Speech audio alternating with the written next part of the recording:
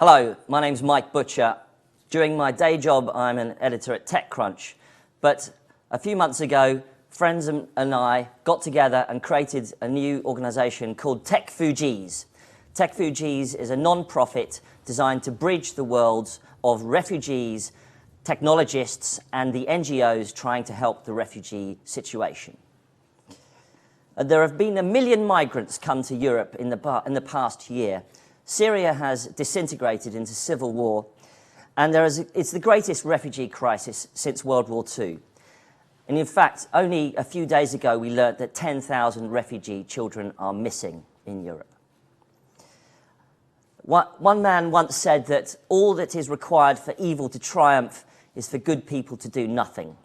So we've assembled some good people here today and online for you on Skype to interview throughout the day and to talk about and to discuss how technology can help this issue and bring opportunity for refugees, bring jobs, bring education, perhaps even entrepreneurship.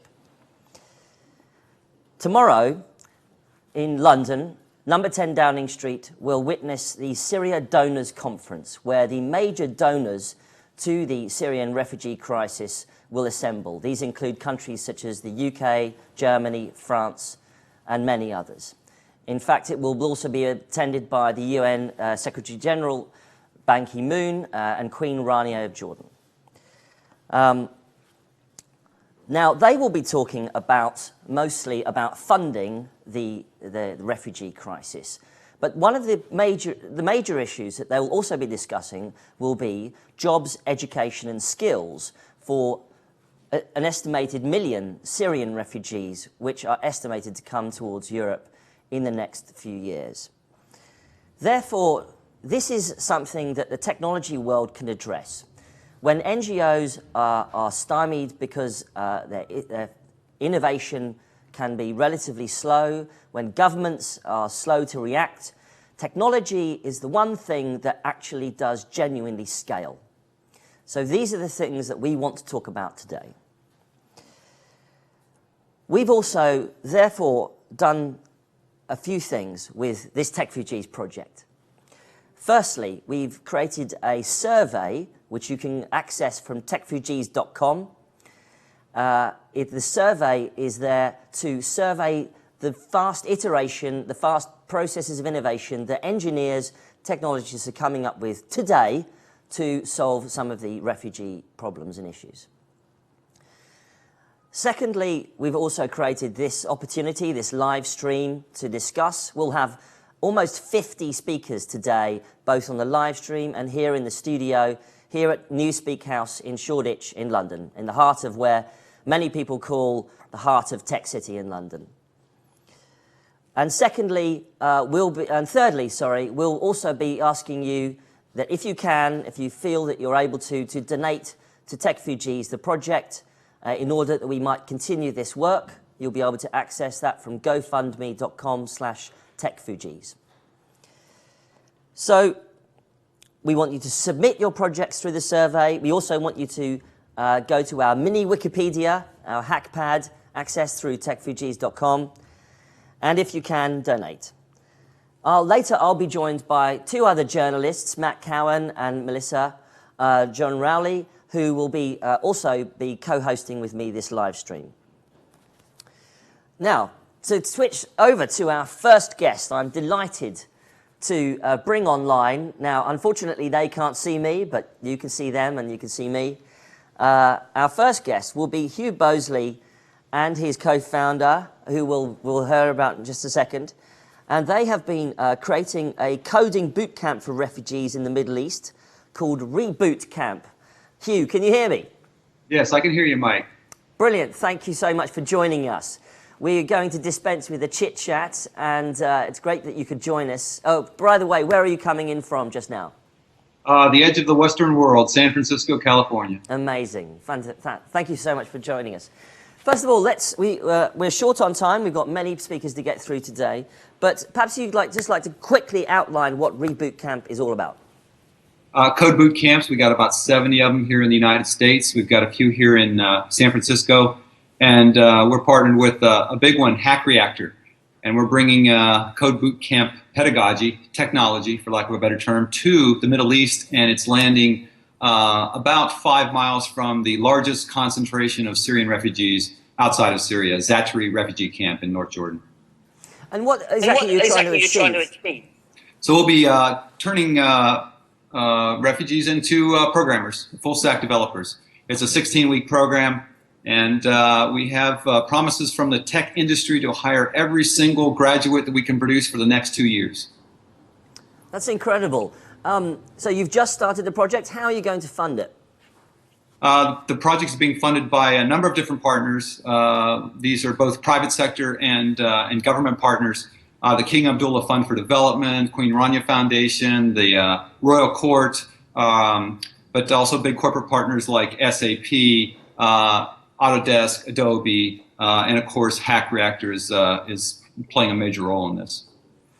So a lot of people might be skeptical that you can take people in a raw sense and just turn them into developers and coders. How do you propose to answer that?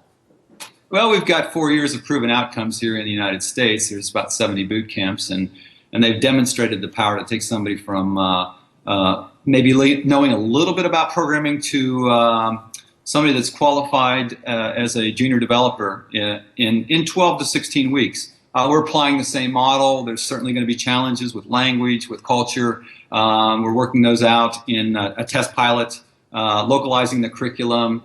But there's a lot of talent there. A lot of these young men and women were studying computer science, ICT technology at Damascus University before the bomb started to drop. So they're close. Our goal is to sort of take them that last mile. So the Syrian Donors Conference tomorrow in London will be particularly focused on jobs, education and skills. Do you think that the kinds of people that you'll be able to educate there, they'll be able to find work online? A lot of people often come to us at Techfugees and say, you know, what about getting Syrian refugees to work online and get paid online and therefore not have to, you know, to work remotely? Sure, how feasible do you think that is? Extremely feasible. I mean, in this day and age, when when there's almost universal bandwidth, there's many opportunities to sort of build a talent pipeline between the Middle East and these refugee communities and Silicon Valley or other tech centers in Europe. And we actually plan on, as part of our initiative, running a dev shop. So we'll be brokering, we'll not only be training them, but we'll be brokering their talents to Silicon Valley once they've graduated. So if I'm an entrepreneur, I could effectively hire you guys to outsource some of my development work and thereby helping Syrian refugees stay in employment, earn money, etc. Oh, absolutely, absolutely, and that's our plan is to not only to host our own dev shop, but also to host remote seats for a company, say like Airbnb or Pinterest or TripIt, who might want to actually employ a Syrian refugee as an employee. We'll provide the seat, we'll provide the bandwidth, the environment, the game room, everything that they would have if they were actually working here in San Francisco. Now, I notice you have a guest there on the stream there. Perhaps you'd like to introduce yourself? Hi, my name is Ala. I am a co-founder of Reboot Camp as well. I joined a few months ago and working to launch the first boot camp in the Middle East, in Jordan. And Ala is actually Syrian. And I am from Syria. Perhaps you'd just like to tell us your story briefly, sir. Well, I live in Dubai for the last 12 years. I work in branding, web design, graphics. 3 years ago, I joined UNHCR, and after the war broke in Syria, I sort of dedicated my experience, my skills towards refugees, trying to equip the at-risk people in the borders with digital skills. And right now, really, we're focusing on the project to make it live. And I think a lot of people are incredibly curious, actually, about how refugees use technology. We've heard a lot about the use of smartphones and things like that. I mean, Ala, what do you think about some of that? Do you think it's pie in the sky that people can help with apps or websites? Or do you think there's some real, that technology can really help refugees? It definitely can help refugees. I think with all the stories we hear and we see how people really escaping, and I mean they're using smartphones for maps, to stay connected, the most important thing really is the routes, crossing borders. And I really believe the only solution for the problem is through technology. That's amazing. Hugh, where do you go from now? What do you need to get this project continue, sustainable, up and running, etc.? Right. So we're running a test pilot, sort of localizing the curriculum in Amman, Jordan, beginning March 4th. And that's going to run, we're identifying the cohorts right now. Beyond that, we have a MOU, a Memorandum of Understanding with UNHCR to deploy labs outside of Zaatari refugee camp, and most likely along the border between Mafraq, which is North Jordan, and Irbid. We've been invited into Lebanon by McKinsey, by Deloitte, by Jussur. We hope to partner with those folks. It costs about $250,000 to launch a lab and run it for a year. A lab will graduate about 90 students per year. So yeah, I mean, we're reaching out to industry, we're reaching out to State Department, to USAID, the other big funders, the European Union, of course. And our message is, hey, we have a technology that will empower them, will keep them local, help us out. Fantastic. And how can we help over here in Europe? Get the message to the EU. They've just appropriated $300 million for refugee education. We'd like to be able to partner with some of the people that are already on the ground in Turkey and Lebanon, and bring this technology to these areas as well. What are the difficulties of operating in this kind of environment? I mean, shipping in equipment, where are you going to get the equipment from? I mean, what about the bandwidth? How are you going to get actual internet access?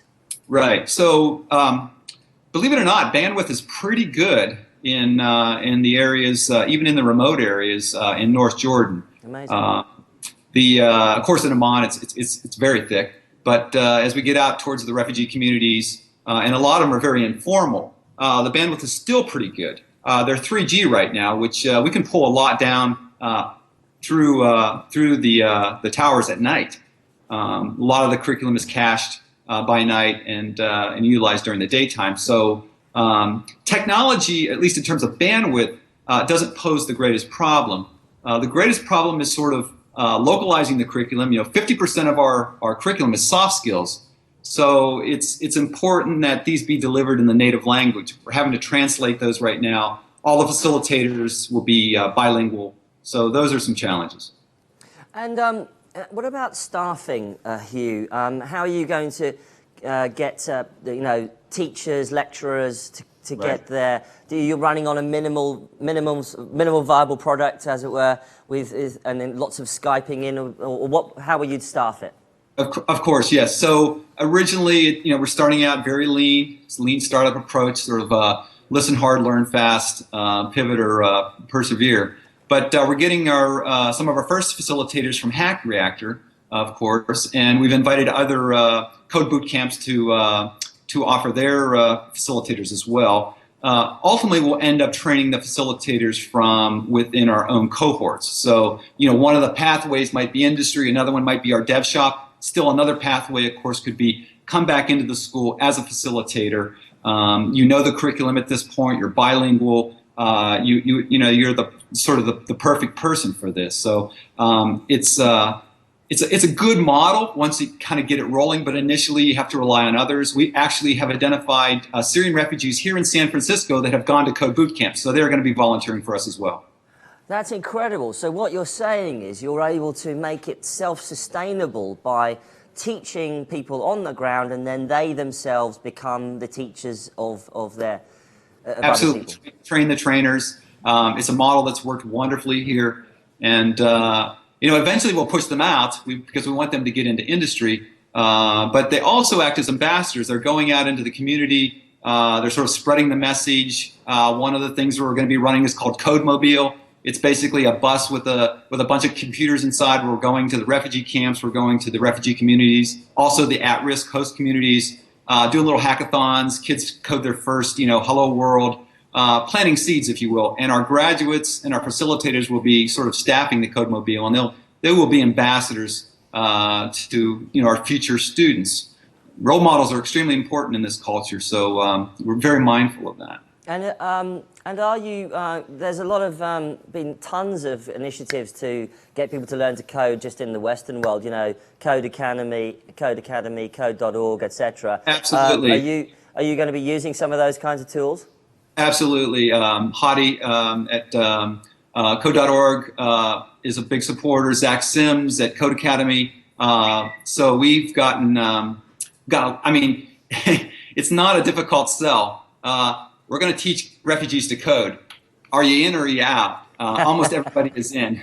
It's because of its power to really extricate. Really, the power is in being able to extricate a refugee from the camp or from the sort of the refugee environment in a very short time compared to the traditional 4-year education or even sort of a longer vocational track.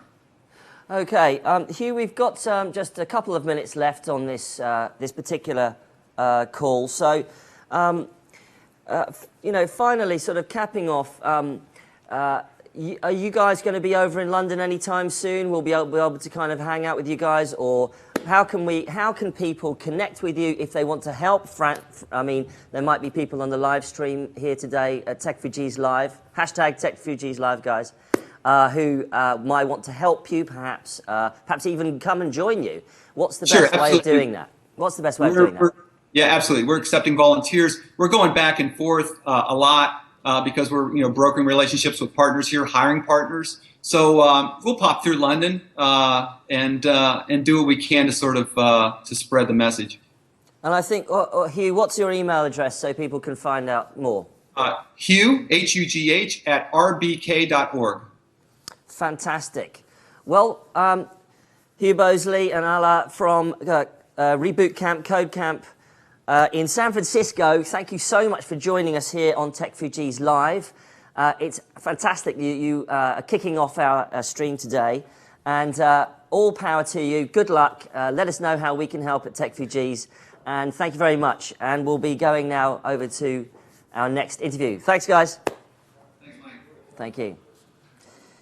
Well, ladies and gentlemen, I think that we're still live streaming, and you will be seeing, chops and changes. We've literally hacked together a studio here. I don't know if my cameraman can pan around or not, but we're here at Newspeak House here in Shoreditch in London, and we are basically live streaming to the world from literally a makeshift studio that we've put together here in London. And a little bit of, probably you might be able to see a bit of flavour of who's coming in and out during the day. We're going to be dialing up our next interviewee shortly, but let me just remind you that we'll be running the live stream all day, and what you need to be able to do to interact with Techfugees Live is use the hashtag Techfugees Live. We want you to go to our form to submit any technology projects you're working on that assist refugees or assist NGOs in their endeavours. You can access that from techfugees.com. I think that somebody's going to help me out here. I think that there's a bit.ly URL if you just want to type it in, which I think is bit.ly.com/ Techfugees consult. We'll check it out in a second. I need one of our guys to come and help us out on the thing. But get from techfugees.com. And secondly, so there's the form. Secondly, there's the hackpad. We want you to put, it's basically our Wikipedia of projects for refugee technology. And lastly, if you can see your way to helping us out, $10 goes a long way when we're trying to throw this thing together. We've got a totally volunteer team. We're getting people together here to put this whole thing together for free. And obviously there are costs involved. So if you want to donate to us, you can go to gofundme.com/techfugees. And we're now going to dial up our next interviewee, who is, I believe, that's Anne-Marie Elias and Annie Parker from Australia. How are you? Hey, well, Hello. We can hear you. Can you hear us? Yeah, we can hear you, but we can't see you. Not just yet. That's I'm sure totally it'll come. fine. You won't be able to see me because the way we've set up the cameras and technology, unfortunately. But you can hear my Easy peasy then. Carry on, Mike. It's great to see you, Annie. But Annie, I think you know what I look like already, so that's fine. It's very true. It's good to see you in the glasses and the leather jacket still, though. Oh, absolutely. Surprisingly enough, you have predicted that well. Now, Annie Parker, you are, and Anne-Marie Elias. Now, ladies and gentlemen, let me just introduce these people. They've been our bastions of Techfugees Australia, and they've already run Techfugees hackathons and events in Australia. So, ladies, tell us about what happened over the last few weeks and months and where you are now. Go ahead. Cool. So, being brutally honest, Mike, I remember just watching your Twitter feed probably about 3 months ago and thinking, holy crap, that's just one of the best, most human responses to a big problem in the world, and how can technology help? And I sent out one tweet to about 5 or 6 people here in Australia off the back of what you guys had done in London, and thought, wouldn't it be great if we could do something like that here in Australia? Anne-Marie jumped on in about 4.5 seconds of it. And then there's a whole bunch of people here in the Australian startup ecosystem who were so vocal and active about wanting to get involved as well. And I think about 6 weeks after I sent out the first tweet, we held our first hackathon in November last year. And we held it in a place called Liverpool, which, whilst it sounds very English, it's really not. It's absolutely a place where a lot of refugees go to settle here in Australia when they first come to the country. And it was really important to us to run that hackathon in a place where it made sense. You know, it resonated with the local community. And we were so lucky to have somebody like Anne-Marie who has such a huge amount of experience in the social services space. So we had the local mayor came along and sort of made sure that it was supported locally. We had NGOs who were also part of the whole sort of organisation, and they, as a result of getting involved, brought in real life refugees who have come from Syria and Iraq, Iran, Afghanistan, lots of other war-torn countries, Sudan. Genuinely, it was such a beautiful collection of wonderful people, and having them involved in co-creating the whole hackathon. And do you want to talk about the co-creation, Anne-Marie? Yeah, so one of the things that I was really passionate about, having worked for 30 years in the space of social disadvantage, is that we keep doing things to people and it clearly doesn't work because things get worse. And so when I sort of started talking to Annie and Nicole about it, we decided that we would do it as a co-design with the refugees themselves. So the collaboration with a couple of NGOs helped us find the refugees that could come and participate in the hack. So it wasn't us coming up with solutions for them, but with them. And in fact, what we did is we had 5 refugees that were willing to share their stories, and they pitched their story at the beginning of the event. So we had 200 people out at Liverpool, which is actually an hour out of the CBD if you're really lucky. It's an hour drive. So it could be, extensively longer than that, people catching public transport.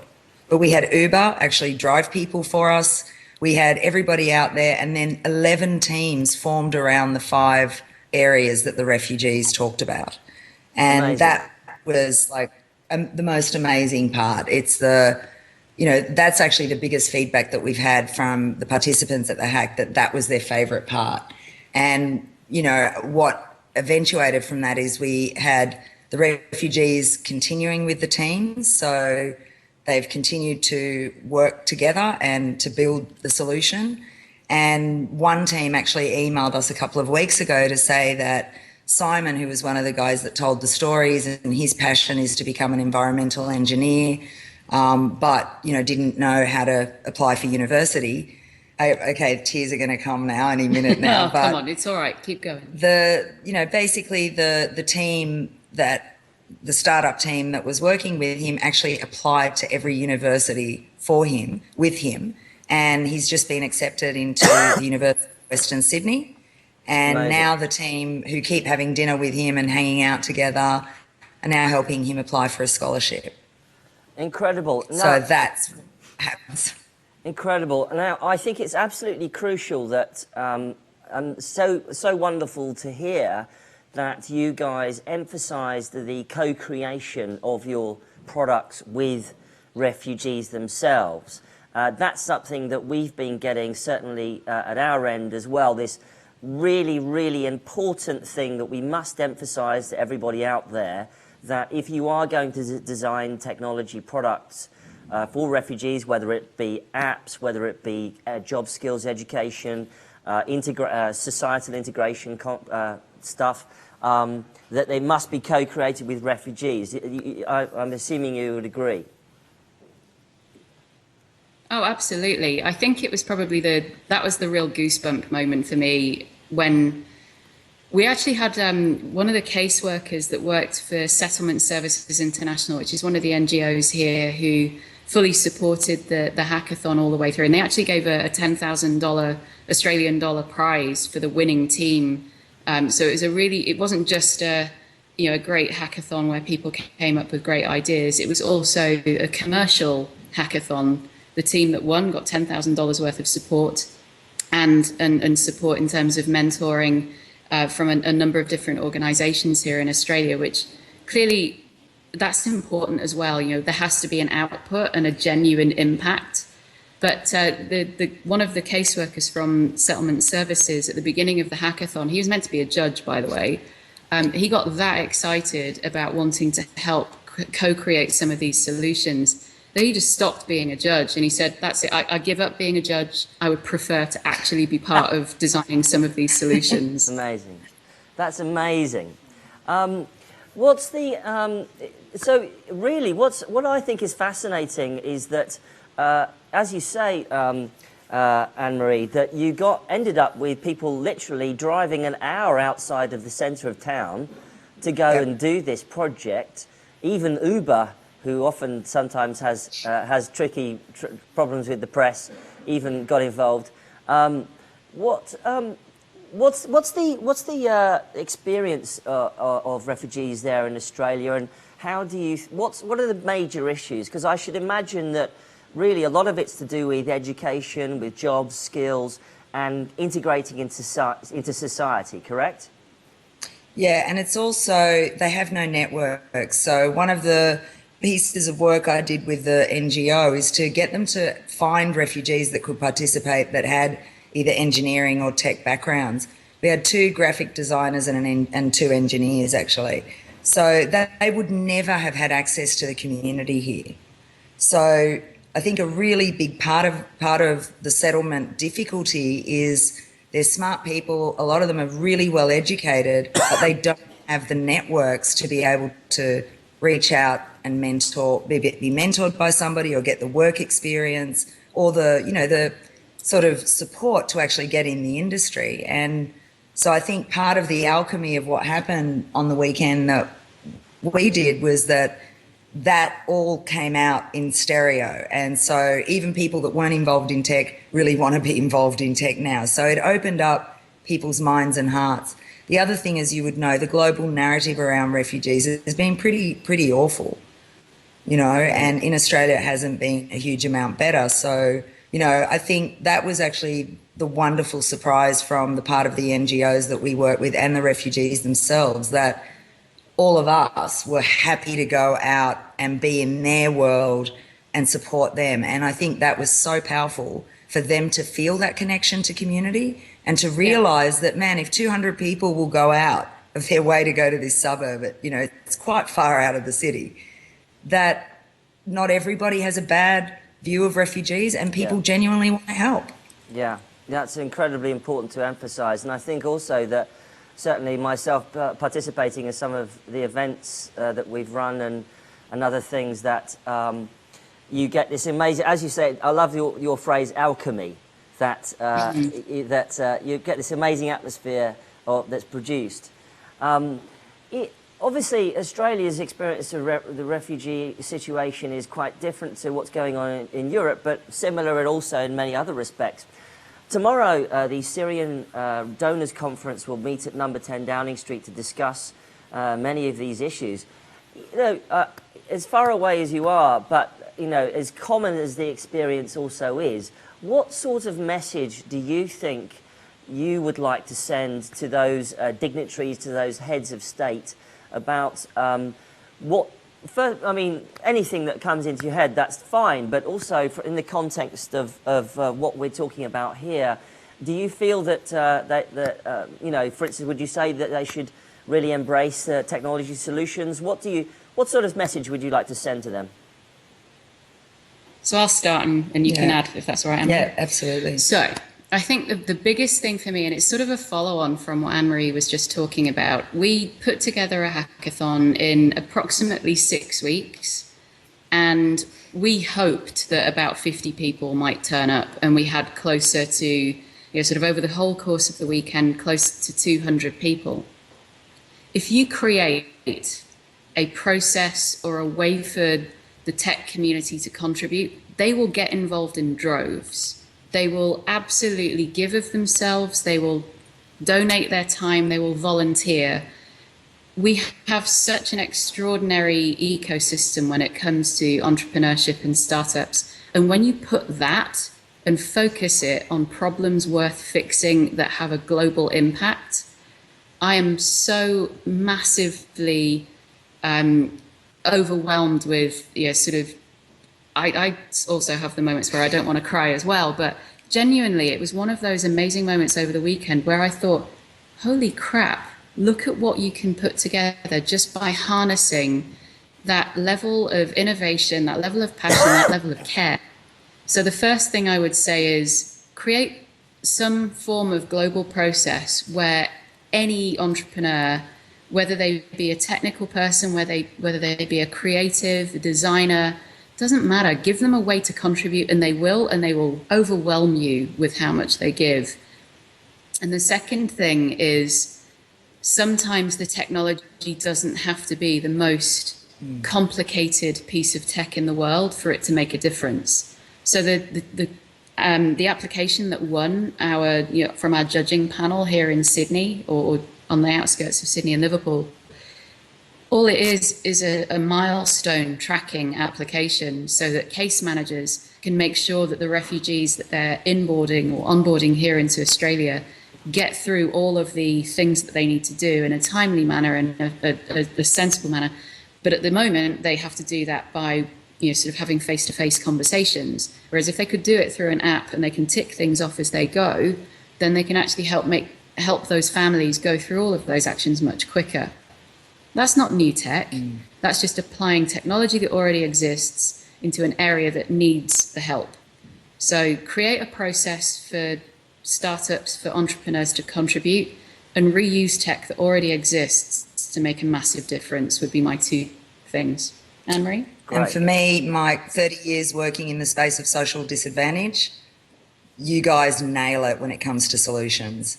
And it's cheaper, faster, better, more impactful if we can back this process to actually come up with the solutions, because it not only delivers solutions in tech, but it also delivers a community response, and it gives the networks to refugees to aspire to a better life.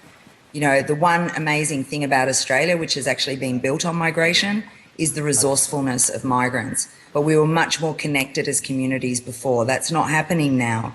And the Techfugee program or process actually creates that community again. And that is what's going to support refugees to settle and have the most successful lives in countries. Yeah, Anne-Marie, I think it's incredibly important that you say that, because as much as some people like to talk about the almost strange, visceral excitement of the, fleeing a country and the sort of the drama of it, I suppose, the real reality of it is that refugees are having to integrate into societies for years and years. Often they're staying in refugee camps. Previously, the global average was 17 years you would stay in a refugee camp, and even now, today, it's now 21. And so not only will you stay a long time in a refugee camp, you'll also be away from your home country for many years, in fact. And so I think, Anne-Marie, I think you hit the nail on the head there, that's an incredibly important issue to consider when building products, and to do also, as we said earlier, to co-create with refugees. Well, we're going to wrap up there, but Anne-Marie Elias and Annie Parker of Techfugees Australia, it's been absolutely wonderful to have you. I'm going to fill up myself now, any minute now. Thank you so much for your contribution. Please keep strong, keep on going, and we will be talking to... Yes. Next one, Melbourne, coming up middle of April. So yes. One of the judges that was here in Wollongong, Shelley Trung, she's setting up the next hackathon in Melbourne, and then we've got another one coming up probably in Wollongong, which is about an hour and a half south of Sydney. So we've got two more coming. We are nowhere near done yet. Fantastic, great. Thank you so much for telling us that. So yeah, watch out for Techfugees Australia in cities all over Australia. We'll be able to hear about that on our brand new website, techfugees.com, where we'll be putting up city information for how you can join our wonderful global community of Techfugees. But for now, Anne-Marie and Annie, thank you so much, and goodbye. Bye-bye. Well, switching gears now on the live stream of Techfugees Live, we're now going to have an in-studio interview with Tara McMichael, yep. correct? Hi. Have a seat, Michael. It's lovely to see you. Thank you. Thank you so much. Now, you're with My Great, correct? Right, so let's we'll just switch gears here now into this. So, Tara, you've with migrate.com, it's my and then great, correct? Yeah. Now, I know what Migrate is, but not many people won't have heard of it necessarily yet. Yes. You're having problems with your mic. No, I hope people can hear me well. I think it's probably, yeah, we're getting a thumbs up from the sound guys. So just tell us what it's all about. Sure. I mean, first of all, yes, my name is Tara Mikhail. I'm a Lebanese migrant here in London. The project Migrate, I think my colleague later on will be discussing in further the details of the project, but I have been involved in few projects working on the refugee crisis, whether in the Western world or even back home in Lebanon, where we see a bigger group of refugees, I mean, in terms of volumes. And I think my key takeaways for dealing with such a crisis, having worked in an environment and projects that deal with the crisis, is that first of all we have to really understand the user, the target, which are the refugees, and they are a group of vulnerable people. So we really have to protect their identity, their information, and really be very careful on sharing this kind of information. That's incredibly important, isn't it? I think that a lot of the attitude inside the technology community is very, often very open source and share information and that kind of thing. But, the reality of it is we're dealing with people's lives here. They might be fleeing persecution. Identity is incredibly important. In fact, we've even seen products built on the blockchain to try and sort of preserve identity or to verify. But migrate.com is a very fascinating project, isn't it? Because it's not about the big headlines of refugees, traveling, crossing borders illegally and things like that. It's about real sort of legitimate application and going through the process. And it's really fascinating to me that you guys have come up with this really great sort of design-led approach to the migrant experience. Yeah, and what drives our work basically is access to accurate and timely information. This is key really for migrants and refugees who always move and think, they are provided with inaccurate and unrealistic expectations over their journeys. And I think it's very important to provide them with the right legal information regarding their status whenever they move to a new country and claim asylum. So this is the key. The provision of timely and accurate information for them to understand about their visa, their refugee status. And yes, this is a global crisis, so it requires a global response, whether from the Western or the Eastern world. We have to find and bridge the gap between those two. Excuse me, I've got a cough. Sure. So the cool thing about Migrate, though, is you guys came out of nowhere and in our first conference at Techfugees in London. I apologise. You guys came to our first hackathon, and you actually hacked together a new product built on Migrate, which was specifically aimed at refugees. Do you just want to tell us about that? Sure, definitely. The main Migrate was first created to help economic migrants, which are people who are looking to move for the sake of education, working or starting businesses abroad. However, since we have the resources, and then with the Techfugees, and thanks a lot, Mike, really for being a pioneer in creating this human resource. We've got a fantastic team.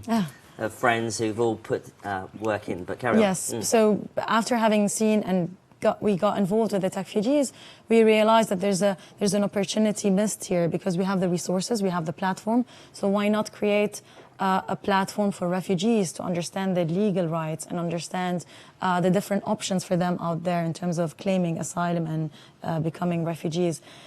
So we've created a wizard, which we call the wizard, which is upon providing few information, and like nationality, age, and then identity information, we provide you with the different options you have within Europe or countries that accept refugees. And of course, we take privacy very seriously. Hence, all the information we receive from users are all encrypted and stuff, yes, definitely. So yes, after having since October, if I remember correctly, we started the refugee wizard on the platform, and in a month we had it all up and live, and now users can really go on and use this platform in Arabic and in English. So this is another thing we want to highlight is the language aspect. Although we know now that refugees use mostly specifically when talking about Syrian refugees, they speak different languages and they use technology, and it's easy for them to really manipulate or navigate through platforms. However, we believe language could be a major barrier towards integration and getting the right information, because the terms are very specific. So the website in general is translated to more than 12 languages. Yeah. However, for the refugee route, it's in English and in Arabic, so you can receive information in both those languages.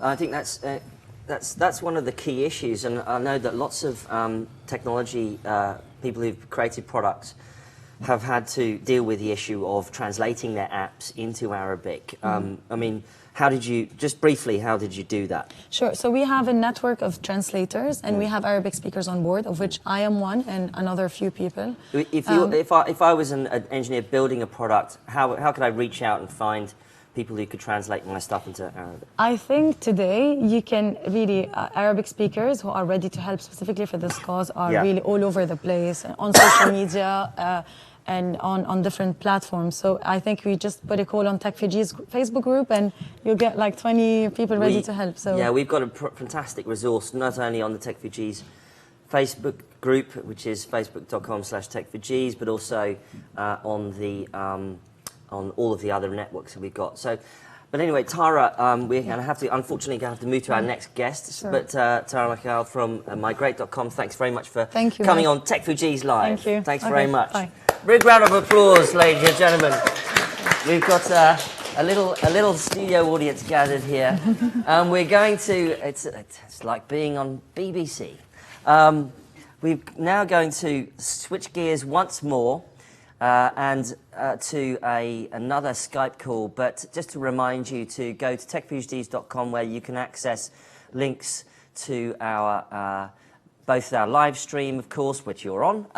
Use the hashtag TechFugeesLive.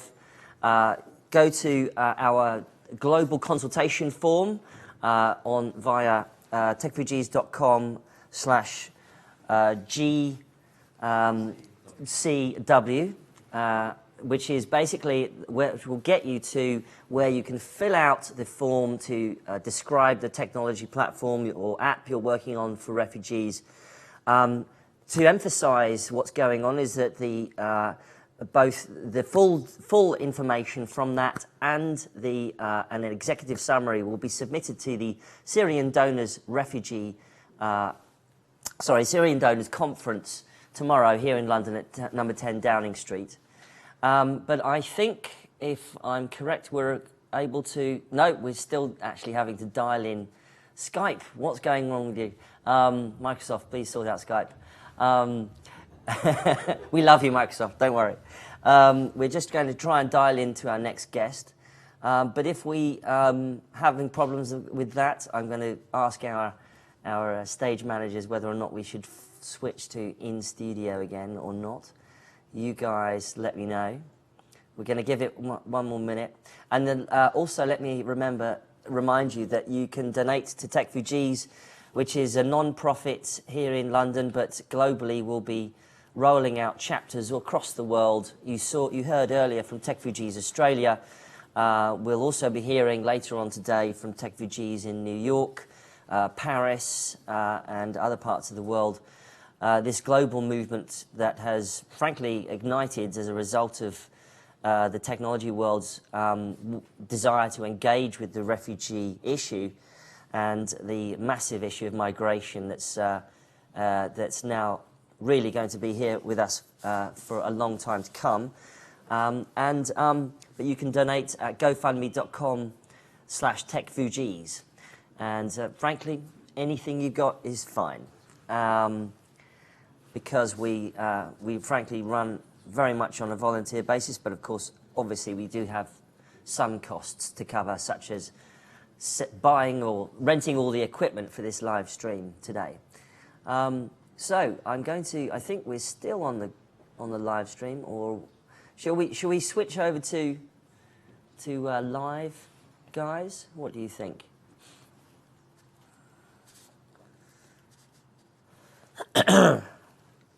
Let's see. Let's have a little see.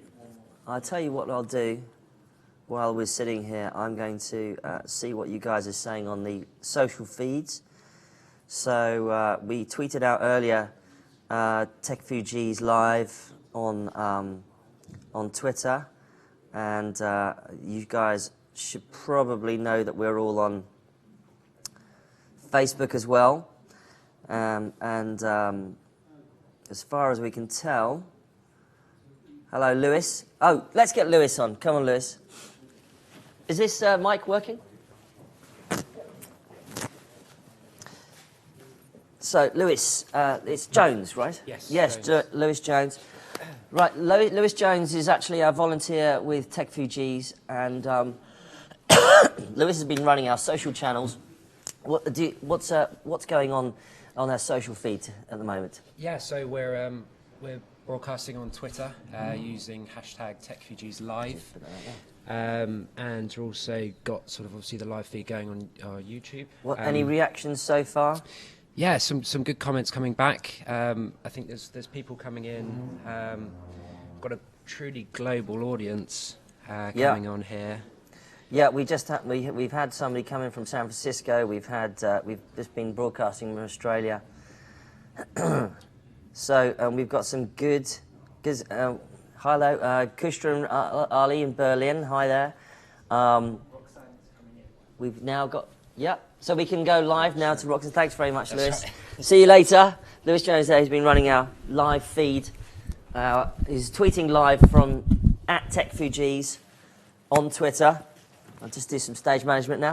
And now we're going to be able to move to an interview with Roxanne Moore, who is with the United Nations Office for the Coordination of Humanitarian Affairs. Hello, Roxanne. Hello. Thank you so much for having me today. I apologize greatly for the miss in between. No problem. No problem. We're flying by the seat of our pants here. Where are you coming in from? I'm coming in today from Geneva, Switzerland, specifically at the Humanitarian Networks and Partnership Week. So a number of humanitarian actors discussing today about how we can better be improving emergency response initiatives. That is fantastic timing, brilliant timing. It's all happening all over the world. Exactly. So, Roxanne, as you know what Techfugees is about. We're really trying to smash together your world and our world of technologists and engineers and developers, startups, entrepreneurs. What do you think that we are crazy here, trying to totally mad, trying to get the tech people involved, or do you think we're onto something? What was it?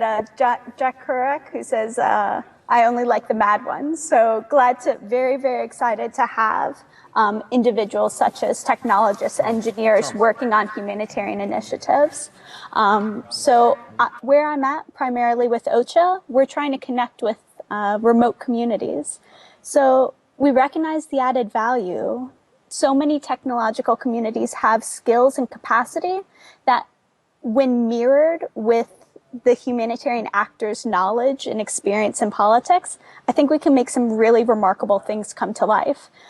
So my perspective is the more we can work together, the better we'll be overall. Now, obviously, in your world, you're working on I think a lot of people are very interested to work out how they engage, how they contribute to organisations like yourselves. I mean, how do you guys approach innovation? Mm-hmm. So innovation is primarily slower. I wouldn't say it moves at a different sort of pace. Yeah. So much of the work that goes on within the formal humanitarian sphere is dependent upon governmental and donor funding. So in order to push new ideas, we need to ensure that it works, because there's no way that many of these donor governments will give funding as to support it unless there is a strong proof of concept. So this may mean years in the making for some of these projects to come to life. It means that innovation is occurring, but it's not tech startup scene.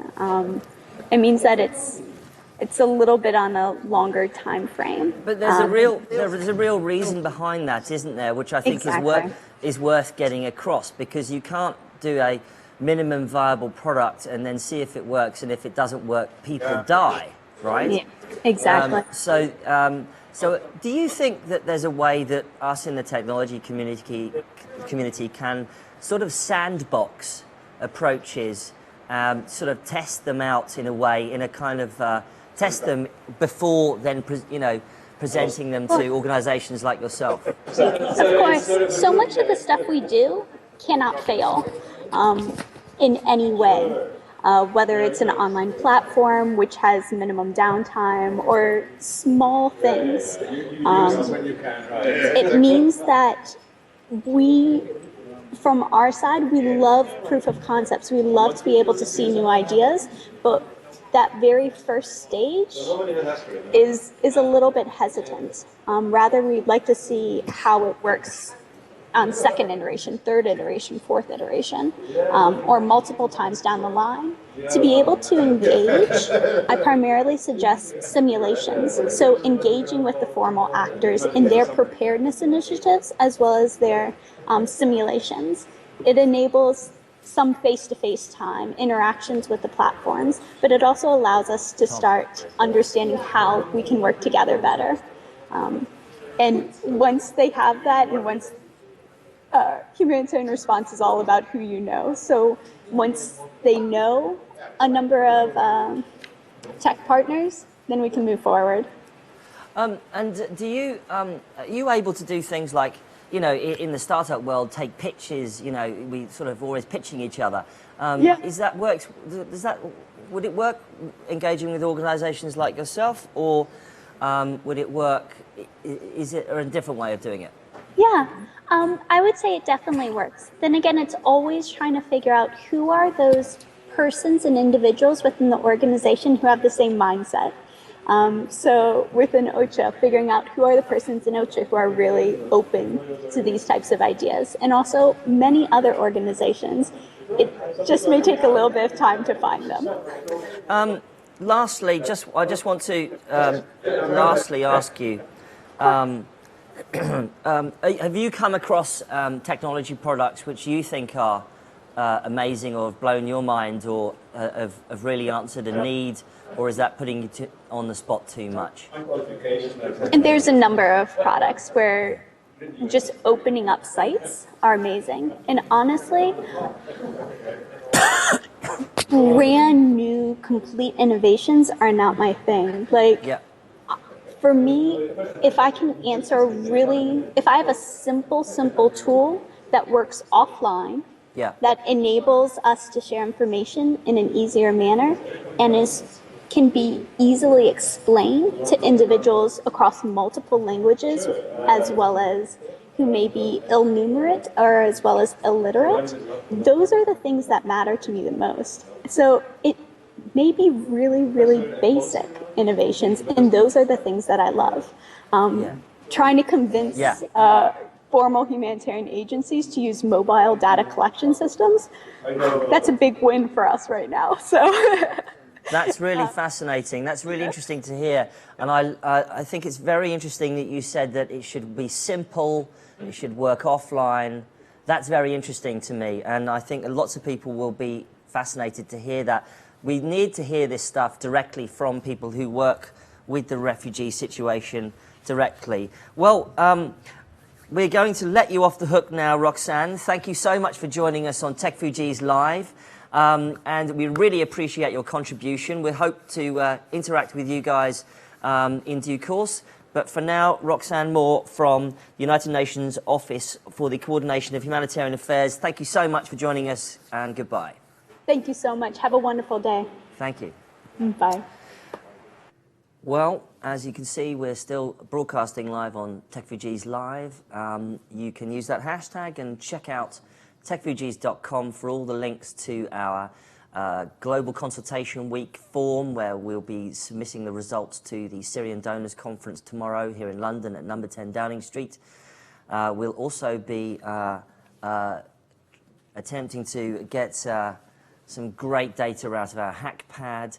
And if you want to support us financially, you can go to gofundme.com/techfugees. And hopefully next up we'll dialing into our next guest, who's going to be coming up very shortly.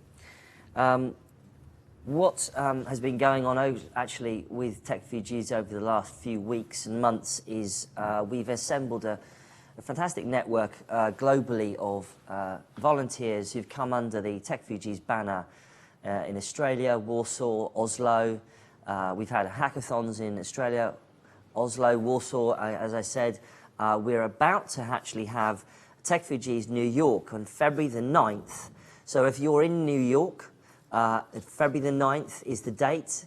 I gather that the tickets are all gone, but there is a waiting list.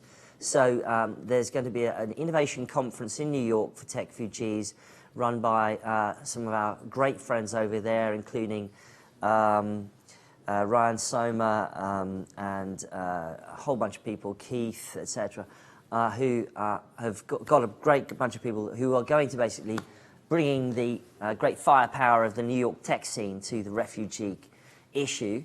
And we're also now hopefully going to our next guest, either online or in the studio, live streaming here. So we're now switching over to a studio interview here in London, in the heart of the tech city, so-called in Shoreditch. And we're broadcasting live here today at a place called Newspeak House, which you can Google the address, Newspeak House, run by Ed Superior, who's one of our Techfugees volunteers, part of our team here in London.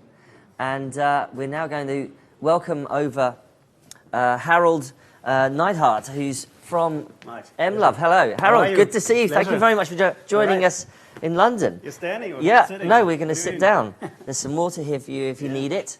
So Harold, thank you very much. Where have you flown in from today? Hamburg. Hamburg, fantastic. Yeah. And thank you so much for joining us. So, Harold, you've been working on a very interesting project, haven't you? I mean, just firstly, before we talk about it, I mean, how did you start engaging with this issue? Well, it was really started by Mirko Bass. He's a business development guy at Cisco, and he's a close friend in Hamburg. And we were both looking at, you know, in August, September, when the whole refugee crisis started, we were looking at TV, and it's like, okay, what can we do? There's something to do. And every night it was getting worse and worse. And the first idea, he said, man, you know, we have a good company. Why don't we offer some routers here and there? And so, but every night we watched TV and the situation. We watched some of the refugee camps. We went to the, you know, station, main station in Hamburg, see how the doctors work. And you basically have a tent, and it's a, you know, blank, wet, like here, concrete, and people are just kind of being treated there. So it was very devastating, not only for the refugees but also for the, you know, volunteered doctors and workers. So we basically, you know, chit-chatted some ideas, and you know, I have a passion for containers. We sit in a container. Actual shipping containers? Shipping containers, really, yeah. Yeah. Why do you have a passion for them? I just love it. It's cool. It's raw. Yeah. And all this digital stuff is so sleek and nice. Yeah. And this is like this, you know. It's yeah. Like, you have steel, there's something analog. And you can do so many things with shipping containers. Yeah, you can just put it up, turn them into hotels. Yeah, and your retail thing, yeah. It's a box park or something like that inspired me. So we have in our offices in 20 shipping containers in Hamburg and the harbor city. Amazing. And so since a couple of years, you know, actually our first MLove event in 2010, we had a container which was a power station to be supplied for refugees. And so it was always a theme on our mind to say, how can we help? Shipping containers is mobile, you can bring it there, you can help with technology. So once we did this, so we started and put something together, and I actually brought a little video if you want, and we can maybe talk over it. Fantastic. What we did is we hacked a container. So I think, roll VT, as they say in the biz. Okay. So you did what? Oh, here we go. Right. So this is our campus, so it's full of shipping containers. And so here we see the arrival of a 20-foot container, which it was empty. Now we stacked it all up with like 100 50 meters of cable and networking and put some design on it. Yeah. And we call it the Refugee First Response Center. So what we wanted to do is say, first of all, we wanted to help the situation of the doctors. Yeah. So we worked with the people who are responsible in the city to say, how can we set up the furniture, what kind of medical equipment you do. And then we brought it to one of the refugee camps, which has now about 1,500 refugees, in an old warehouse, Home Depot kind of thing. So it was, and the cool thing is that we don't have not only an office for the doctors to really work in, but the clue is that we have a video translation service. So together with these Cisco live stream terminals, there's a service from Austria, SAVD. Oh, we can maybe hear Mirko from the sound. I think our sound guy. Tom, can we do the sound on this speech here? Let's just see if. Oh, we're getting it right. Where we have access to Yeah. 750 interpreters, being able to translate 50 languages within 120 seconds if you click it. We have a live Wir sind sehr zufrieden mit dem Service, weil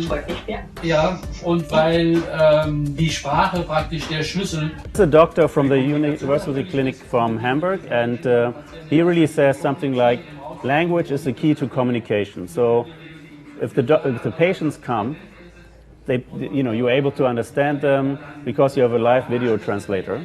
Yeah. And so there's a English translation there.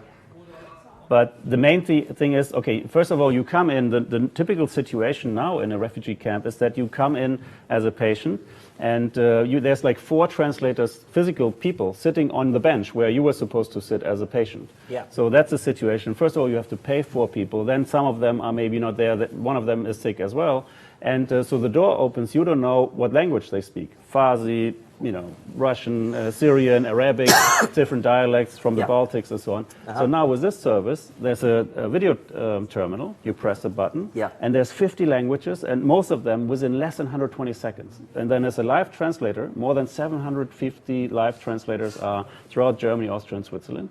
And then they can translate to the doctor and say, okay, what is it? Is it my teeth? Is my what is the problem? And this is Cisco's technology? Yeah, Cisco is the hardware, and together with a whole setup, they are the backbone. And then there's a company from Austria, SAVD, and they have this translation service. And so in Germany, the word for translation is Übersetzer. And Mirko came up with this thing called, well, this is sort of a Übersetzer, because it's an Uber model. So it's like an Uber for translation. Exactly, because it's a scalable model. You have people sitting at home. My kids are at home. Within 2 hours, I can maybe log in, translate from your home directly with your translation from Hamburg or some other places.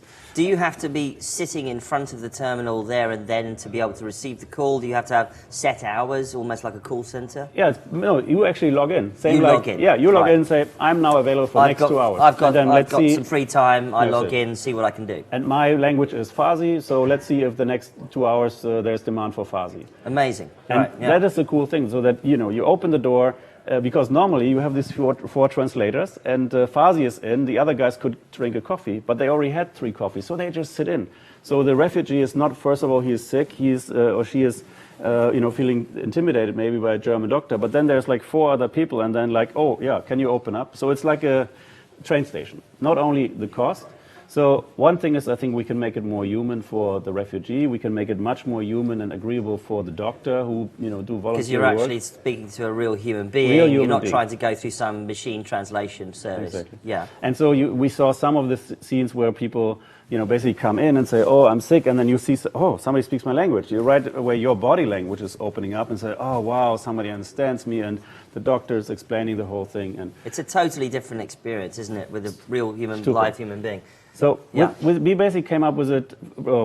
It took us 6 weeks to take it from the idea, from our first nightly conversation and an illustration, a sketch, to put it live in Hamburg. And now, together with the University Clinic and the German Red Cross, there, we have experience since November 2nd. And so this is the first time we talk about it. Thank you for the opportunity. Not at all. And so there's next week there's an announcement. There will have a donor a prominent Hamburg family who will also make a donation of more containers there in Hamburg. And it's important to have the container aspect of it.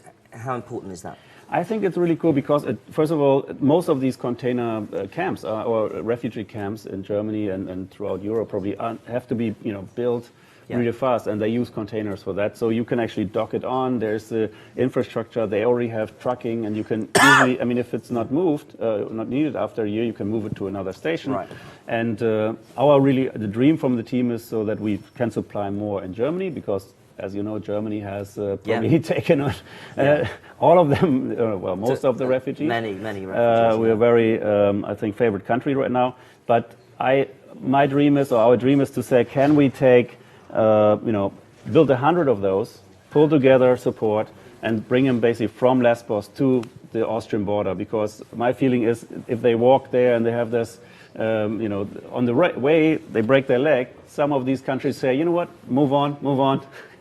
And I think there's help is needed more south, including Syria at one point. This is actually a really interesting point, because this technology could be, this solution could be rolled out to other places other than Germany, and therefore perhaps, instead of Germany having to take the full weight of this issue, which is obviously a massive one, and Germany's and Angela Merkel, of course, has done an amazing job of really speaking to this crisis. But you could put this in common routes through Europe, in Serbia, have doctors, deal with the crisis as it goes, or deal with health issues for refugees as they go, rather than them having to walk 300 miles with a broken leg or something crazy. And so there's Wi-Fi connectivity inside for the doctors and for the terminal, but also we can provide Wi-Fi as an access point for the people around it. People arrive on the island in Greece, or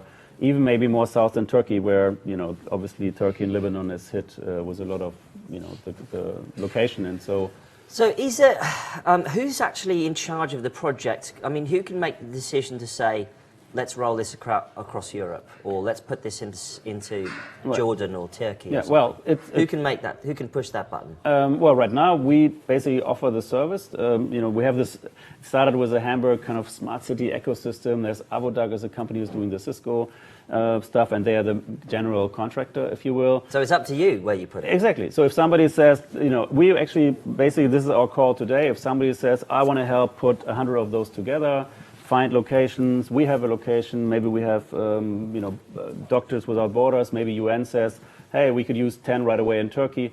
I think we are up to supply it. And Hamburg has a good container harbor. We have, containers take still some time to get it. But it's something we put together in this collaborative, in this team. And we say, we want to help other people to help. So this is something we tested now. And we think this is something tangible for other people to take on and help us bring this to the refugees. That's astounding. So, so how do people get in touch with you, interact with you guys, partner with you? How do they do that with you? Okay, so first of all, there's just a makeshift, really easy website, rfrc.eu, where you can also see the video again, and info@rfrc.eu, or that's probably one thing, harold@mlaf.com. So there's a couple of ways how to get to us, and then we will really I mean, it didn't start as a company. It started as 2 or 3 people say, hey, why don't we do something? And now this might be a foundation. This is something we have to figure out what the business model is. But in the end, I think we can also save a lot of money for the community. So Hamburg, again, will tell next week, say, hey, we really save money, because the 4 people physically, now it's a video service and it's on demand. If nobody is sick, you don't pay. Otherwise, so I think there's a lot of benefits. There's no sheet yet, there's no sales thing. It really comes from the bottom of our heart and passion. So thanks for the opportunity. That's an incredible idea. But the tantalizing potential here is that you could basically save local authorities, municipalities, enormous amounts of money just by putting this in, and therefore, really, the savings would fund this. Exactly, right? Within less than a year. Yeah, exactly. That's amazing. So, we'll be putting up links to your project on techfugees.com/live. with all of the information of our guests. All of our guests will be written up and have links to their projects, their websites, and so that you can contact them. We'll also obviously be submitting your project to the Syrian Donors Conference tomorrow here in London. But for now, Harold Nahad from MLove and from your amazing project, thank you so much for coming on Techfugees Live. All right, fantastic, good luck. Great show. Please hang out with us all day. And we're now switching gears once more to our live stream, and I'm just waiting for the go-ahead from my man Tom and we've got a brilliant set of volunteers who we'll introduce to you later on when we've done most of our streaming. But Tom, are we ready to go? Yeah, we're just ready to go. So just to remind you once more, techfugees.com/live, Techfugees hashtag on Twitter, Facebook, you name it. And also go to techfugees.com/GCW, which is our global consultation week, where we will list all of the projects that we find related to refugee technology, and especially education, skills and jobs, to the Syrian Donors Conference tomorrow here in London. And if you want to financially support us, you can go to gofundme.com/techfugees. Ladies and gentlemen, now we are going to switch gears now over to our live stream. And coming in from, I think, Paris, I might be right, correct, is Sonia Ben Ali and Paolo Avila, I believe. Are you guys there? Yes. Hopefully you can hear me. Yes, we can hear you. How about you, Sonia? I think her connection just got a little bit bad. She froze on my screen. Aha. We've got a bit of a connection problem. We're going to... Yes, guys. Right. We did hear her. We can hear the video. We might have to, perhaps, Sonia, you might have to switch off the video so that you can, so that you've got enough bandwidth for your Skype call. But let's start with you then, Paolo. Sure. You're working on a new, you're working with urban refugees, correct? Right. So, well, I participated in the hackathon, and Urban Refugees, Sonia can speak more to it. She's involved with them, and the project has really become on their ownership. Yeah, fantastic. And so you worked on this product called SMS Up, correct? Yeah, exactly. We put together what we sometimes like to describe as WhatsApp for SMS. The SMS Up product, what it does is, in its simplest form, it's a distribution list, but it's all operated through SMS. And so all the actions that you do, you can create a group, you can subscribe to existing groups, and you can post messages to a group that get distributed to everyone that's on the list, and all of it's done through SMS. So Paolo, why did you guys come up with this product? I'd be interested to know the process, because, you know, I think a lot of, you know, fellow geeks out there, we'd say, you know, why don't you just use WhatsApp or et cetera, et cetera? Why don't you just use one of the apps out there? Why did you particularly hone in on SMS? Right. The thing with WhatsApp, iMessage, other products like that that are out there is they require a data plan, which in a lot of cases people don't have, or the access might not be as readily available. Turns out SMS is a much older technology. It's still widely used though, and I think there's lower barriers for it. Usually a data plan is an addition. It's very common, but just by having a phone, usually you can SMS regardless, and data tends to be something that either costs more or you have to add on to your plan. So SMS is more accessible. So to be able to do something like this through SMS, we thought that we would be able to reach a wider audience. And so you came up with you did the hackathon. You were part of the hackathon at Techfugees last year. Tell us where you are now in the whole process. We were able to get a working prototype for at the hackathon, which was quite exciting to be able to demo it. It's stayed mostly in the same form. We've been Sonia has been doing a lot of work to actually try to find a partner in a place that we can go to the next step, which would be to do a trial run. The application exists we've done a few improvements since the hackathon just to make things a little bit easier and a little more stable. And it exists in a very simple form so that we can adapt to it once we do the live trial. So where do you, what, do you need any resources to get up and running in a full way? I mean, are you looking for volunteers? Are you looking for partners? Yeah, so the biggest trouble as far as from the actual product is concerned is, so the cost that's involved in the product is actually the sending out the SMSs, because the other advantage that we provide, obviously people, if they have the capability to SMS, they can just SMS each other. The advantage of, or what our system allows for, is to send the same message to multiple people, but the charge that the individual receives for sending the message is only for one individual message. But of course that cost has to fall on someone, and that falls on us. So we need to either find funding in order to be able to send those SMSs, or make partner up with the system we're using. We're running off of Twilio. They have programs that allow for donations or to get a better rate in order to send these messages. Would it be Twilio that you need to reach out to for that? Maybe we might be able to help on that front. Yeah, exactly. And we have already. Sonia has spoken to them. I think they have a program that I think it's Twilio.org, where they give basically credits to their system. Yeah, absolutely. Okay, great. Sonia's back in. She can definitely speak a lot to some of this. Sonia, are you online? Yes, I'm online. Thank you. Thank you so much for joining us at Techfugees Live. Sonia Ben Ali from Urban Refugees. Sonia, you came to the Techfugees hackathon last year in London. Yes.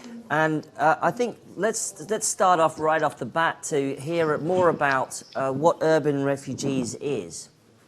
Yes, sure. So basically what happens is that usually when we think about refugees and refugee crises in the developing world, we think of refugee camps. But actually that does not say the real story of refugees. At the moment, most refugees in the world live in cities exactly like you and like me, because refugee camps do not offer at all very good living conditions, as you can imagine. The problem is that most of the humanitarian attention and media attention keeps focusing on refugee camps. And so our organization, Urban Refugees, was created really to change this. So our organization tries to improve the lives of refugees living in cities of the developing world. Sonia, what are the particular specific issues faced by urban refugees that perhaps some of the people on our live stream might be able to address with technologies? Is there, I mean, obviously everybody uses all of the platforms out there, Facebook, Twitter, Skype, WhatsApp, etc. We all use all of those things, but are there any interesting things that technologists can bring to the urban refugee experience? Yes, definitely. I think the problem with urban refugees is that people are scattered in wide areas. You know, like refugee camps are limited space. Often you have fence or limits around them. So it's kind of easy to reach out to refugees, and you can know how many people you have in a refugee camp, how many women, how many children. And this greatly facilitates the work of NGOs. But in cities, it's much more complicated. In many countries, refugees do not have the right to live outside refugee camps. So when they live in cities, they can be detained, arrested when they are just basically walking in the street. So many of them keep a very low profile. They try to be as invisible as they can in the city, and this makes the work of humanitarian organizations quite complicated. So I think one of the things that technology could definitely solve is to help reach out to those refugees in safety. Because if someone has a mobile phone, you can know what the needs of this person are if you're able to join him just with your phone. And this is also what we basically strive to do with SMS Up. It's basically to tap into the potential of phones in order to better reach out to refugees and also to help them self-organize. And Sonia, is there a particular, is there something particularly useful about SMS that makes this, you know, particularly pertinent and important for the refugee experience? Is it because of the anonymity of SMS? You don't have to have a profile, you don't have to have a picture, etc., etc.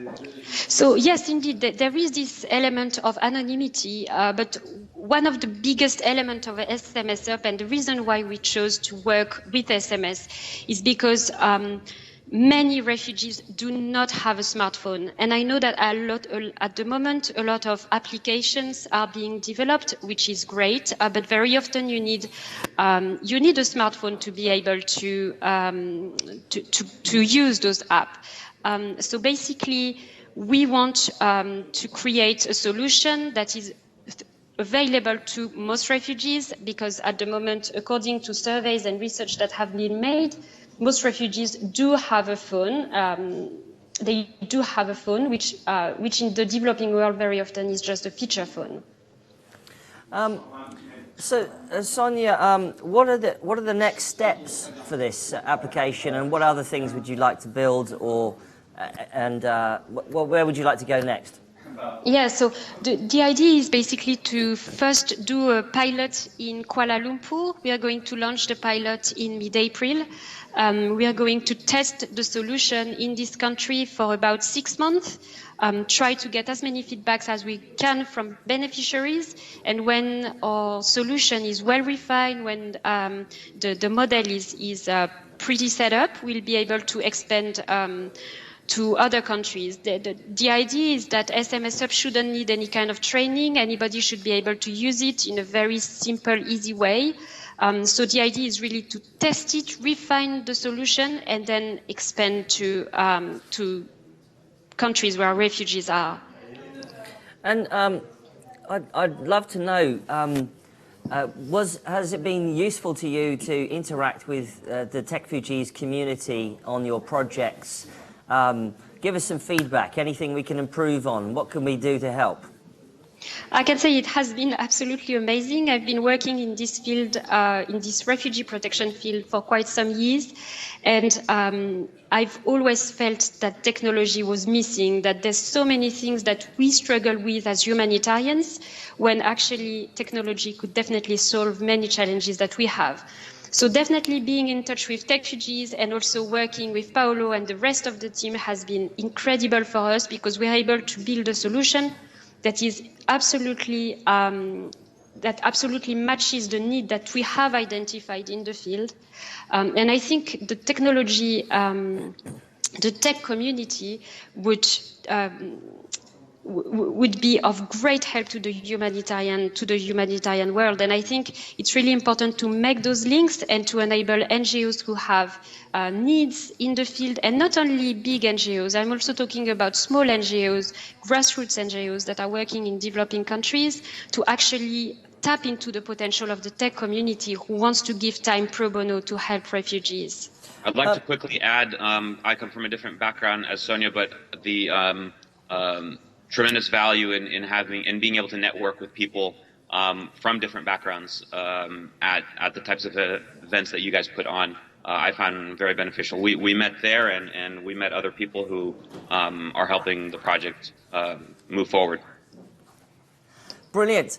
Well, thank you so much for joining us on Techfugees Live. Sonia Ben Ali and Paola Avila of Urban Refugees and their product SMS Up. Check it out on Techfugees Live. We'll be giving links to all of the apps and of the guests that we'll have on the show today. But for now, thank you so much, Paola, and Sonia, goodbye for now. Thank you so much. Have a lovely day. Bye. Thank you. Bye. Well, switching gears again over to the studio here in London in Shoreditch on the live stream of Techfugees Live. We have a new contributor from a new organisation, actually. So come on in, sir. Come on into the studio, as it were. How are you? Good to good. see you. Good Have to a see you seat. too. Thank you. So, Mustafa Amin, you are from Refugees Voice. Refugee Streets, yeah. Exactly. I think a lot of people, I know a little bit about what you're doing, but a lot of people on the live stream won't know anything at all. So if you just want to tell us what you're working on, we'll get right into it. Great. So originally we built Egyptian Streets, which is the biggest English news website in Egypt. And we are duplicating the same model of Egyptian Streets across the region, across the whole Middle East. And this was a publication. What was it? Yeah, it's an English news website that we cover like all verticals or like sections or topics like culture, travel, art, politics, everything coming from the streets and what's really happening in the streets. So it's something for the community and by the community. So as a step coming from the Middle East, which we have, you know, the region where there is a very limited coverage on the refugees topic, we felt that there is a responsibility as long as we have the resources and we can engage people, you know, with content. So we decided to go with Refugee Streets in order to build a media channel to provide refugees a voice, you know, in order to share their joys, like their sadness, their struggles, and what's really happening in the refugee streets.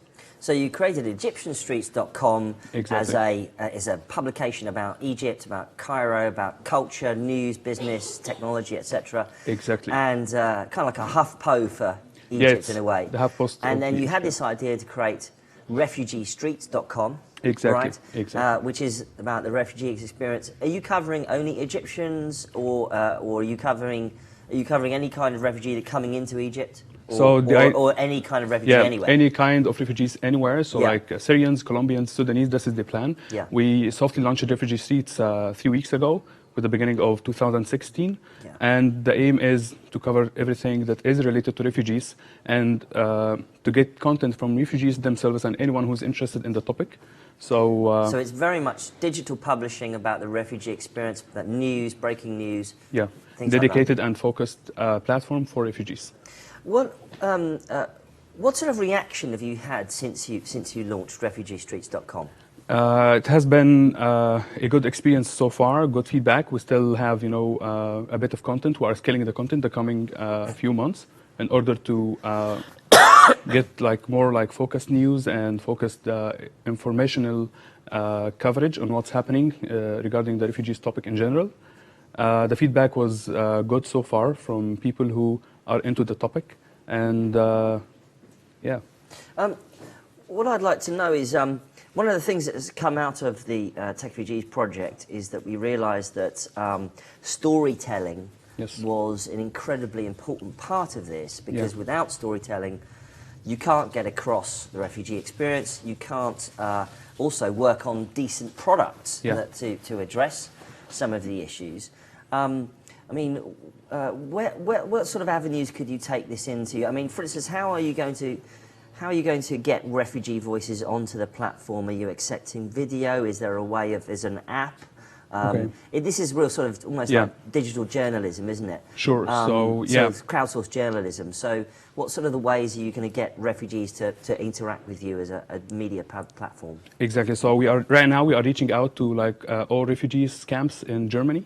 As a first phase, in order to have refugees from like that, we want to tell you that there is an independent, focused, dedicated platform for you in order to share, you know, what you have for the rest of the world, or like to share what you have with the rest of the world. So, the website right now is a mobile responsive. We are going to work on a mobile app in order to adopt, you know, like the smartphone penetration within the refugees is very high, and it's very, very important to be adopted technologically, you know, like with their needs. So and what sort of stories have you seen come in so far? It's you know, like cultural ones, some of them like, you know, political, you know, like analysis, discussions, what's happening, why this happened like in Greece and why this is happening in Germany, how people right now is interacting with refugees. You know, for example, like a very, very simple example, with the Syrian focus when Ramadan is coming, like, you know, in few months. So there is misunderstanding, you know, on the cultural like, topics. Yeah. So how Germans are going to deal with refugees who are fasting during Ramadan. So we need to discuss all these topics in order to reach a very successful integration between the West and refugees. That's That was like, you know, the motivation. Right now we are streaming Techfugees on Egyptian streets, and in general, really there is a very limited coverage on the refugees topic in the Middle East. Yeah. So we feel this responsibility that it's not only a Western responsibility, you know, to discuss what's happening and what's going on the refugee topic, but we need also, you know, to get the Middle Eastern help in order to help and to help integrate, you know, the whole process in an easy way. I think that's fascinating that you should say that, and we're, you know, delighted to have refugeestreets.com here on Techfugees Live. You know, it's brilliant that you're doing this project. You're absolutely right that the whole issue should be, you know, blasted out to the world. I mean, and that's an incredibly important point you said earlier, that Ramadan is coming, that refugees that are currently in Europe, for instance, are going to be going, you know, they'll want to observe their, if they are Muslim, they'll want to be observing their faith. Exactly. And that's something that, you know, everyone should be prepared for. Yeah. Where do you want to take refugeestreets.com from here on?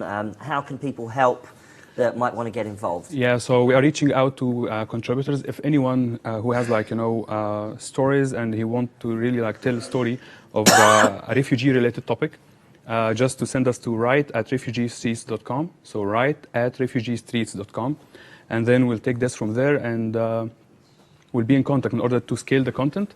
We are going to translate as well to Arabic, and in the future will be Spanish and some African language in order to cover the whole refugee area on the global scale.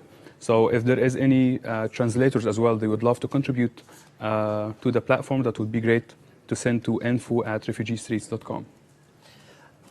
Brilliant.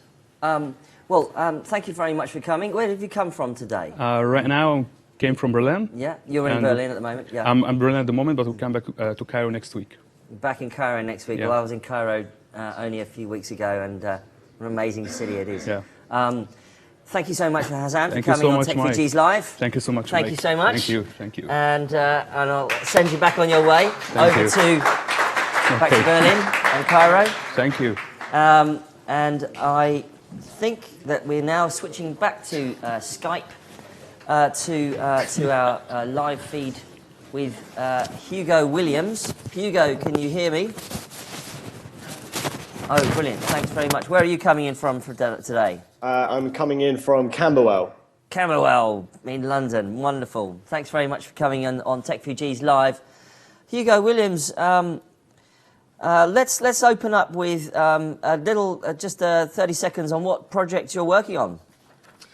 Well, what I would like to present today to the Techfugees community is a working principle and the germ of an idea, which is about improving the flow of information for those involved in the refugee crisis. Let's just, before you go into it, just what's your day job, Hugo? So my day job is I'm a BBC journalist, and I've been working for the BBC for 5 years, first at the World Service Radio, and then now for the website. My relevance, I suppose, to your day of talks today is that in November I spent 2 weeks volunteering with media NGO Internews, and I established a program working with a small team to create audio information announcements for different transit points on the island, Lesbos being the island where the majority of refugees arrive into Europe, into the EU. And what we did was to establish what are the key bits of information that, excuse me, the key bits of information that people arriving on the island need, clearly often having undergone traumatic journeys and fairly kind of in precarious situations a lot of the time. What are the absolute key bits of info they need to be safe and to be able to continue their onward journey successfully? So Hugo, just describe to us briefly what the app is all about then. Well, as I say, this at the moment, you would expect me to say, here's the URL for the incredible app that I've developed. That's not going to happen.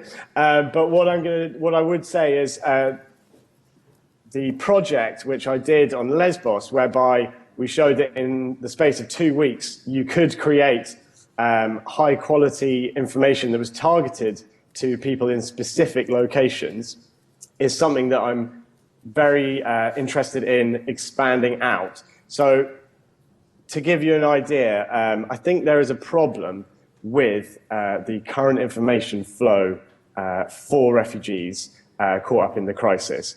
I say that because what you have is international NGOs, volunteers, everyone working together, but it takes quite a long time for things to get done. So I spent 3 days driving around the island of Lesbos with a Syrian colleague, and we sort of did interviews with refugee families, we spoke to volunteers, we spoke to NGOs, and it took 3 days for us to get a clear picture of what you had to do at different points of the island when you arrived there as a refugee.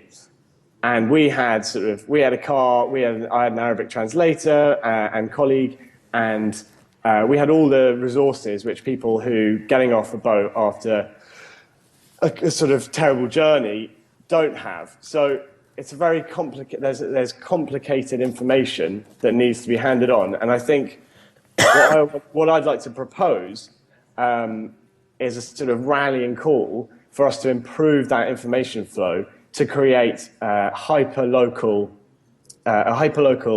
information system, which would mean that everyone along the route would have the opportunity to get information that was targeted to them. You're talking about a mobile web app, aren't you? I think, Hugo.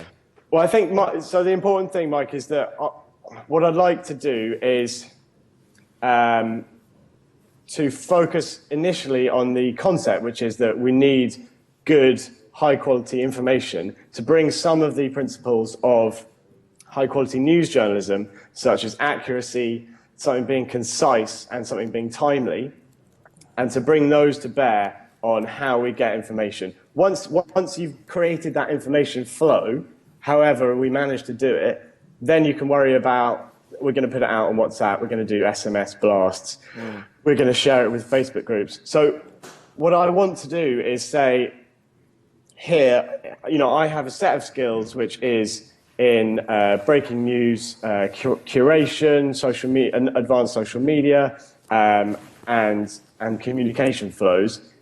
And I want to sort of create a rallying call for people to come together.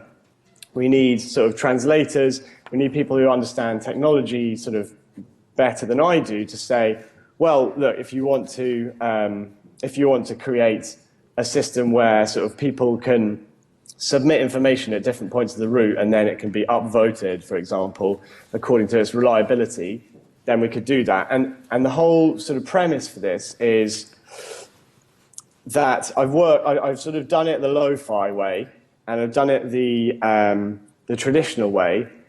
And when you're working with an organization, be it an NGO or a government, you have to stick to the rules in the sense that, the UN cannot afford to give any information that is wrong. The BBC cannot afford to give any information that is wrong. But what happens in scenarios like this is that people end up not having any information at all for 4 weeks because of the risk that it might not be the right information. So what I'm saying is let's create a sort of a self-generating, self-editing system, like a sort of Wikipedia for the migrant route, where somehow we can give people the high-quality information that they need to make their journeys, and it's going to be updated. So you've got the Google-backed project called refugeeinfo.eu, which is a great idea.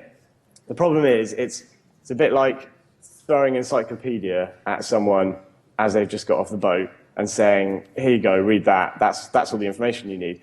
We have to apply the best principles of journalism, which is that you make the issue clear, you kind of are really concise about it. So let's say you'd have, the 3 most important things happening within your 50-mile radius of your journey today, and then people would be able to vote on whether that information is accurate, rather than waiting for the UN to say, yes, this information is accurate, or someone in London to verify it, whether there is a possibility of creating that system. So what you seem to be saying, Hugo, or proposing here is that an app or a website or a news almost like a semi-news organisation like the one you're proposing, can take that risk on the information it's providing to the refugees, whereas, as you say, a government or a big official news organisation cannot take that risk. You're saying, let's crowdsource it, let's turn it into something where the information is updated all the time by people on the ground and it's location-based. Is that what you're saying? Yes, that's the kind of general principle of it, yeah. And I think the thing I was listening to one of your earlier guests from the UN Office for Coordination of Humanitarian Affairs, I think it is, and she was, you said to her, so what kind of innovative things are going on? How do people push those through and make sure they happen? Can they kind of come to you? And although enthusiastic, I think her response is basically things take a very long time in the world of NGOs and official humanitarian relief because we are accountable to donors. And what I'm saying is, would it not be better in a situation like this? Let's take Lesbos. Would it be better to have a lot of information that is accurate most of the time, or very little or no information that is always accurate? And I think there's a different principle that needs to be brought to bear on the refugee crisis as opposed to BBC News or a leaflet from the UN, because this information is out there. It's just about creating that loop where we can sort of feed all the stakeholders and people. I can't believe I used the word stakeholders. Apologies. All the people who have the information, refugees, be they refugees, volunteers, NGOs, and feed that into a loop so that it can sort of self-refresh, self-edit, like a sort of a refugee wiki. Actually, let me just pick you up, Hugo. Are you aware of the Refugee Aid app, which has been circulating? Yes, I am. So I think what the key premise of all this is, I think that there are a lot of good steps being taken, a lot of good ideas that have been implemented. But I think there's room for sort of that, like bringing that sort of slightly journalistic rigor to the information sphere of the refugee crisis, and saying, actually, that's great information. Let's put that through a strainer and get out the stuff we really need, so that it's not like you're handing someone a Times crossword at the end of the finishing line of the London Marathon and expecting them to solve it, even if they might be very clever, because they're not necessarily in a position to decode it all. So let's get high quality information that is concise, that is accurate, and fundamentally that can be updated far quicker than all the different initiatives that are going on at the moment. And let's work out a way of getting that together. So sounds rather vague, and I apologise I don't have an app to present to you, but if anyone thinks that, agrees with me on the sort of primacy of high quality information in this context, do get in touch. I'm looking to work with translators, people who understand more how you could set up this kind of loop, this self-regulating communication loop that. So, Hugo, finally, how can people reach you to help you build this app? Well, I'm on Hugo T. Williams, that's T for Thomas, on Twitter. My email, it should be. Oh, will you guys be sharing the emails of? Yeah, we're going to tweet it. We're going to tweet out your Twitter handle right now on the Techfugees channel, and Hugo T. Williams, right? And to get in contact with you. So, and as you say, what we're talking about here is a sort of like a mini BBC that parachutes in and starts to, as it were, curate all the information, the breaking news information on a location-based manner for those refugees. And I think, Hugo, you've made an incredibly good point today, which is you don't want to throw an encyclopedia at a refugee as soon as they land on Lesbos or whatever it is. But for now, thank you very much, Hugo, for coming in to us on our Skype call for Techfugees Live. Thank you very much, Hugo Williams. And thanks, Mike. Thanks. Speak again. Okay, thanks very much, Mike. Thank you. Bye-bye. And we're switching gears once more to dial up a next guest. And just to remind you, tomorrow is the Syrian Donors Conference in London, where we'll be presenting information that has come in to us from refugee technology projects.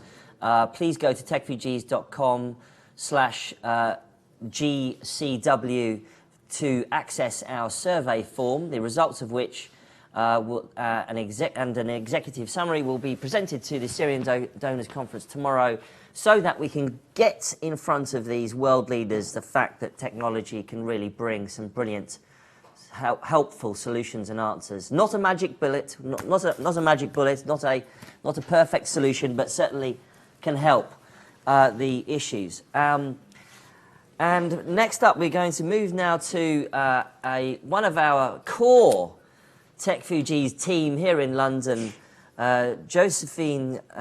Now, Hi. Josephine, I always get your last name wrong, don't I? No worries. I'm so sorry. Goob is fine. Goob? Goob, yeah. It's a wonderful French name. Josephine, unfortunately, can't join us in person today, but is joining us on Skype. Josephine, you've been working tirelessly around the clock for Techfugees, but right now you're also working with Migrate.com. We heard from Migrate.com earlier, but you've got some more stuff to share with us today, haven't you? Yes. First, I want to say that it's thanks to Techfugees that we did something with Migrate, with refugees, because I guess my colleague earlier said it, and for the one that were not watching, Migrate is a company that has been helping migrants with visa for the last 4 years. But it's not until Techfugees arrived that we thought we need to do something and use the technology we've built to the cause of refugees. And I'd like to show you and demonstrate what we've done with our app algorithm to help on visa and transformed it into refugees. So if that works, and please stop me, Mike, anytime if you have any questions. I'll share my screen. Go ahead. Yeah? Cool. Do you see my screen now? Yeah, we're definitely in tech world now where we have demos. Cool. So the demo is here as a refugee advisor. It's an online assistant for refugees to help them sort of gather information about their asylum process in Europe. The way we did it is we sort of summarized the whole immigration system in different countries of Europe and selected a few countries from which most refugees are from. And then we summarized it in an algorithm, and I'll demonstrate here. So basically, here it goes. So first is the how old are you? So the how old are you is important because if you are under 19, under 18, if you're a minor, the rules are different. So our tool only works for people that are adults. And then as you can see, we have 4 nationalities for now, but we're looking at getting some more if we can leverage, if we can scale the product, and we'll see how many people click on others. For now, what we had mostly is Syrians. I'll take the example of a Syrian who's come to Lesbos, passed by this point, then went to France, but has family in Sweden, for example. So I'll say that I am Syrian. And then, here we check if the person really understands that the rules of a refugee. Here's the definition of what's a refugee, and you need to say yes to that question to go ahead. If not, then the algorithm will just go back and say you can't really apply for a refugee status, but maybe you'll have another option. And then it gets redirected to our other visa options. So here, where are you based right now? So I took the case of someone who's in the European Union and who's in France.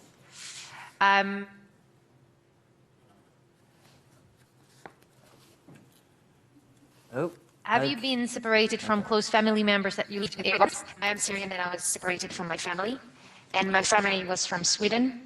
And then I can give my email address to get my results.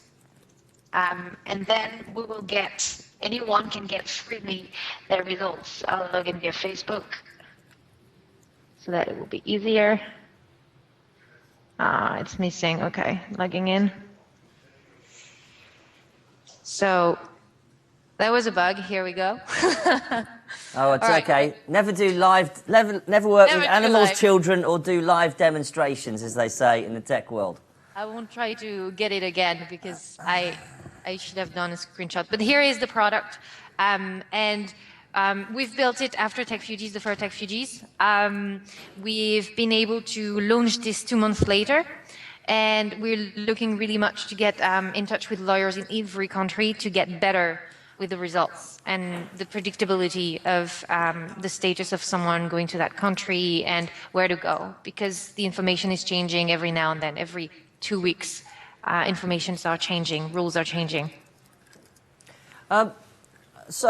Josephine, what's the response? Because in a way, this seems like almost like a magic bullet that really should be given much wider exposure.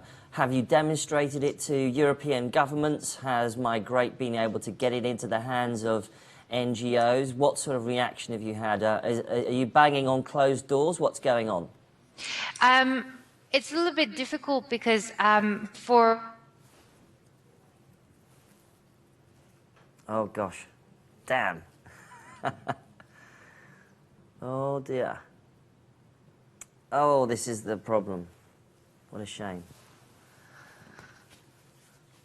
We'll just try. Josephine's disappeared off the internet briefly, but we'll just attempt to get her back on. Yeah, I'm back here. Do you hear hello. me? Yes, we can hear you. Carry on. I'm carrying on. So it's been the first initial response was very skeptical because we are a private company and they were afraid we didn't have trusted information, but also we were helping to migrate and sort of encouraging that.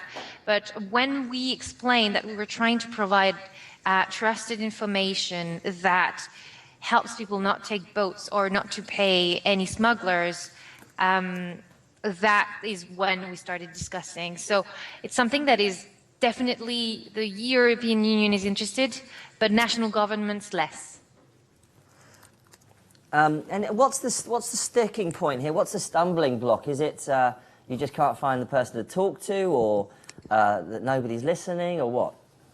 Well, we're not driven much by political motives. It's just very political. So this has much power to inform a lot of refugees upon what they can get in the country and their rights, and that's something that is highly sensitive. So this is what we're struggling with. But at the end of the day, what we want is just to help migrants and refugees make an informed decision on what's their next step in their life and where they'll be protected with rights.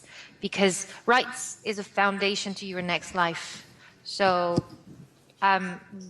we're trying to be going through the motions with politics at the moment.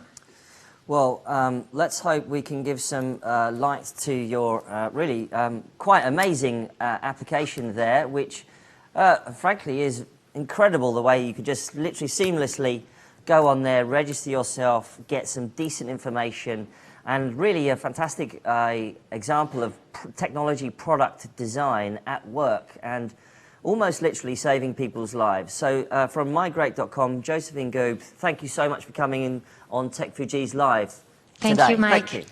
Bye. Thank you. And now we are going to dial up our next interview. While we do that, remember to go to techfugees.com to check out our global consultation on refugee technology.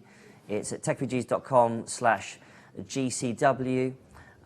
You can fill out the form there on what product you're working on for refugee technology or for NGOs or anything you're working on. You can also check out our mini Wikipedia, our hackpad from techfugees.com. You can get the link from there and put up your projects there, as well as donate, if you want to financially donate to us, gofundme.com/techfugees. Switching gears now over to Richard Dent, who is coming to us from the University of Cambridge. And Richard's an advisor to the UK Refugee Council. Richard, can you hear me? Yes, I can hear you. fantastic. You're coming in loud and clear. Thank you so much for joining us on Techfugees Live. No problem. The day before the Syrian Donors Conference at number 10 Downing Street.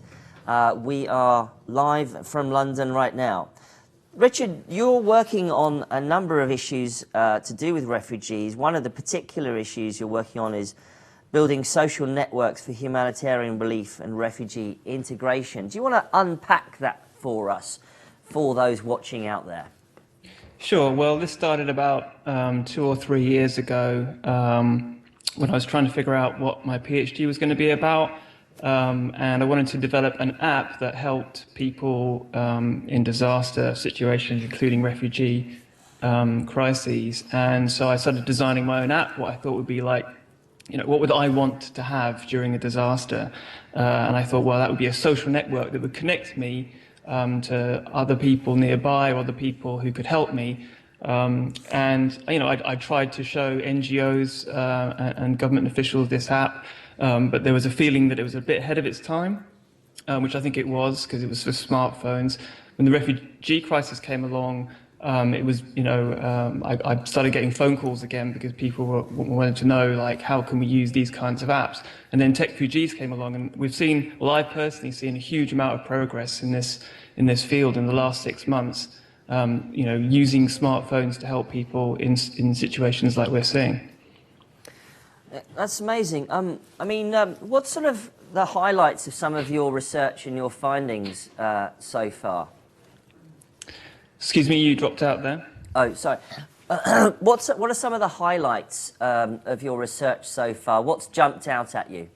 So I guess one of the key things that I'm looking at is, and this was reported by the World Bank recently, about the inequalities that can form around technology use and use of the internet. So there's a lot of people that do get left behind. So from my perspective, I think, if we're going to rely more and shift more of our social relationships onto digital platforms, we also need to make sure that we're giving the training to people that don't maybe understand these systems as well, that we give them access to the technology. And something that I heard a few years ago was this idea of smartphones as aid.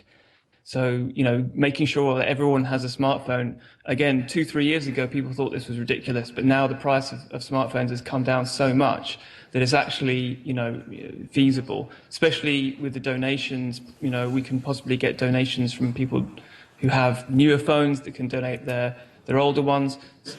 Again, part of this kind of donor crowdsourcing culture that we've got. So there's lots of opportunities here, but there's also lots of gaps that we need to address.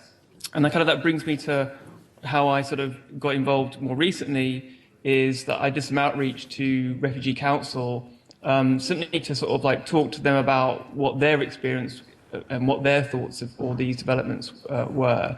At the time, they were about to launch, they were launching a new drive for volunteers and to basically help with the integration of refugees and asylum seekers. And I thought, well, are they helping refugees and asylum seekers with these apps? Are they showing them?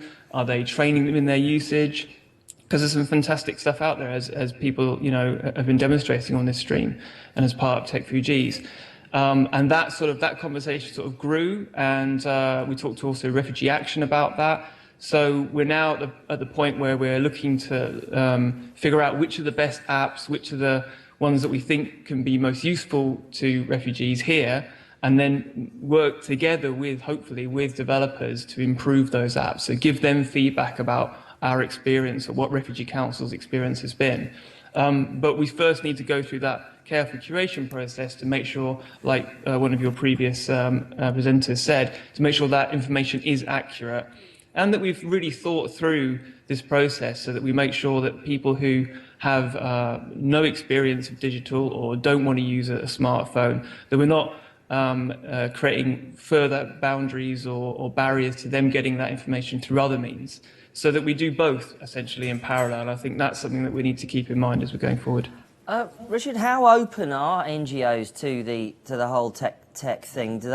Is it something that, forgive me, I apologise if this sounds rude, but are they a bit baffled by it sometimes, or how embracing are they of the issue?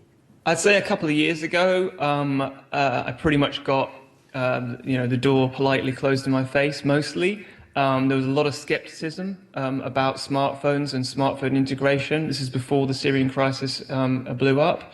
But the change has been remarkably quick.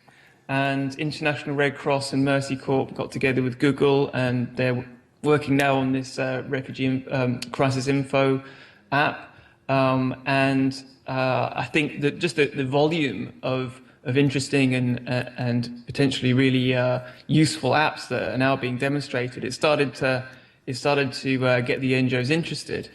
They are slow to move, but I think that can also be a good thing because they can do the critical review to make sure that they identify which are have the most potential.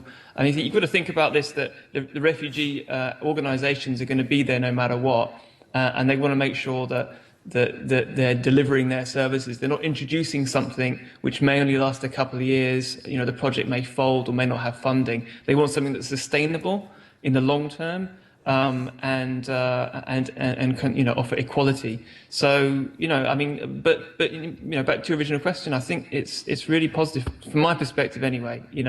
They're talking to me, they're talking to you. Well, I think they are at least. So that's progress.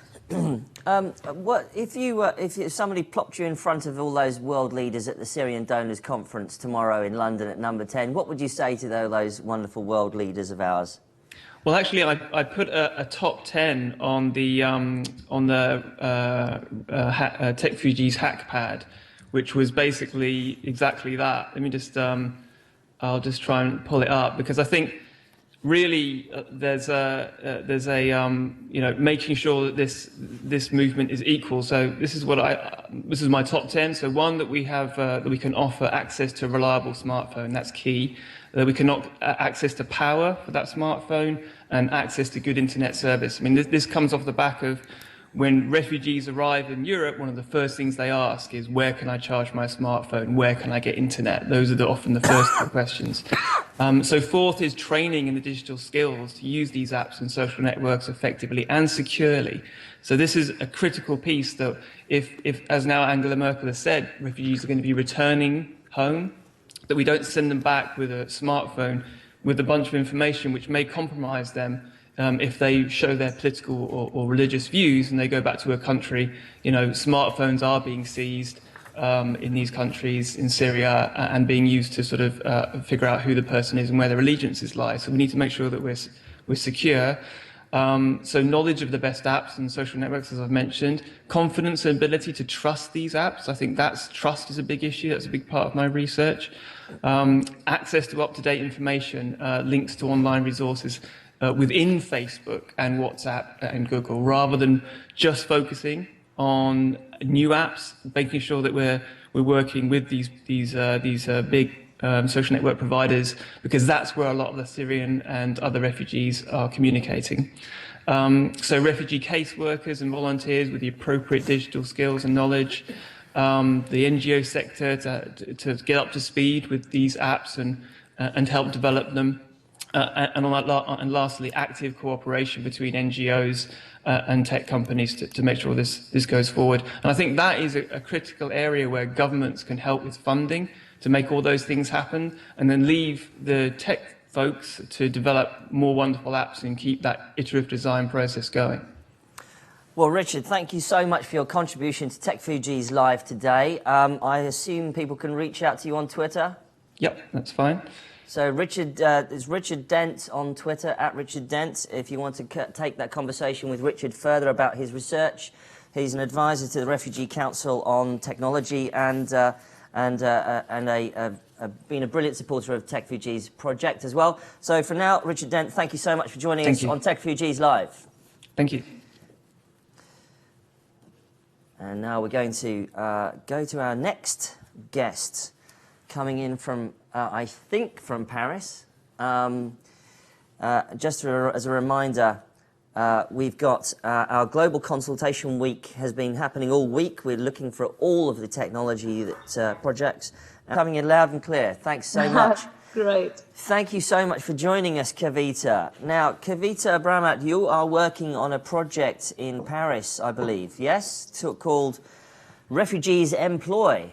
No, it's called Action Emploi Réfugié, and it's not exactly a project. It's an association that we've set up to help refugees get jobs. I apologise. Sorry, I've got the wrong notes here. You are now. This is fantastic because this is right in the centre of the conversation that the Syrian Donors Conference will be having tomorrow in London at number 10 Downing Street with various, with UN Secretary General Ban Ki-moon, etc. One of the big issues they're focusing on is job skills and education. And you are right in the middle of that issue with your project. So let's hear from you about the kinds of things that you've come up with. Perhaps if you could just centre the screen a little more on yourself so that we can see you properly. Is that better? Not really? Yeah, that's perfect. Thank you. Okay. So let me just briefly tell you what it's about. It's basically an online platform where refugees can get jobs. So it's very simple. It's online and it's free. And the platform at the moment exists on Facebook. So it's a closed group. And we have about almost 500 members, most of whom are refugees. And the way it works at the moment is employers post jobs and refugees respond directly or either through me to get the jobs. So far we've had 30 in 1 month. So we launched at the end of November, and in a month we've had 35 jobs filled by refugees who are mainly Syrian. The idea basically is to allow refugees to start working in France as soon as they arrive, because we feel that it's extremely important to get people to enter the French labour force as soon as possible, as it's key to their integration. So that's what we're doing now. And what's the time span of the project? How long has it been running? It's been running. We set it up at the end of September 2015. We found partners, people to work with us, and we actually launched the platform or the group on Facebook at the end of November 2015. So it has been running for over a month. And now we're in the process of identifying people to help us build a web platform online and potentially an app so that we can basically showcase the skills of refugees a lot better. We can collect data on refugee skills and location a lot better, and we can market the tool to bigger employers better. What, Kavita, what are the legal problems associated with this? Are you in danger of being prosecuted for allowing people to work who are technically not able to work, or is there any legal issue to this? There are definitely legal issues, but fortunately we have a consultant who's working for us for free from Allen & Overy, who's written our terms and conditions. So basically we're like any site where you find jobs online, like Le Bon Coin in France, or I'm trying to think, like the Idealist, or any job search sites where the actual owner of the site or the platform doesn't have liability over what happens when the person finds a job. Having said that, the reality is that refugees are very frequently in very vulnerable situations in the countries of asylum. So we have to make sure that we vet employers. And so far, we have had conversations with everyone who employs people on the platform. And we also have to make sure that we don't have to make sure, but we recommend that everyone who's on our platform is actually a refugee, has undergone the refugee or the asylum process, and has the right to work in France. So in France, refugees do have the right to work, and we try and tell all our employers, giving them examples of what it is, what document they have to be able to prove that they have the right to work in France. So apart from basically raising awareness, having legal terms and conditions to protect us, that's the most we've done, and that's within the legal workings of the site. Obviously, your project is very focused on France and on at the moment. Is there a way of, do you think, of scaling what you've done to other countries? I think there is definitely a way. The model would lend itself well to other countries, but I think the important thing to realize now is that we are the only ones in France, but we're not the only ones in Europe. There's Refugee Works and Worker in Germany. There's Refugee Works in Austria. There's Limbo in the UK. There are other organizations that exist like us in the US. I think the important question to ask here is how do we coordinate it between these different initiatives so that we're looking to collect data along the same lines and we're basically using the same model to help refugees integrate. I don't think in terms of scaling up, we'll scale up nationally here. We'll scale up in countries where they need a model like ours, but we don't really want to duplicate. I see. Well, that's actually something that we hear a lot on Techfugees is creating platforms which don't duplicate what other people do, but certainly working in partnership with other projects. Just out of interest, are you in contact with any similar projects in the UK? In the UK, one of our colleagues, Mairead Cahill, who's our technical advisor, has been in contact with a similar project in the UK. But unfortunately, the project in the UK doing the same thing are so overwhelmed with work that at the moment when we spoke to them, they weren't able to we weren't able to work together because they were at the beginning of the process, as were we, and we didn't have much learning to share. But I think that we've still got their contact, so we'll be collaborating with them in the future. Where does your project go from here? How do you scale it up? I mean, obviously, following the terrible events in Paris a few weeks ago, the environment has been very difficult for people who want to talk about refugee issues. You know, how can you get your message, your positive message out there? How can you scale up? What can we do? What can people out there watching Techfugees live today do to help you? Okay, so there are three areas that we envisage scaling up. So the first area is improving the technology. Right now we're using a Facebook group, which is great because so many refugees are on Facebook, but it's terrible in terms of showcasing their skills. So we need to create a very user-friendly, intuitive website which will allow refugees to upload their skills and allow employers to post jobs, as well as giving us data on where skills refugees are based, what skills they have, etc., for us to use in the future. So that's the first thing, improving the technology.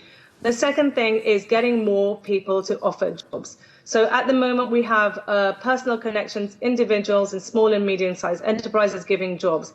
What we'd like to do is to get more of those kinds of jobs and to extend the service to larger corporations who can both train and employ refugees on a more secure basis. Third area of scale-up will be geographical. So we'd like to move our concentration away from only Paris and Sarcelles, which is where we're also working, and extend the service to other big metropolises such as Lyon, Bordeaux, Montpellier, etc., and to get more take-up in those areas so that we go nationwide.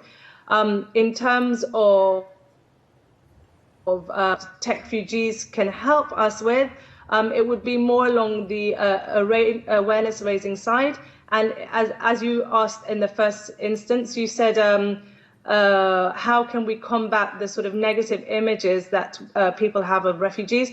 Well, I think it's a matter of communication, and the more French people see that actually refugees, particularly from the more recent crisis, are willing and able to help and contribute to the society, to French society, and are not a burden on society, that will be a huge help in the way that refugees are perceived in France. I think that's an extremely good point. Thank you. And we heard earlier about storytelling and digital storytelling, but very much becoming part of this conversation. Kavita Bhamat, thank you so much for joining us on Techfugees Live today.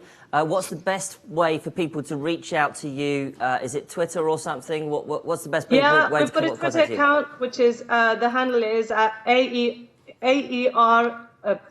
Refugees, or we have our website, which is actionemploirefugiés.com, and we're also on Facebook. So I'm sure if you put actionemploirefugiés.com in Google, you'll be able to find us. And just one last thing that I forgot to mention, we are having a Techfugees hackathon in Paris on the 10th, 11th and 12th of March, where we'll be able to develop more refugee-oriented programs, more technological programs to help find solutions to the refugee crisis. So if anyone on listening to the live stream today is in France and would like to get involved, can you please contact us via Techfugees website or via Action Emploi Réfugié. Fantastic. Thank you, Kavita. We'll be tweeting out your handle imminently. Great. And we'll, on Techfugees, and also we'll be posting information about that Techfugees hackathon in Paris in March, and also links on all the websites and everything else. Fantastic. Thank you so much for joining us today. Thank you. Bye. Great to see you. And finally, before lunch, we break for lunch on our live stream on Techfugees Live. We're switching over to Berlin, I believe, to Startup Hub Berlin, to bring in Katharina Dermal. Katharina, can you hear me? I can hear you, Mike, yeah. Wonderful. The technology is saving us today. Thank you so much. It's great for you to come in on Techfugees Live today. You're coming from Berlin. You're working on a new project, aren't you? What's very interesting about you is that you've established this new thing called the Startup Hub Berlin, which is working very much with refugees. Katharina, tell us all about it. Yeah, just a very small correction. It's Migration Hub, but never Migration mind. Hub, sorry. Migration Hub. Don't worry. Well, we founded it in mid-September. The reason was that we saw that a lot of initiatives are refugee initiatives are very disconnected and kind of need a space where they can meet. A lot of them were not funded. A lot of people were doing the same thing, but not really knowing what all the other ones are doing. And of course, we could have built an online platform, which some other people have done by now, but we also said, okay, people are still human beings and social beings and need a place where they can meet. This is why we opened the hub, very dedicated to this specific topic, and also especially open for refugees who want to get involved. And I'm very happy that the number of refugees getting involved in initiatives or starting their own things, businesses or organizations is increasing. Yeah.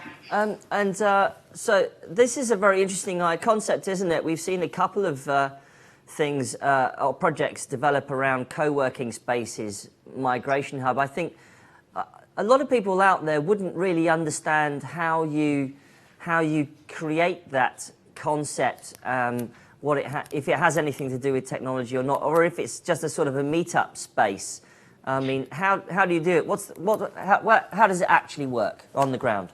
Yeah, so it's a mix of a co-working and a meetup space. So during the day, it's a typical co-working space, though you can also host meetups there. In the evening, it's more busy because we're hosting several kinds of events, which could mean, for example, like internal meetups. For example, yesterday, a group, I think, of 40 people was meeting, all from different initiatives, all do like language teaching, and they were just meeting up to exchange their experiences. So there was not an open event, but organized by one team. But we also have open events.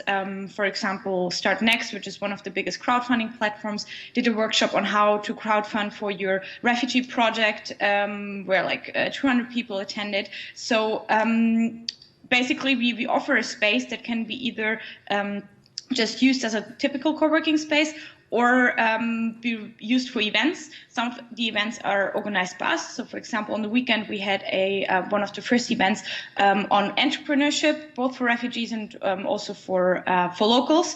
Was a great creative workshop, a lot of design thinking, a lot of people who have been successful entrepreneurs, both from the migration scene, but also from local Berliners who just shared their stories and how they made it. So that's basically the space, connecting all and everyone who wants to get active around that huge topic, mass migration.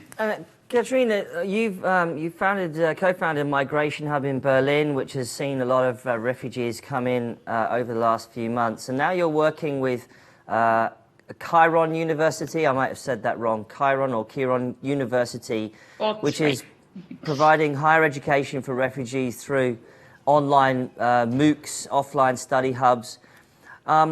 Is this a brand new thing? Has this been around for a while? What is it? What is it all about? So Chiron has been around for a bit longer. It was founded by Marcus and Vincent December 2014. That's when they had the idea. We took the first 1,200 students in last October, so October 2015, as a pilot. And yes, in the beginning, we thought it's an online platform. So we have the partnerships with the big MOOC providers, for example, edX, and we just channel basically the refugee students to these platforms, put together curricula so they can actually, at the end of the day, for example, study computer science or business administration. Then we have partnerships with just normal offline universities which accept the MOOCs and the credit points that the refugees made. This is the let's say the hardest part, to convince like normal universities to actually accept online education. And so they can then afterwards take the students in, so the refugees don't lose any time until they kind of have their papers and everything in place. But then we realized online education is not everything. We believe in blended learning, and especially a lot of refugees are lacking peaceful and quiet room where they can actually learn, like all of us at some point went to the library or studied at some other place at university, and are lacking the access to high-speed internet and computers. And this is why we at some point found ourselves opening study hubs, so physical spaces where the students can meet. And because I've been on the team of Chiron since September, heading the marketing department, I decided at some point to merge the whole concept of the Migration Hub, which is more focused on entrepreneurship and on entrepreneurship education, to merge that with the Study Hub concept, where we host the students, because basically both of us are aiming in the same direction to host refugees and everyone who's supporting them. Fantastic. And I think a lot of people are out there might be interested to know how it is you got involved. I mean, what's inspiring to you about what's been happening in the tech community to do with the refugee issue? So, I mean, what got me on board in the first place was actually my friend Paula, who took me and some others to Greece to come up with digital concepts for refugees right at the arrival spots. That was in August, and we realized when we came back that a lot of stuff is going on. A lot of stuff is also done from tech people or digital people, but quite often lacking maybe the more human or user-centered design approach of actually involving your user. And that was something that we wanted to make people aware of, to include their users, to create products which are made for the refugees and actually used at the end of the day. Because what we see, in a study was just made in Germany about the usage of all these apps and things that are out there, that quite often they're not really used. Because refugees don't really know about it. And I think we can have the greatest tech solution ever if we don't design it in a way that it serves the needs of those people that we want to support. And if we don't market it to them so they don't know about it, then the greatest tech product won't be able to help everyone. Yeah. So this is kind of what I see also a little bit as my mission to like get people aware to involve refugees in the design process, especially also involve them in the execution process. So half of our team at Migration Hub has a refugee background, and I learned so much from them, especially when it comes to the communication, the marketing part. That's absolutely true, key, and we've heard that time and time again, that it's important to have any kind of product you're working on co-created with people who've been through the refugee experience. I wanted to say thank you so much to Katharina from coming in from Berlin and talking about Migration Hub and Chiron University. Thank you so much for your enthusiasm. And we'll speak to you again some other time. But thanks for the moment. Thank you and goodbye. Thank you. Bye-bye. Have a great day. Bye. Thank you. Well, Techfugees live, streaming from the heart of London here in Shoreditch. We're talking about refugee technology that helps refugees and NGOs all day long. We have 45 plus interviews to get through today, both here in the studio at Newspeak House here in Shoreditch and also online at Skype. We'll be breaking for lunch shortly, but we'll be just to remind you that we are still pushing our global consultation week, where we want you, if you're working on products for refugees or for NGOs to go to techfugees.com/GCW. We also want you to contribute to our hackpad. You can get there from our website, techfugees.com. Please donate also at techfugees.com/donate, where you can allow us to cover the costs of this live stream, and tweet and Facebook, of course, or whatever, Techfugees Live, the hashtag. We'll be back at 1 p.m. London time. From me, Mike Butcher, goodbye for now, and come back on at 1 p.m. We've got plenty more to get through. See you later.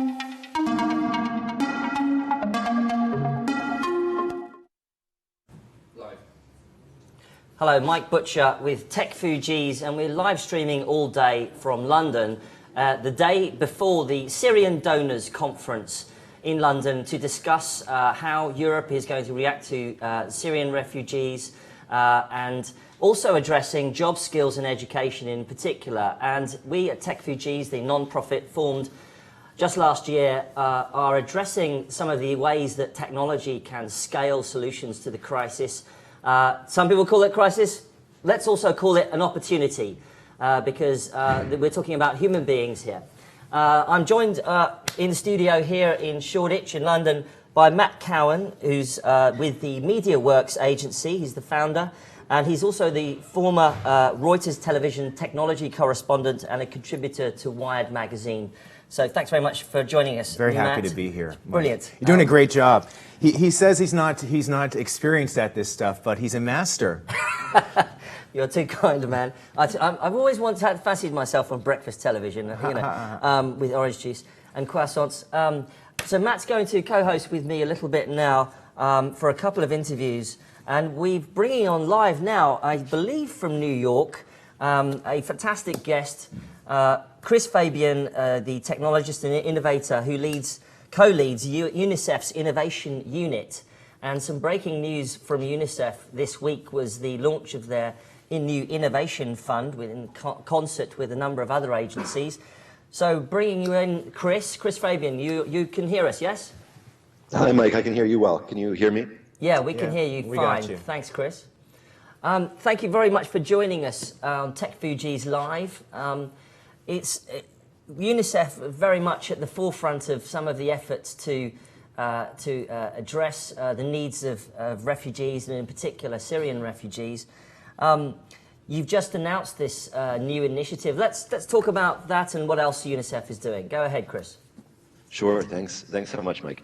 We were over the last few years trying to really figure out how to refine a process that I think Techfugees is looking at as well, which is how do we figure out how we can merge the fast-moving world of technology and startups and agility and failure with the much slower-moving world of sort of systems and policy and international development. And our team in UNICEF, the innovation unit, really is designed to do that, is designed to make those connections happen. But we've been doing it one at a time. And so we've seen some products, things like UReport, scale up really well. So UReport is a system that uses text messaging to let young people communicate with governments, and I'm happy to talk about that a little bit more. But that reaches now about 1.9 million active users in 18 countries in sub-Saharan Africa. So we know that we can achieve scale, but we're not doing it fast enough. And we're trying to look at what was working and what wasn't. And it seems to us that taking a sort of venture capital approach and a portfolio approach to merging those two worlds is really the way to go and the way to move quickly. Prior to the kinds of things that you were working on, UNICEF probably approached innovation in a different manner, correct? Well, UNICEF has always been an innovative organization. It's 70 years old, and so it's pioneered things like the Mark II hand pump, which is really an open source water pump made in the 1970s, or ready-to-use therapeutic food, which is sort of like a power bar for kids who are suffering from severe malnutrition. So there's always been a concept of needing to change with the times. I think that the thing that's happening now is that the times are changing much faster than anybody would have expected. And having 30 million children displaced by war and violence is something that you can't approach in a sort of linear manner. Chris, can I ask you a question? Unlike Mike here, I'm not as familiar with Techfugees, but you know, one of the questions that kind of came to me was, what difference, it's a big question, but what difference can technology make? Because I think in previous times, if there's a disaster, you think if I donate, it possibly will bring it to a solution. What is the end goal here? Is it to help people sort of in the day-to-day improve their lives? Is that the main goal? Well, I think it's a great question. And when we've seen in UNICEF, when we've seen products from our team go to scale, go to millions of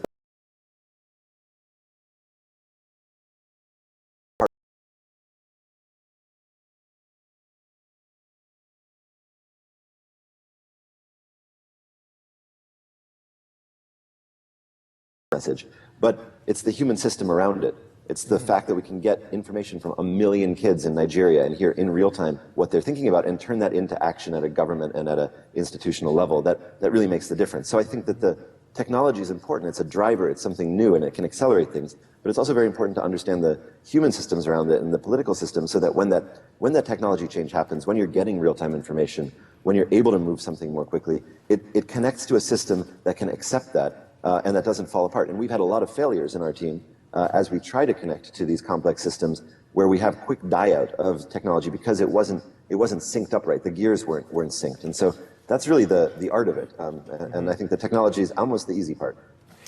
Chris, there's lots of enthusiasm out there, and I'm sure you appreciate, you probably get approached by engineers and hackers all the time saying, hey man, I've got a new idea, etc. And you've probably seen it, everything under the sun. But I'm sure there's lots of really talented people out there who would love to contribute to what you guys do. What is the best way for them to engage with some of your programs? It's a really good question. We wrote an article on TechCrunch last year during the Ebola crisis. Our team was in Liberia. We were there for about 4 weeks in Liberia, and then some of us went to Sierra Leone. And we were building systems like you report, building them there in the middle of Ebola, and building them with young people who are going to be using them, building them with the governments. And it was really, we learned a lot from that. And there were, Ebola was such a global kind of pandemic and panic potential that everybody wanted to help. And we wrote an article about like the 3 or 4 things that technology companies and technologists can do.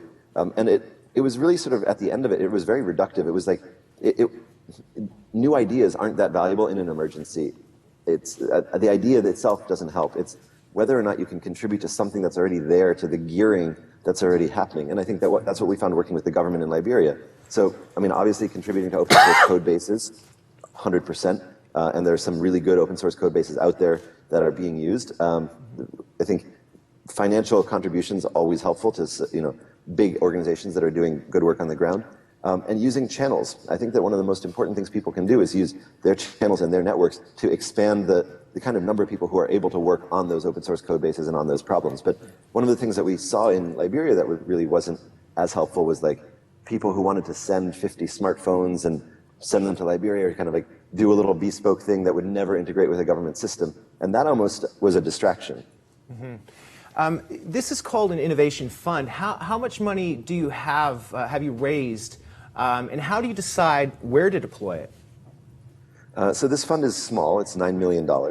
It's a very, very early stage fund. So we look at investments in the sort of $50,000 to $100,000 range in startup companies that are working exclusively on sort of open source code and open source products. Mm-hmm. We only put money into UNICEF's program countries. So those are the 135 countries that are often developing or emerging economies that might not have a lot of capital investment. There's some that are huge economies. I think China and India come to mind. But many of them are the Burundis of the world, where a $50,000 capital investment is an enormous boon to a startup company. And what we try to do is find sets of technology, things like blockchain or UAVs or new types of text messaging applications, and cluster them together. So we kind of create a synthetic and global group of people who are working on the same set of issues and try to accelerate them that way. Are you seeing any of the refugees themselves get involved? I talked to a friend of mine this morning at UNHCR, and she told me that there are 3,000 businesses in the Zachary camp in Jordan, which really surprised me. Obviously not all sophisticated, innovative startups, everything from bridal dress companies to mobile phone sales, I was told. But are you seeing, are they getting involved themselves in helping out? The fund just launched yesterday. It seems like a year ago, but it just launched yesterday. And so we haven't even, I think we've seen, the application process goes for a month. But I would be surprised if it's only 3,000 in Zaatari.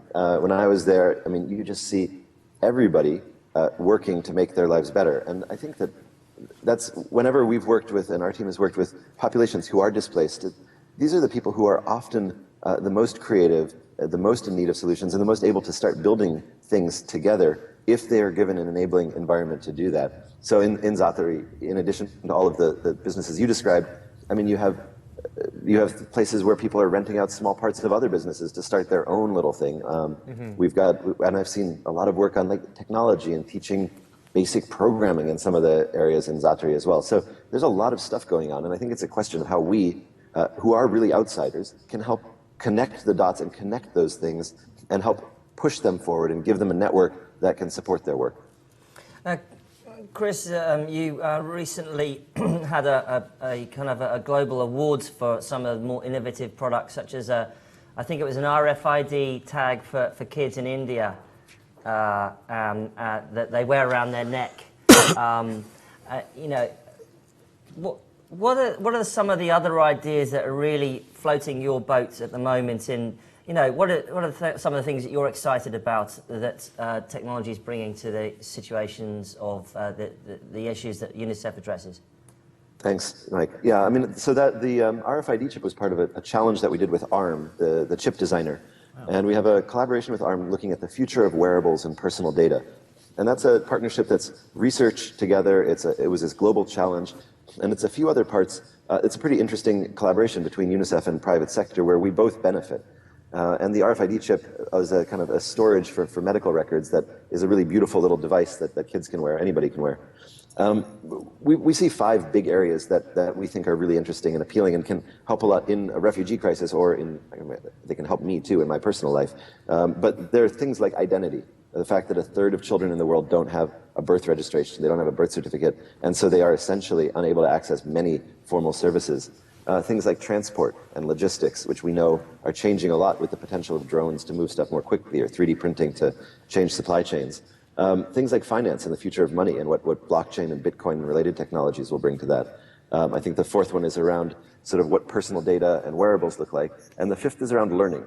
And one of the things we see in the refugee population as well, and everywhere, is that we know we need to provide kids with new ways to learn and new ways to get accreditation that aren't necessarily linked to sovereign systems and kind of formal accreditation things.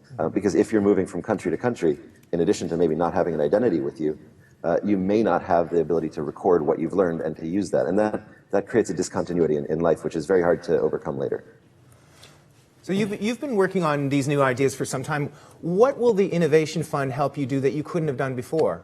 I mean, how does it help you kind of react? Hopefully it will parallelize and accelerate this stuff. So instead of doing 1 or 2 things at a time and focusing the team on that, we can look at a portfolio of objects and of communities and really try to support like 15 efforts in one space, see which ones work, see which ones die out. But through that collaboration and combination, I think we can move faster than we were over the last few years, which we need to, because the problems are only getting bigger that we're working on.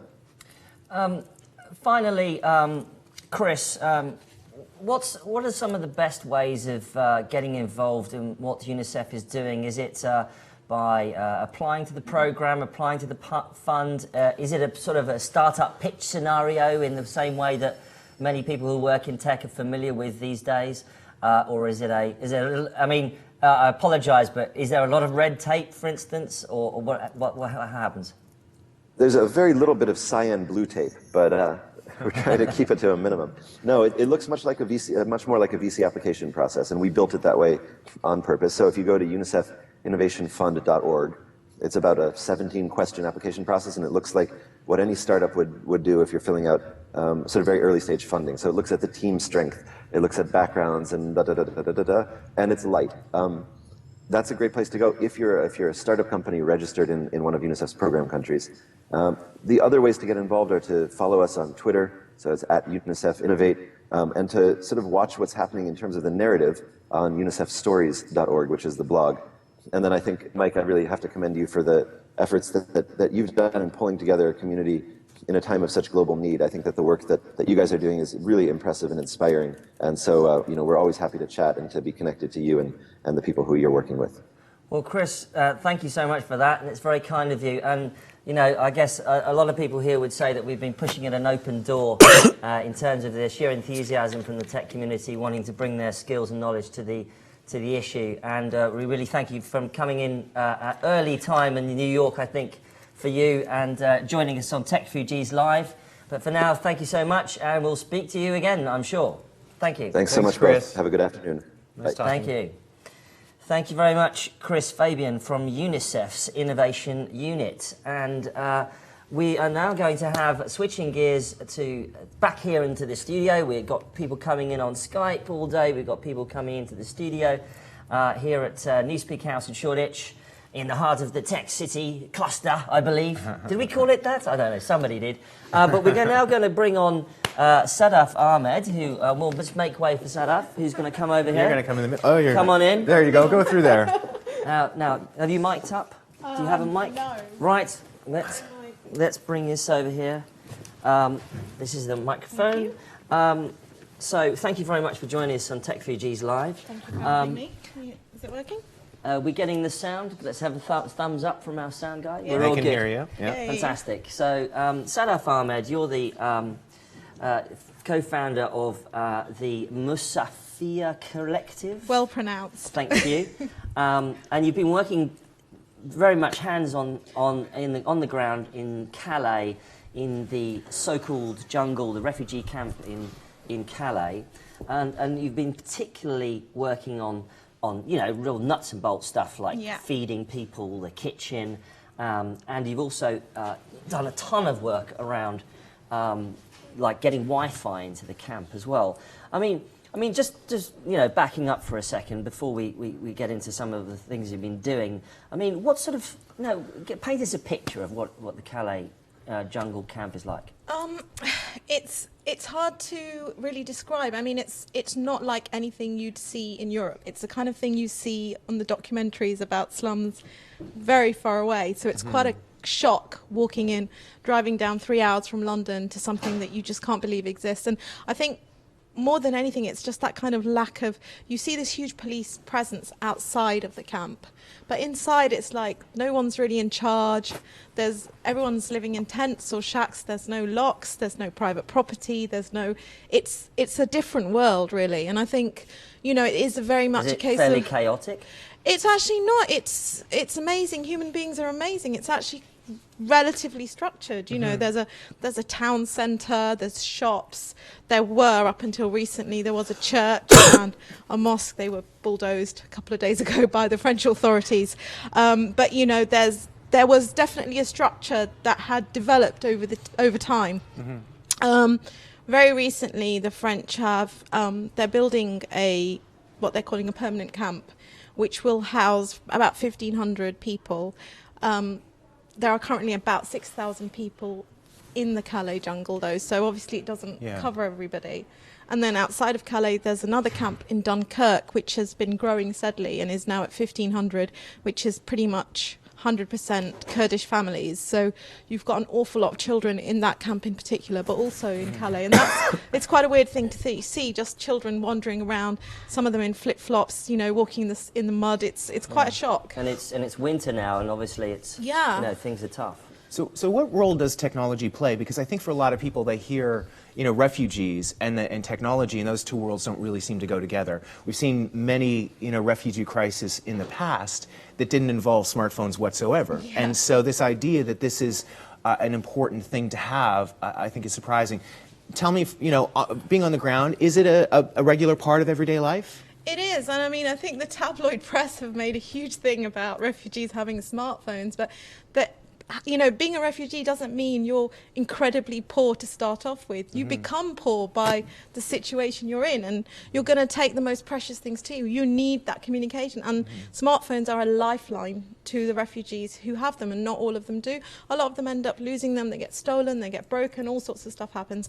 But actually, those smartphones are a way for them to keep in touch with people that they care about. They're a way. They give them hope. They actually give them guidance. They can find where they're going. It's so many things, as we all know, they're indispensable. Get basic information. Completely. Read. Everything. And I think, one of the key things that I've certainly noticed is the one thing people are always looking for is that communication and that information. And one of the key things that's lacking is information, and actually that's where tech can really help, and that's where smartphones can really help. One of my personal things that I've come across is there are a lot of people there who've been trafficked via smugglers with all sorts of information, and obviously the shock of arriving to what they feel is almost their ultimate destination and being told, oh no, actually, the British don't really want you here, and you're not going to have a really good life there, and you're not going to be able to work. To be able to get that information across to them before they do that journey is great, but even en route, it's a big thing, because you know, I met Syrian refugees who are just like, you know, this whole thing about economic migrants and refugees, there's Syrians I met who were in the camps in Jordan and places like that for a while. And so technically you'd say, well, they're out of danger. They're no longer refugees, they're economic migrants, why are they coming to Europe? But they have no life, they have no future, they have no prospects. So as far as they're concerned, they're going to make that journey. And I think, yeah, you know, you're faced with devastation on one side, nothingness, and just going somewhere, getting out of there. and also, you know, it's something, it's funny because the very qualities that we are critical of in terms of economic migrants are the very qualities we admire in our own societies, that kind of entrepreneurship and saying, well, no, I'm not going to accept that I'm going to spend the rest of my life living on handouts in a camp. I'm actually going to earn a living. It's something we kind of go, oh, economic migrants, keep them in Calais. Yeah, turns out they're kind of entrepreneurial. They've got a bit of grit. Yeah. One of the things, so smartphones are incredibly important. Obviously, we've read to some extent that people, arriving at Lesbos, getting off the boats, they literally say, can I have a drink of water and where's the Wi-Fi or where's the power? Literally, I mean, it's almost like number 2 question. And it sounds to me like that's a similar kind of thing going on in the camp, the Calais jungle there. You were involved in a project to put Wi-Fi into the camp. I'm sure a lot of people listening to the broadcast today would think, oh, we'll just put Wi-Fi up, plug it in, off you go. But it's a lot more complicated than that, right? It certainly is, as you know, probably, because thanks to you guys, a lot of it happened due to Techfugees. There's a number of groups involved. I mean, obviously, when you're working in this situation, it's bizarre. There aren't really any official channels. So most people involved are volunteers, and you've got a huge number of different groups trying to do the same thing. So kind of the challenges of working together and actually getting things done. Yeah, it's great. And it's something that's still in progress because I know the Wi-Fi coverage is pretty patchy in the jungle, but it's something that's definitely helped an awful lot of people. What sort of things do they do with it? I hear WhatsApp is very big. Yeah, WhatsApp, Facebook, keeping in touch with family and friends, and, finding things out. A lot of the stuff that the refugees use are their Arabic websites, their Arabic Facebook pages, groups, where they get information about things. I personally think it would be great if they could get information on asylum and those processes. Yeah. One of the campaigns that a lot of other people, activists such as myself, have been involved in is actually trying to persuade the British government to process asylum claims in Calais so that people don't take that risk. Because a lot of the young people especially who make it here are granted asylum, but they're obviously risking their lives to get here in the first place. So to actually have that processed, maybe even via some kind of an app while they're in Calais, so that they know, well, actually, there's no point in me coming to the UK because they're going to send me back. And finally, your Musafir Collective is working very much on the ground there. And finally, you're very much interested now in the experience of refugees and how they integrate the long-term issues. Yeah. Are there ways that technologists can help in that way? And also, finally, how can they get a hold of you guys? You can contact us via our Facebook page. We've got a Facebook page. Just type in Musafir Collective. That's Musafir. Correct. Yes. Well done. So that's that out of the way. In terms of how you can help us, I guess the biggest thing is finding ways to get that information to people that they need. Helping them figure out what's the right place for them to go, and figure out if they can actually find opportunities to actually do something with their lives when they get there. Because, there's a lot of people that are very skilled in the camps, extremely skilled. They'd love some work experience. They'd love the opportunity to build networks and, that kind of thing. I think that's actually one thing we haven't touched on is the ability for the technology community to literally just open your doors, give internships even to, exactly. Just get someone in, like you would give an internship to some teenager from Surrey or something crazy. So anyway, Sadaf, and thank you very much from Musafir Collective. Thank you so much for coming to Techfugees Live today. We have to pack in lots more guests today, but thanks very much for coming. Thanks for having me. Thank you very much. Thank you. I'll take that. And we're now going to move swiftly on to the founder of a startup here in London, There you go. Now, just introduce yourself. It's Maz. Yeah. Hi there, my name is Maz. I'm from London. And you're doing the startup called Wisher. Yes, so I've got a startup called Wisher, and it's a gifting platform. It's not specifically designed for for the refugee crisis, but I believe it's got many, many different ways that it can be useful. Now, the reason we brought you on Techfugees Live today is because you've already effectively trialled your gifting platform. You dial up, you get the app Wisher, download it, check it out, download it, and then you can gift to small charities. Or you can, that's right? Yeah. You can explain the process better, and this is interesting because we thought let's get you on because this is a real kind of, typical startup coming out of London right now, but you could twist this away into another way of maybe helping the refugee issue. Let's unpack that. So talk about the charities you've worked with so far. Right, so Wisher tries to connect. So what's happening at the moment, a lot of individuals are going over to Calais, specifically, trying to see how they can help out. When they get to these refugee camps, they realize that there's a lot of needs or unmet needs. And that is actually where they start putting up wish lists, either on Amazon or start reaching out back to their communities back in around the world, actually, and start posting these needs onto social channels like Facebook. So where Wisher believes that it can be really useful or helpful is by actually helping them to facilitate these needs and then connect the needs which is on the ground to the givers back in London, because that is already what we're doing. Yeah, so how will you do that? I mean, I guess one of the questions is, how do you know who you're donating to, or is there a way of finding refugees that you might be able to help?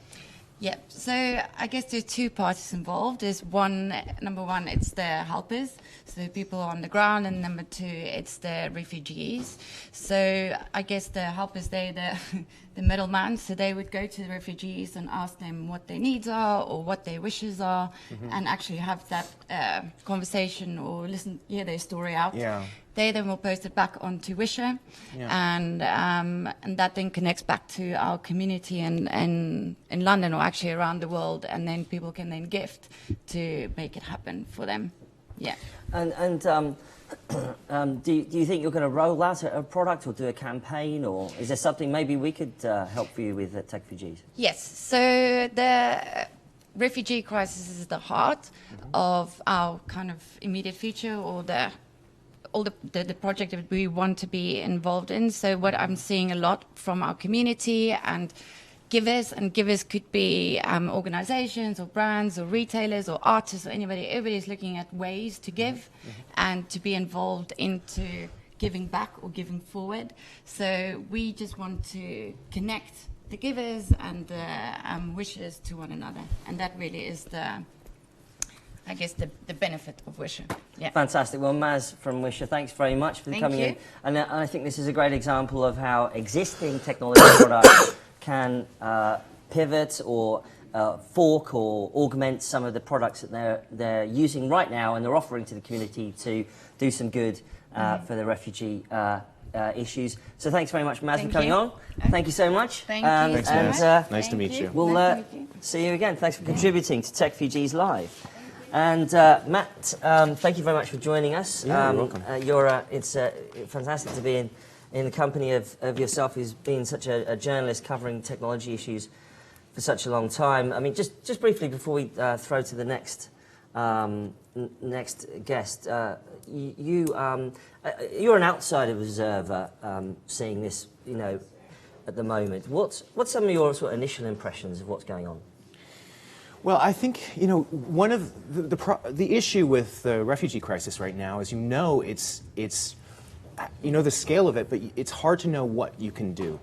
And what is so encouraging about Techfugees is that you're shining a light on what's already being done, and you're helping to facilitate more activity. And I think that that's incredible. I actually wanted to interview you, as you know, because I think that when we can kind of crystallize what it is you are trying to do here, more and more people will be aware.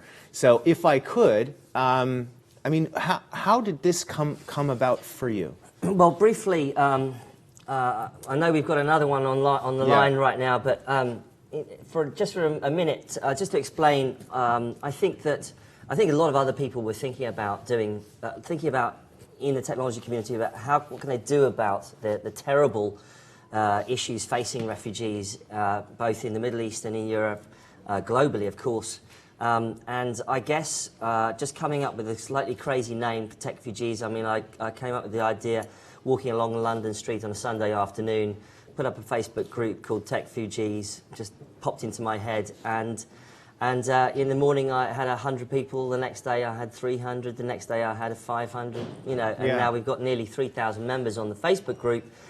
And then I brought some fantastic friends who you'll meet later on board to do a conference. We did 2 conferences, we did a hackathon, and frankly the word Techfugees sort of took off like a meme, I think, across the internet, and people really sort of, in the tech world, I thought, hold on, this is a bridge to getting involved in these issues and trying to come up with solutions. The great thing about tech people is that they go like, that's a problem, I'm going to go and hack a solution, and off they went.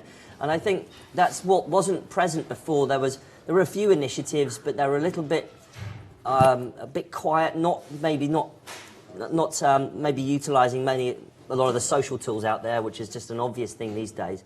So I guess that kind of helped set it alight. But I was definitely pushing at an open door. I say to friends, I was pushing at an open door and just fell through, and a whole bunch of other people piled in. I mean, I have to say, it's fantastic to be involved. Very quickly, this came about because I sent Mike a message on Facebook, and he said, well, why don't you come along and help moderate? We have one person on Skype here. I know, thanks very much. We'll continue this discussion. Okay, thanks a lot for having me. You're going to shoot off now? No, I'll be around for a little while, so I'll come back. Come on by. See you, Matt. Thanks very much for coming on. Care. We're very much belt and braces here at Techfugees Live. But we're now going to throw over now to Axel Mehta of the founder of the Sharadoop app, who's going to talk to us about what he's been working on. He's originally from Spain, but studying in Amsterdam. Sharud, can you hear me okay? Hello, Mike. Great, thanks very much for coming on Techfugees Live. Thank you. This is a really, really cool idea, Axel. Just to explain to everyone what it's all about. Yeah, so Sharud is share food. So the idea of this is a platform for people to share food in their community as a way to get to know each other. So the way it works is like when I'm cooking, I go on Sharud and I say, hey, I'm cooking this for 3 people at 8. And then people in my community see that and they can join me for dinner and we eat together and we get to know each other during the meal. And the way it works, there's no money involved in the transactions, but there's like a virtual currency in the app called cookies. So like when I cook, I can charge from 1 to 5 cookies for my meal. And the cookies I earn allow me to eat at someone else's house the next time. So it's a sharing cycle that we want to start in our neighborhood. And yeah, that's the idea. And we started this as something to do in my college year to get to know everybody around because we didn't know each other very good. And then in January, we had refugees suddenly studying at our university as well. And we told them, why don't you join as well? And they joined, and it was a really cool experience just for us as an easy way to get involved, because it's just like you just host a dinner, but you have an exchange with them, and they learn a lot from the language or what we're going to talk about that. And yeah, it turned out to be a great thing. So it's the Sharud app, SHAROOD app.com. Yeah. So download it. We'll tweet out that URL, Sharud it's app, like share food.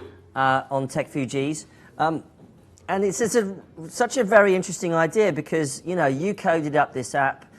You can share a meal with a refugee, and then all of a sudden you get this great community on your campus. Do you think you could spread this idea through other university campuses? Yeah, absolutely, yeah. So we are now going to the second campus here in Amsterdam, and the way we work is we first engage the community that already lives there, and it's because there needs to be first some meals in order that refugee students can join as well. So we are now working on how to get the first people involved in the sharing cycle in the second campus, so that then when the refugees are in, they can join a dinner and just start meeting people, and yeah. It's available, is it on iOS and Android? Yeah, exactly. And what would you like to do? Would you like us to? Would you like it to kind of explode internationally? Could it work in the UK, in Germany, in France, in the US? Could it work internationally?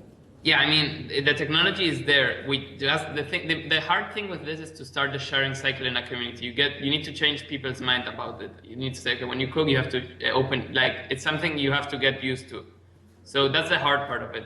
It's from the technology itself, like the app might be, it's not perfect, but it works pretty well and it almost never fails. So we can just put it anywhere. As long as we have like people who say, okay, I take this as my project in my community, and we start doing it there. And do you need to scale it up? Do you need more developer resources? Do you need people to come in and help you code it up, or what? Yeah, I think what we would need is developers and the marketing part, because the hard part really, and we find it in my own university as well, the first months it's hard for people to change their mind about this, so you really need to focus a lot on marketing and doing events where you explain people how this works, so that they get into the concept, okay, I can share what I'm cooking with my neighbors. Like it's something that's not so easy to process apparently. So it takes a lot of effort, and like doing events and all that costs. So we need some help with that. But the people is the first thing we need, like people who are enthusiastic about it and they can help us like improve the app, as well as also say, okay, we're gonna introduce it to our community and we make sure that there's something behind it. What are you studying yourself? What's your personal story?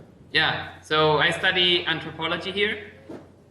I was from Barcelona and I got a scholarship in Amsterdam, so I just came here. And when we started this, not as something for refugees, this was something for us in our college, because it's something that we felt society needed anyways, where people don't know their neighbors, we don't act like collaboratively in where we live.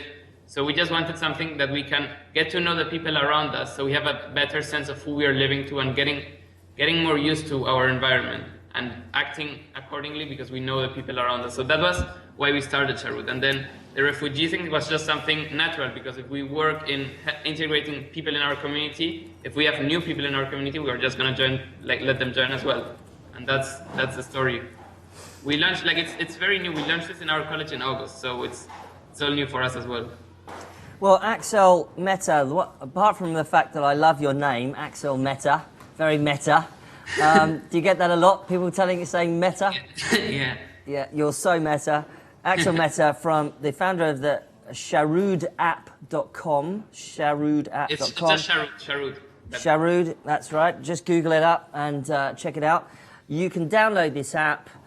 You can use it on your university campus. You can use the share. You cannot use it in your university campus now. So the way it works is we need to add your university as a category in our sign up, so only people in your university see what you're cooking. So that's exactly. Yeah. So we need people to contact us, and we will help you set it up in your college. They will go to sharood.com, plug in your university, and they will code it up for your university so that you can share your meals with refugees. Axel Meta, thanks very much for joining us at Techfugees Live today. Appreciate it. See you later. And now we're going to move to another interview. While we dial up that interview, we'll be just want to remind you again that we are doing a global consultation week on refugee technology. Tomorrow is the Syrian Donors Conference in London, where many heads of states are coming to London to discuss issues around the Syrian refugees, with a particular emphasis on jobs, education and skills. Here at Techfugees, we're bringing the power of technology to the whole subject and issue, and therefore having a day-long conversation about some of the solutions that are coming out there from literally all four corners of the earth. Our Global Consultation Week is available from techfugees.com/GCW. edit our hackpad if you've got a project. Donate to us, techfugees.com/donate, so we can cover the cost of this live stream and the venue and everything else that we're doing. And tweet out our hashtag TechFugeesLive. Follow us on Facebook, Twitter, and everything. We're going to throw shortly to our next interviewee, who is Dr. Amir Hanan, the chairman of the World Health Innovation Summit. The World Healthcare Innovation Summit, they work in the diagnosis and care of refugee communities in the NHS here in the UK, National Health Service. And it sounds to me like, looks to me rather, like Dr. Amir Hanan is coming directly from his doctor's surgery. Hi there. Thank you so much. Right? Thank you so much for joining.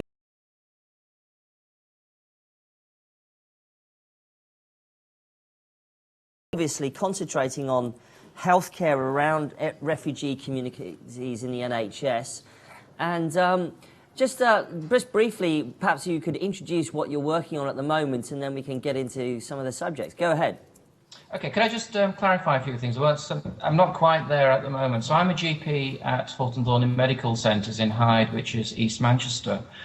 And I'm also a CCG board member for Tameside and Glossop CCG.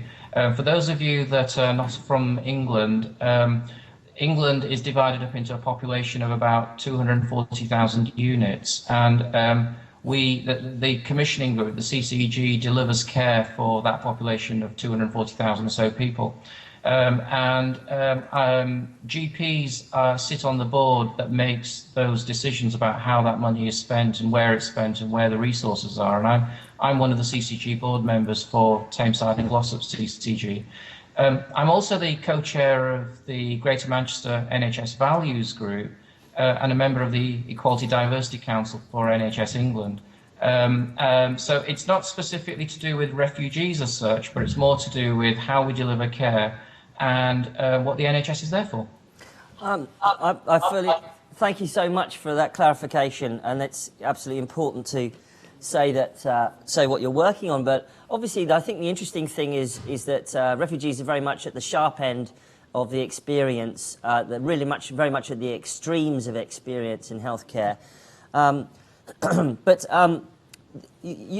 Talk us through the application of technology to healthcare and the ways that perhaps technology innovators can get involved and interact. Apparently, you've been working on a number of projects in that area. Yeah, so it's not so much technology, because as most of you will know in the audience, technology is an enabler.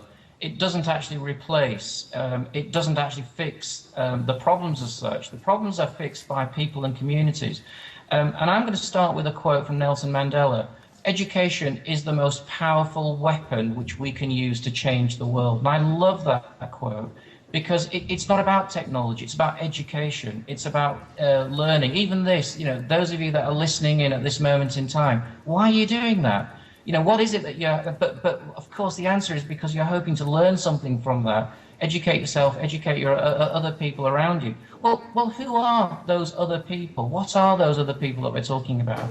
And I believe that the community out there, the people that I'm serving as a GP amongst the patients in my area, they've got massive resources. I have a quote that says, "Patients, carers, and information are the most underutilized resources that the National Health Service has."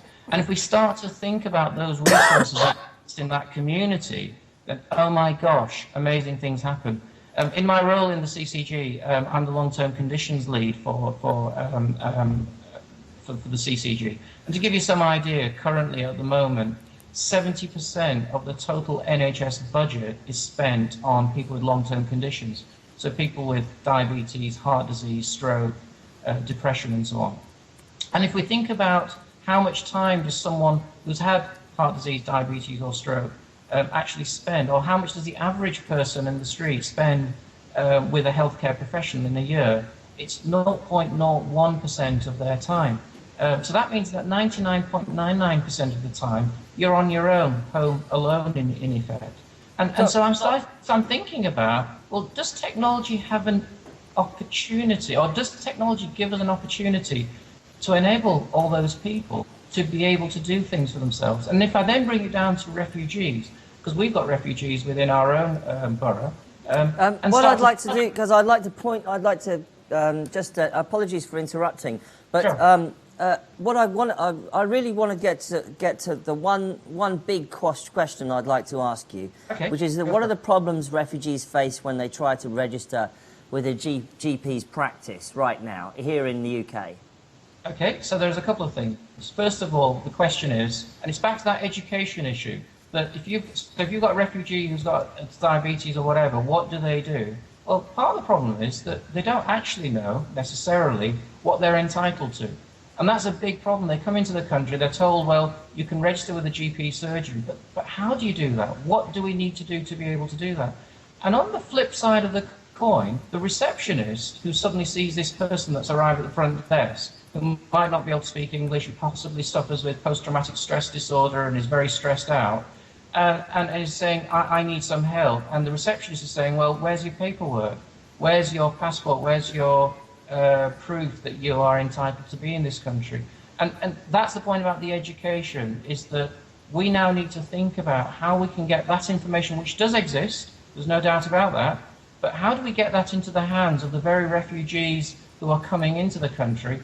But also, on this side of the fence, how do we make sure that our reception staff, the people running the out-of-hours services, the walk-in centres and the A&E centres, don't turn that person away and actually say that, yes, we are here to help. And just to sort of finish off almost, is to think about our NHS constitution, which has got 7 key principles. And if you think about it, the first one says the NHS provides a comprehensive service available to all, to everybody. If you're a refugee or an asylum seeker in this country, you've got certain rights. And we in the NHS have got a responsibility to deliver care for you. The second principle, access to NHS services, is based on clinical need, not on an individual's ability to pay. Thirdly, the NHS aspires to be the high standards. There's a whole number of principles, but the important thing is that we know that people have rights, they have responsibilities. We need to think about how we can inform both refugees as well as people inside the NHS, and that's part of the role that I have to do, and to think about how we can do this in a way that helps everybody. Dr. Amir, thank you so much for joining us at Techfugees Live. We're going to have to leave it there, but we really appreciate your contribution today. We'll let you get back to your surgery there. Thanks very much, and goodbye.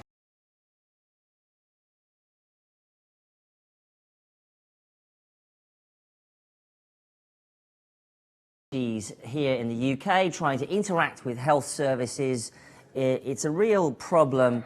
It's not necessarily something that technology can solve immediately, but certainly there's ways and means of doing it. Digital content, information, location-based services, healthcare records, digital identity, all of these things can be brought in. And very usefully now, we're going to move now to Dr. Amir we're going to move to, Raj Ajapul. Did I say your name correctly, sir? Sorry. I apologise. Thank you so much. Raj, you've been working on the NHS navigation for refugees. You've been working on an innovation hack for the National Health Service here in the UK. Yep.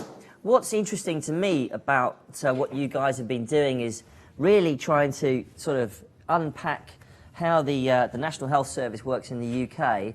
And I think this is going to be a great example globally of how technologists can interact with a state medical health service. Tell us more about what you've been working on NHS Innovation Hack and how that can relate to the refugee experience. Go ahead.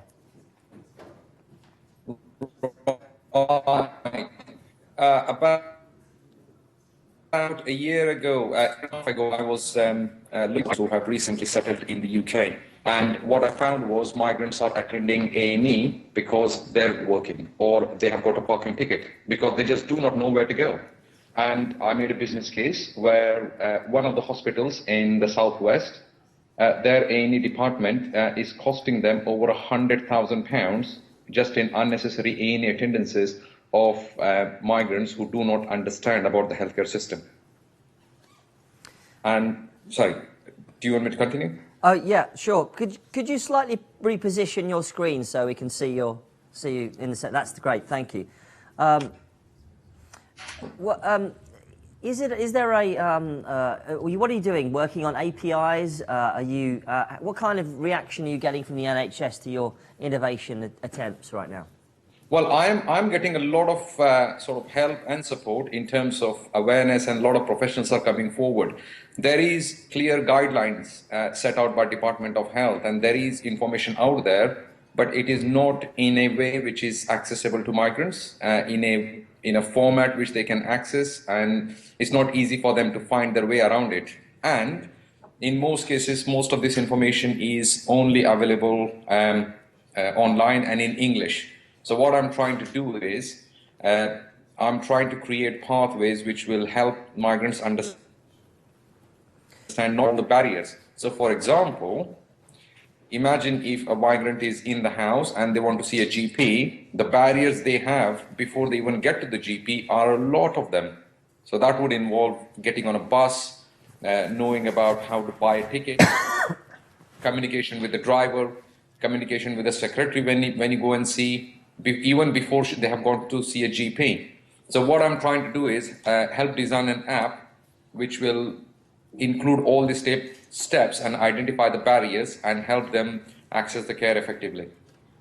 Is it a matter of translating that content into Arabic, for instance, if the migrant is from an Arabic country, or is it just a translation issue?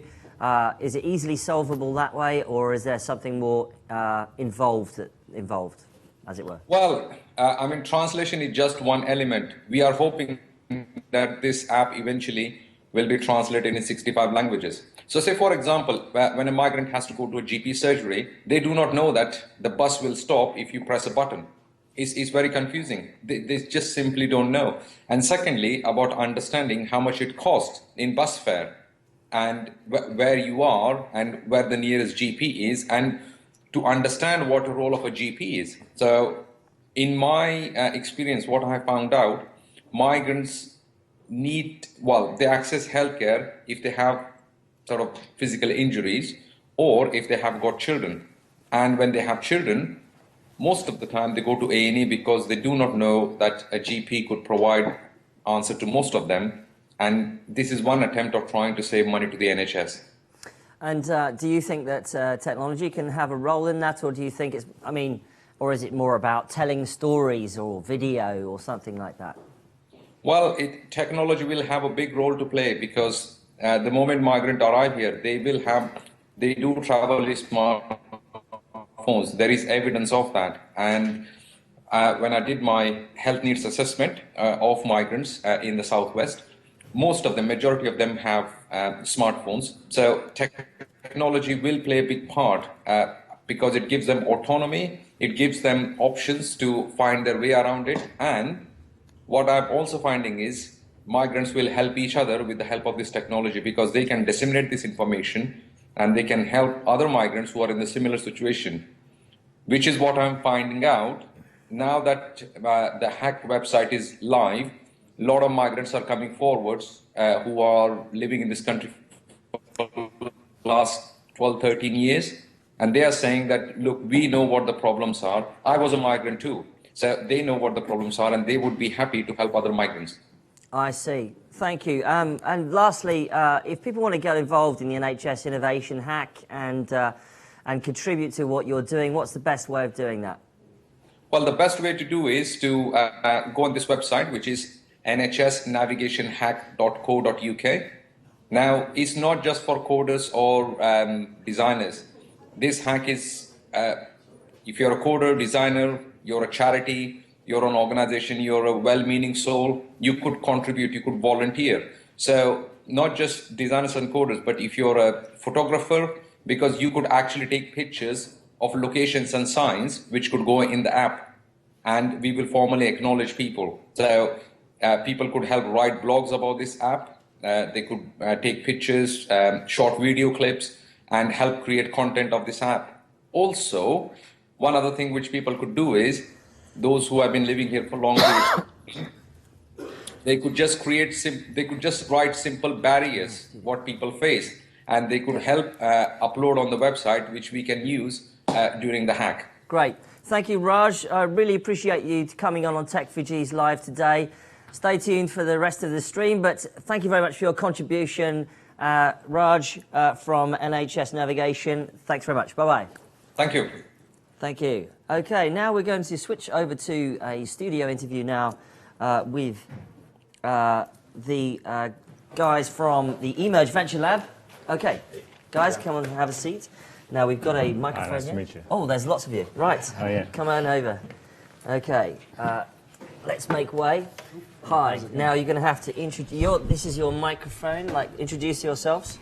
Yeah, hi, I'm Jun. I am the CEO of eMerge Education. We invest in education technology companies from all over the world. Some of those are aimed at making education more efficient, and so as a result, they are super applicable to this situation. Right, so what have you been working on then? Well, so a few companies help kids practice maths or other content after school. There's apps that help teachers track kids' progress, et cetera, et cetera. And so what some of the problems that are happening right now is how do you continuously ensure access to education while refugees are mobile? How do you ensure that teachers know where the kids are at when they enter a classroom? You might be teaching a class this week, and then next week you have completely new kids that you've never seen before. And then a third massive problem is language barrier. And so actually these guys run companies that help with some of these things. So right, we well, let's hear from you guys. What are you guys working on? Hi, my name is Sebastian Ang. I'm the CEO of LinkApp. That's LINQ-APP. We're helping people to overcome language barriers by connecting them with native speakers on the spot in a mobile app. So let me tell you a bit more in detail how we believe that we could help the refugees on the spot. So refugees face lots of problems. And one of those biggest problems is the language barrier, because they speak Arabic or Pashto. And as you know, in the European Union, we don't speak those languages. So they face so many problems. It starts here with communicating medical conditions. We're not going to okay, see that. I know. Okay, stream. I'm going to show it to you. let's see if we can turn that around. Turn this around here. Okay. Now, I'm not sure if our cameraman can pick that up, but you can drive it from there. Okay, if you cool, like. great. Yeah. Yeah. Have a little go. Okay, so the refugees face so many problems that have to do with language barriers. For example, they arrive at the camps and they need to tell their medical conditions to the helpers, but they cannot. So this is a problem which is about life and death often, or they simply cannot get crucial information. For example, at the train station in Budapest, they don't know, do they have to buy a ticket for hundreds of euros to go to Germany or not? Actually, they did not. But still, there were so many who did buy that ticket. So there's so many problems that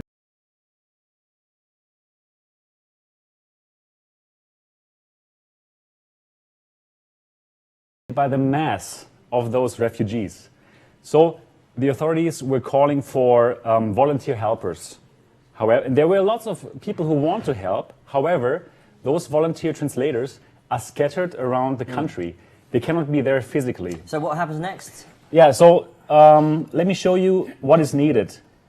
So there's enough volunteers. However, what is urgently needed is a central platform where volunteers can sign up. So that's what you're doing? That's exactly what we're doing. So you can sign up now? Yeah, people can sign up now on LinkApp. It's an app. You can download it for Android and iOS. Yeah. Volunteers. Put it on your app and then what? Okay, so basically we're going to ask, we're going to ask, what do you speak? Okay, probably English and Arabic. Now this is interesting because we heard earlier from Harold, who's working on a project.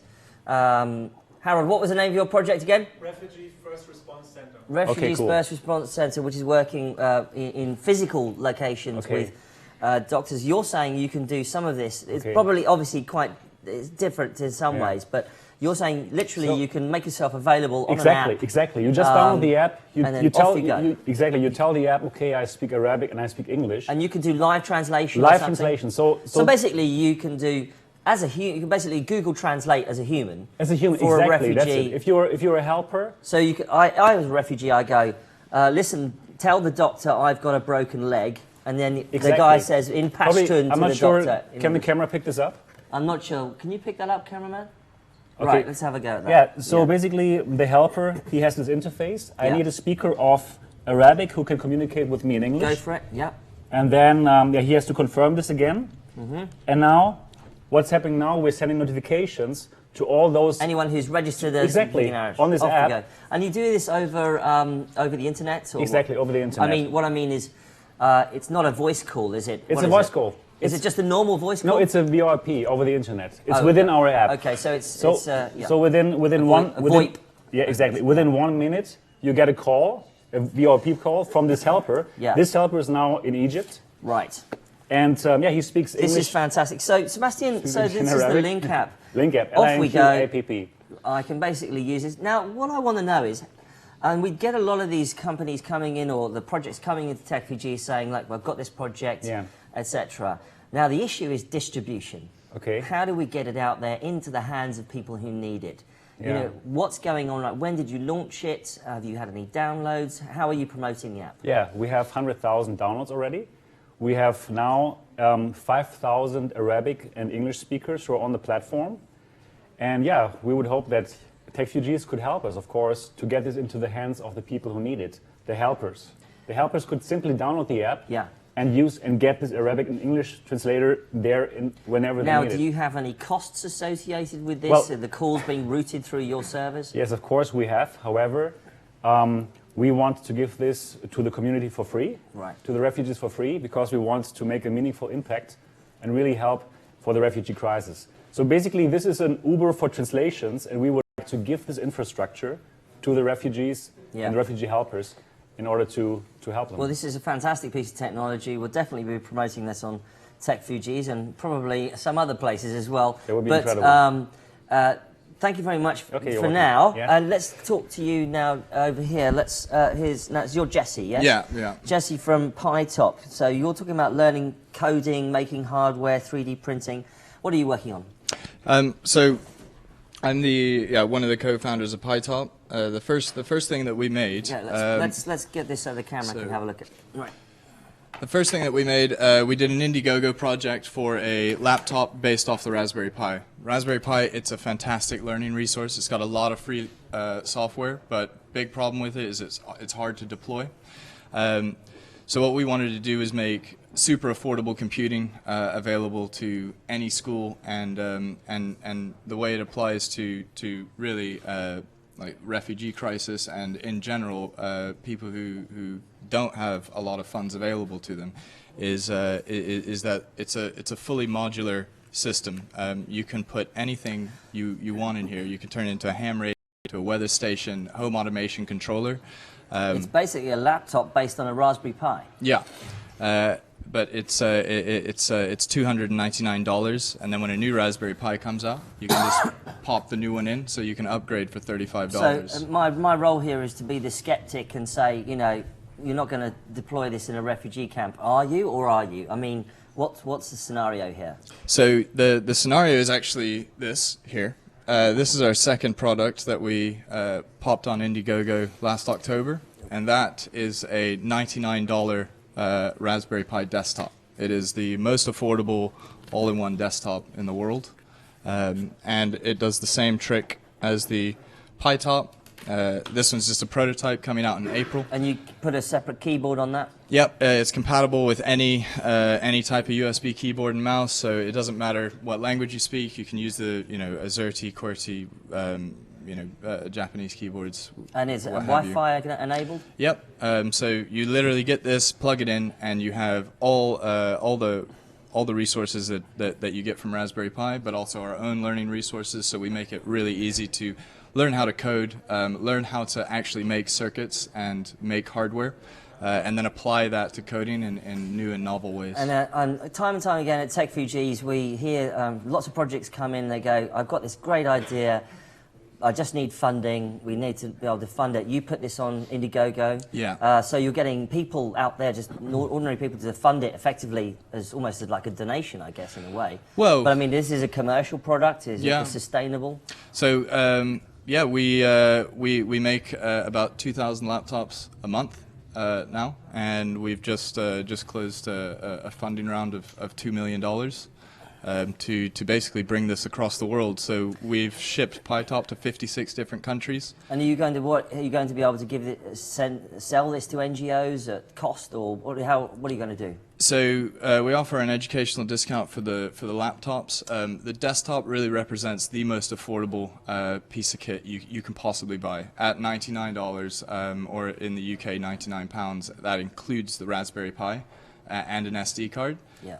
So what you've got here is a way to actually put the internet in people's hands for less than $100, and that I think is actually something that it's not really been achieved before in a way that's actually meaningful. I think it's worthwhile remembering that the technology solutions aren't just based on access to smartphones, but perhaps in a classroom environment. Exactly. Yeah. Learning, in a structured manner how to code. So we've got brilliant examples there of how technology can really affect people's lives. We've got fantastically affordable hardware based on existing technology like the Raspberry Pi. We've got translation services literally in the palm of your hand, like a Google Translate via a human via the Link app. And eMERGE, you guys are working on a bunch. I need making more of these guys.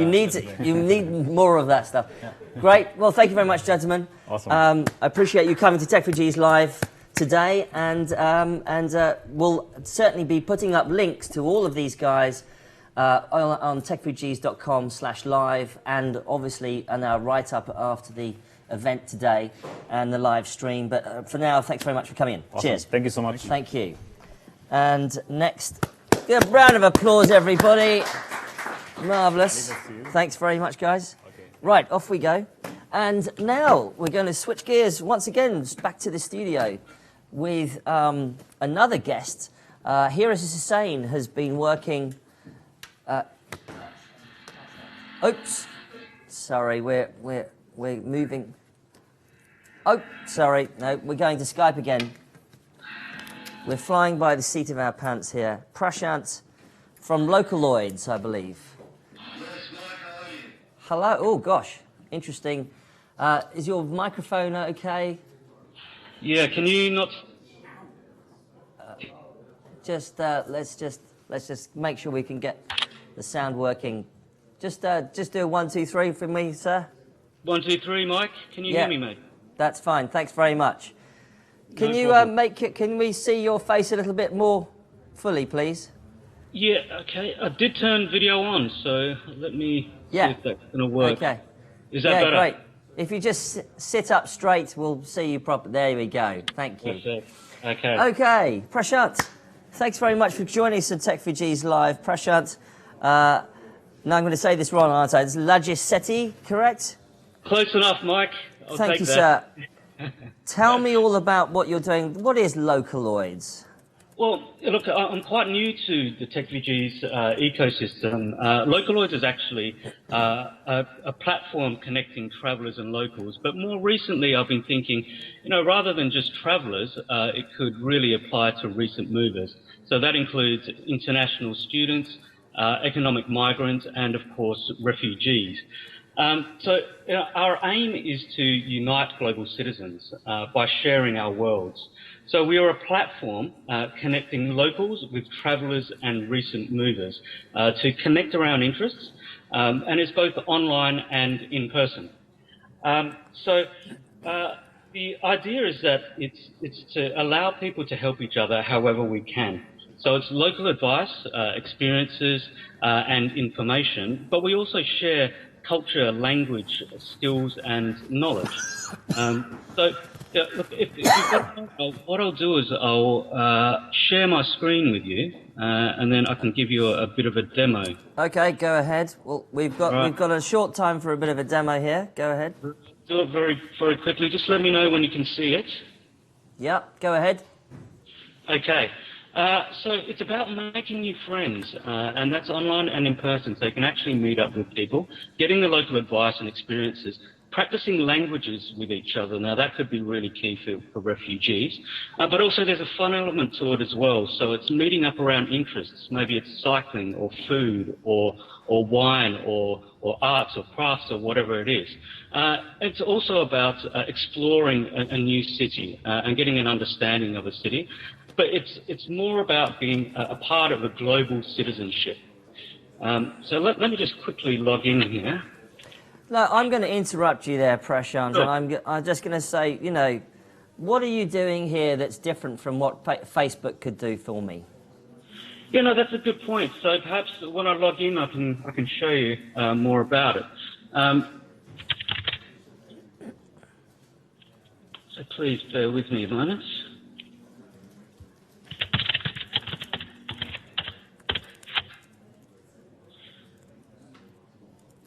So I guess what we're doing that's different to Facebook is that we're providing a couple of different features that Facebook doesn't provide. Now, there's a forum feature which we've built but we haven't put live yet. But also here's a blog section here. So this is an area which I think is quite important. And it allows users or members to provide content. So it could be us ourselves as Localoid providing informational types of blogs. It could be locals providing information about things to do, places to go, but also information about how to help refugees. And one of your other guests just a moment ago said that, you know, you also get refugees that have been here for 3 or 4 years, and they've got a whole lot of knowledge that they can provide as well. But then you've also got the ability here for refugees to be able to post content here as well for everyone else. And it's a place where they can actually voice what they're thinking and etc. Okay, Prashant, I'm going to interrupt you here. Let's just go to another guest soon, but just quickly, if you want to turn your screen sharing off and come back on the stream, when did you launch? How did you launch? How old is the project? Is it refugee focused or not, or is it just general consumer focused? Yeah, so we've just built the beta, so it's basically live now. Originally, as I said, it was to connect travellers and locals, but it does have a much broader appeal. And I think it will help refugees, but what we need to do is build a community first, which does consist of locals, students, etc., because it's about immersion and integration. It's not purely just for refugees. And that's the whole point of it, is that it is a global citizenship. Where we say, okay, we are all one people of the globe. And that's the real point behind it, Mike. Fantastic. Thank you, Prashant Lajasetti from Localoids, who's building a online community there for travellers and could well be useful for migrants. Thank you very much. Goodbye, and I appreciate your time. We're going to switch now over to the studio to Hira Hussain. Come on over here, Hira. I think you're mic'd up right now. Hello, how are you? Great to see you. Nice to meet you. Thank you so much for coming in to Techfugees Live. Hira, you've been working on a fantastic project that emerged out of Techfugees, but obviously has taken on a life of its own, called Empower Hack. Tell us all about it. Okay, so the reason why we started Empower Hack was because we found that, well, just when the crisis started, for about a year's time, nobody was talking about the kind of problems that women and girls face and might be unique to them. And in about a year, early last year, UN and other agencies started releasing reports on how women were at a particular disadvantage because of their gender. So at every stage of the migration journey, and the applications and the solutions and the reports that were coming out were just not syncing. So it seemed like there was a real need to address the problems that women face. So from things like facing domestic abuse to things like prenatal care, postnatal care, women not having access to that, not even knowing what language to use to ask for sanitary pads. In places like in Jordan, in Zaatari, the problem of child marriage has doubled with girls, Really? which, yes, from 16% to almost 26%. So child marriage inside the refugee camps? Yeah, so in the Syrian community, the child marriage rate was quite low, but now it has doubled because of the crisis. So, And is that because of the very strange conditions that people are in inside refugee camps? it's because of a multitude of factors, but the most important ones are the fact that there's an economic hardship. So often families will use young girls to marry them off, and then the dowry that they get, or they're sometimes sold into short marriages from for rich men. So it's a sort of form of enslavement. Yes, and the shocking thing is that a lot of this is actually facilitated by some organizations on the ground that are working in the camp, which make this problem. In what way? Because families are poor, they need money, there's not enough food and resources to go around. So organizations will then hook up people because they have a lot of rich men who are there to either buy You're the not girls. talking about NGOs, you're talking about sort of informal... Yes, so sort of informal groups. rings. Right, yeah. In Lesbos, for example. Rings, yeah. Sort of But they might, because... almost trafficking rings. Yeah. Yes, exactly. In Lesbos, when you get off the boats, a lot of people are wearing life jackets and volunteer forms, but there's no way to know whether that is actually a registered volunteer or not. So again, because all of the news that have been coming out about children missing. So there's a real danger of trafficking and then of harassment for employment. So there was a fantastic piece in The Atlantic about how girls and women who are trying to get work to pay for their family, especially if the men in the family have died in the conflict or are lost, that they almost inevitably have to have to be forced into prostitution because that's the first thing that they get, irrespective of what they want. So it's really difficult. And Empower Hack is about making sure that when you design a solution, you're thinking about the challenges women face. So as an example, we heard some great solutions today at Techfugees Live. So all of those, even if they're not addressing women per se, just one group, the fact that the design around them is really important. So I think this is something that's really interesting and something that should got across, because Empower Hack came out of Techfugees, but is now concentrating very much on the needs of women and young girls. And I think it's worth, I assume you would agree, in the sense that if you empower these people at that level, women, young girls, mothers, then you actually do affect the society, you know, in quite a significant way. Yes, definitely. A small example is on education. Yeah. So almost 97% of kids in Syria were in schools, whereas now half of them are out of school. When a girl is educated, the chance of her getting into a child marriage is lessens by 50%. So that is like the kind of ratios you're talking, and then that has a ripple effect on the whole society. So, given our focus is sort of like what on earth can technology bring to this? I mean, you guys have run your own hackathons. What are the kind of the products and solutions that you came up with along these lines? So the three areas that we focus on is health, education and employment, and then gender-based violence. So the solutions that we came up, that were coming out and are continuing to come out, are around reporting violence, also creating networks of support of women so they can discuss with each other, because while physical health is being done, but urban refugees really suffer with access to health, and then mental health is something that almost nobody's looking at. Yeah. And what can technology do about that, though? So, I mean, the great thing is women are already using WhatsApp to talk to each other. But if you can find out a way of connecting women so for example, if you've suffered sexual assault in an urban setting and you do not want your family to know, now your only reference point is the women that are around you. So you probably don't want to discuss with them. But if you want to discuss with other women, then connecting those women together to things like treating depression and anxiety and PTSD. PTSD is a big problem when you've suffered through the migration and then you're in a new setting. And other things around education. So SMS education is really interesting. It's something that's been tested in Asia and could be dealt with. And then there's a lot of focus on prenatal and postnatal care for pregnant women. So in using technology in a more discreet way to reach these vulnerable groups is an incredibly important thing. Well, and how do we find you? How do people out there find EmpowerHack? So you can go to empowerhack.com and find out all the projects we have there. You can join our Slack community just like Techfugees, and we're really up for collaborating with existing projects that might not be looking to women, but want to be more inclusive and see that they're reaching all the people that they can be. Incredibly important issues, especially focusing on the needs of women, mothers and young girls in the refugee scenario. Thank you very much, Hira, for coming to Techfugees Live. Appreciate it. Thank you so much. And now we're going, let's have a little clap there for our studio guest.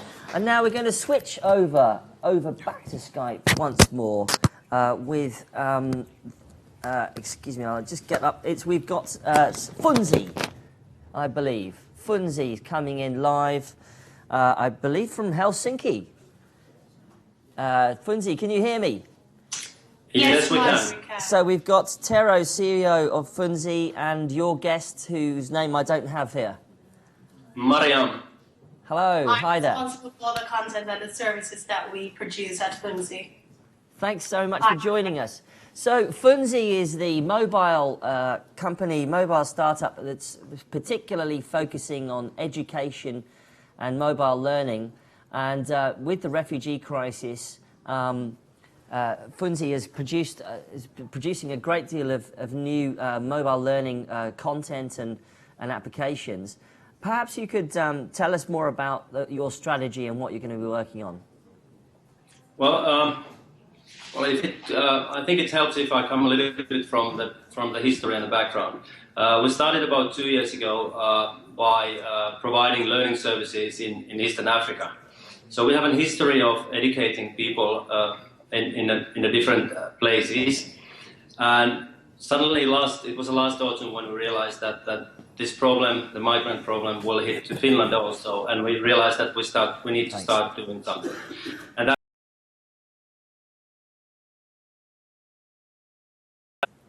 type of service.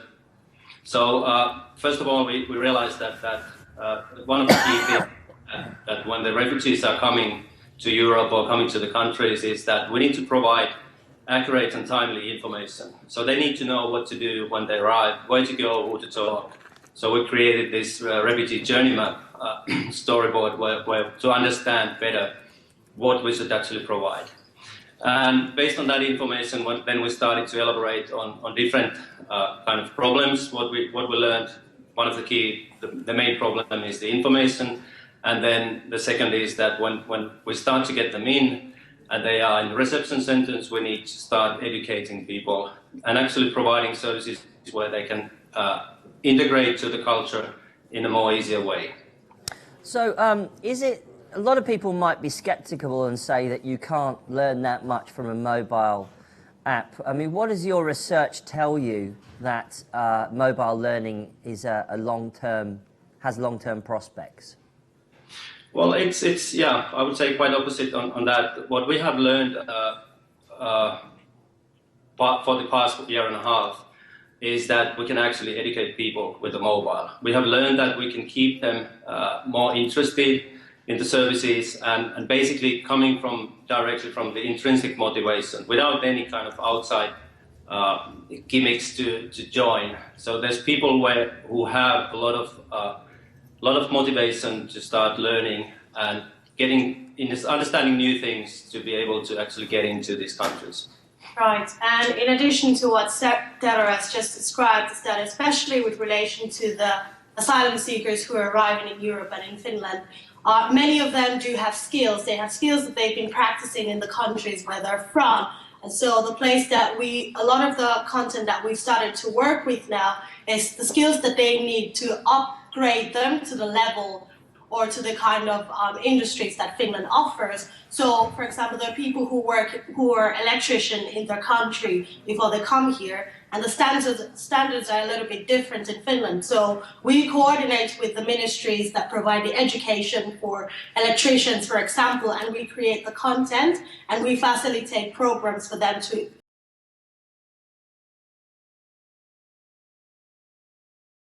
find those skills here in Finland, for example.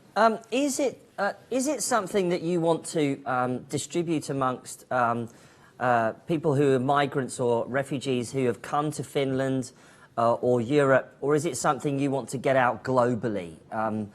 Where do you want to meet the user, as it were? Well, basically, we want to meet the user globally. But now, if we're talking about this migrant program, well, the big thing there is that we actually should provide the education to all of the migrants that are coming into the countries, into the Europe, to see the whole problem as a little bit more systemic level, so that we can, in the future, provide them ways to actually make a living in their origin countries where they come from. So our goal is that we are creating a global project or a global program that we're able to educate people anywhere they are, but also we're able to create that local component that helps them to activate that skill that they learn in the countries that they are. What does, give me an idea of the product. Is it a iOS and Android app, or is it mobile web? What are we talking here? It's a mobile website. So basically, since we talk about Africa, what we did is that we started the development for this smallest screen. So the whole application can be run with this 15 euro device, and then it can run up to the PC, basically any device which is connected and has a browser. Right, so it's mobile web, and what sort of content are you putting together specifically for refugees right now in February 2016 right now? Right. At the moment, we have two types of content paths. One are information-based content, and the other are learning-based content. So information-based content, they're usually local content for wherever the asylum seekers are arriving. So in Finland, we have an About Finland content package that has several topics on how they settle into Finland. So what is the asylum process, what are their rights and obligations when they're here, how to get around locally, how to better integrate in the community that they are, and what are the sports and leisure activities they can occupy themselves with. And for that, we have an RSS feed that comes from the English news website of the National Broadcasting Service.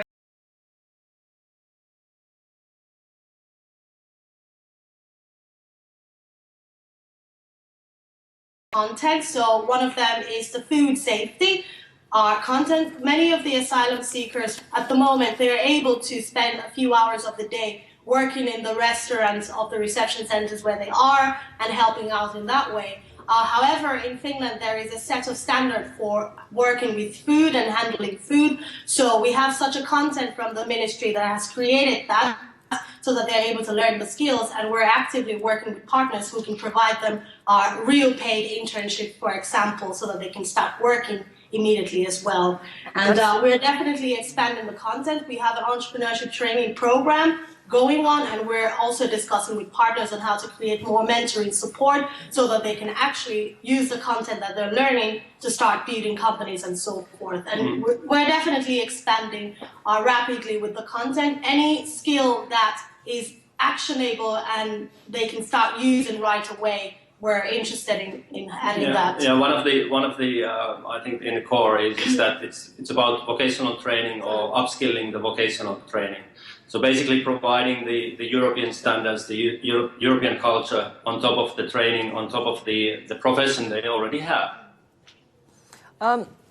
So I'm really interested in how you do that. How do you have to go to local employers and say, can you go on the app? Are you having to sell this into local employers sort of in a manual way, or how does it work?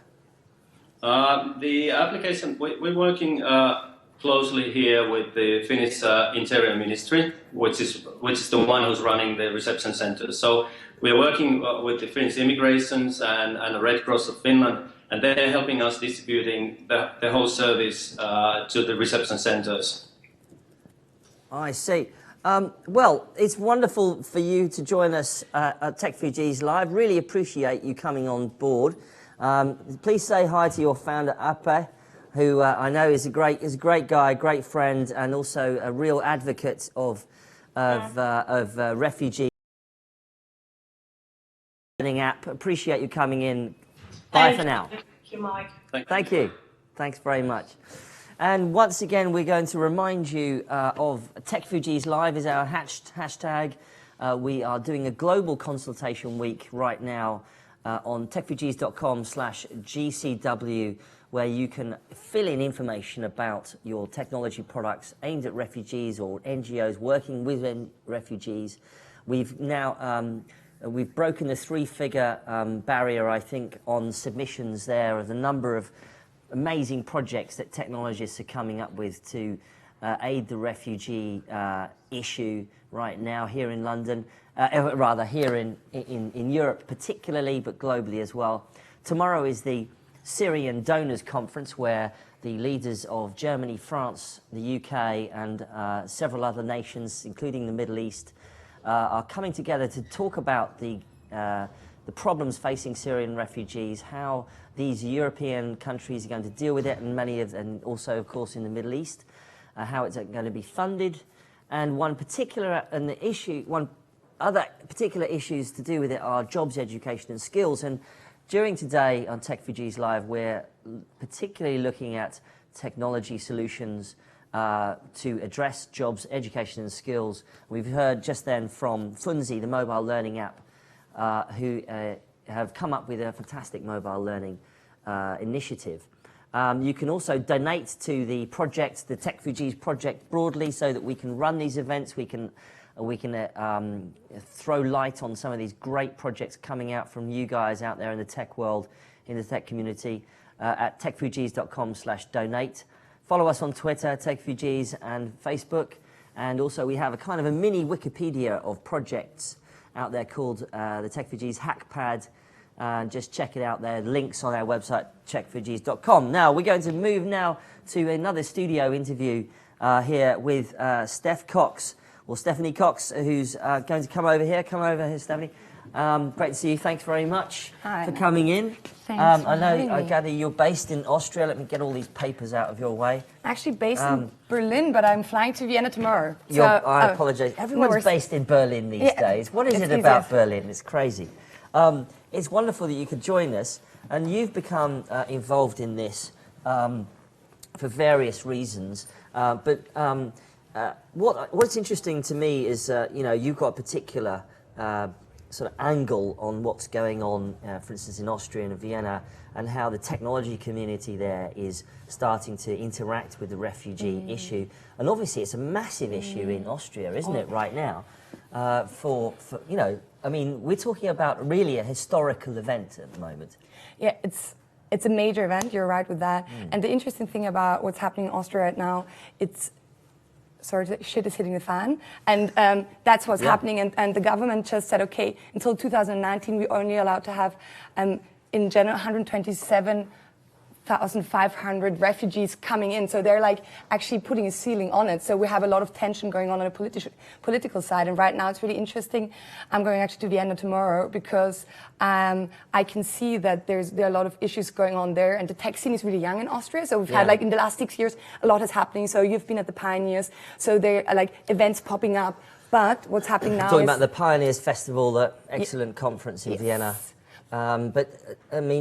So you're saying that young people certainly are very, are you saying that, therefore, that young people are engaging with this issue in a different way than the leaders of the country? Oh, yes, totally. But I think there's a, how should I say, they really don't know where to start. So you have this big issue, and politics are moving really slow, and they're saying, okay, there's a big issue, but the refugees are coming in every day. And right now what I'm seeing in the tech scene is they're starting to say, okay, what can we do? There's some hackathons have happened, but right now they're saying, okay, how can we invest in it? What are the next steps? How can we see what's going on, and what can we do with long-term stuff? Because right now we had a lot of short-term things going on, so handing out stuff, quick fixes. But right now what the tech community has to look at, especially in Austria, how can we hack the system in long-term, because it's not going to stop.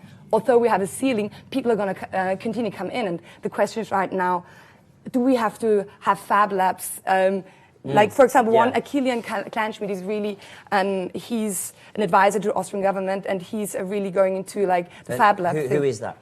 So he's He was leading refugee camps before, and now he's in Austria, and he's really looking into the Fab Labs and looking at how can we invent Fab Labs in the countries themselves, that they can actually create things and help themselves. Yeah. That's really interesting, where we should look at not only people coming in, but also how can we go in the beginning of the scale and say how can we help them actually and not having to leave the country, or how can we help them in the countries themselves.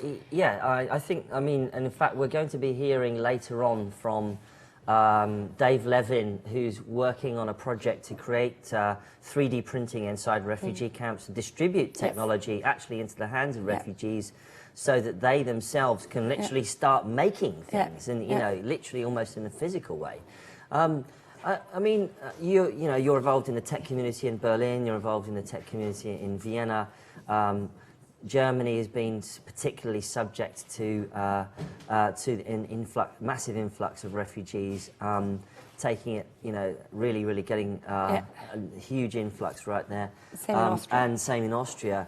Do you feel that having a conversation about technology can actually be a sort of a more positive response to the issue, in the sense that you can say, hold on a second, look, you know, we can talk about the creation of jobs, we can talk about entrepreneurship, rather than just saying, oh, there's problems, etc., and woe is me, and hanging your head. Yeah, that's what you were saying before. I think the younger generation has the feeling through technology that it's hands-on. You can do something right away. It's not only saying, okay, there are problems, we can't solve them. It's something, okay, you can create something right now. And that's what technology is doing. But that's where the government has to step in as well and support youngsters through entrepreneurship, through technology, and give them the space. Through, for example, Techfugees hackathon. We don't have one in Austria, so maybe that would be one step, for example, to get them. Yeah. But also, as a result, put politics on a station with the results and let them and show them that what youngsters have to show and what we are doing already and what we want to do, and which problems we want to solve already, and not only look at on the issues but also on like hands-on approach right now. Yeah. Do you think that? I mean, what's your impression as an outside observer? One of the things I think that's interesting about applying tech to the whole issue is that it's not 1939 anymore. You know, people aren't going to be searching for their brothers and sisters for 50 years. You know, you'll be able to dial up WhatsApp or Facebook and find people in a much more easier way. Maybe, hopefully, cross fingers. You know, do you think this can really scale solutions? To find people easier, do you mean like in that? Do you think tech can help scale? You know, become a way of bringing scalable solutions to the issues? Oh, totally. Like it's doing it already. If you look at, we've heard a lot of solutions already here and having them online and sitting here, so you can see already they're scalable. Yeah. And that's what we're talking about in tech, and that's the difference between like the government, the solutions we're having government, and people sitting here and saying, okay, we're doing it already and not only talking about it. And that's the thing where we really have to concentrate right now, is not thinking back in times how we did it like 50 years ago. We're here in 2016, and this is a major issue.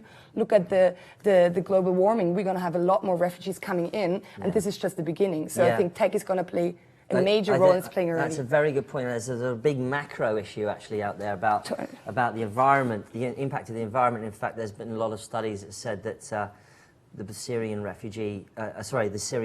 revolution, in part caused by global climate change inside the agricultural system of Syria itself.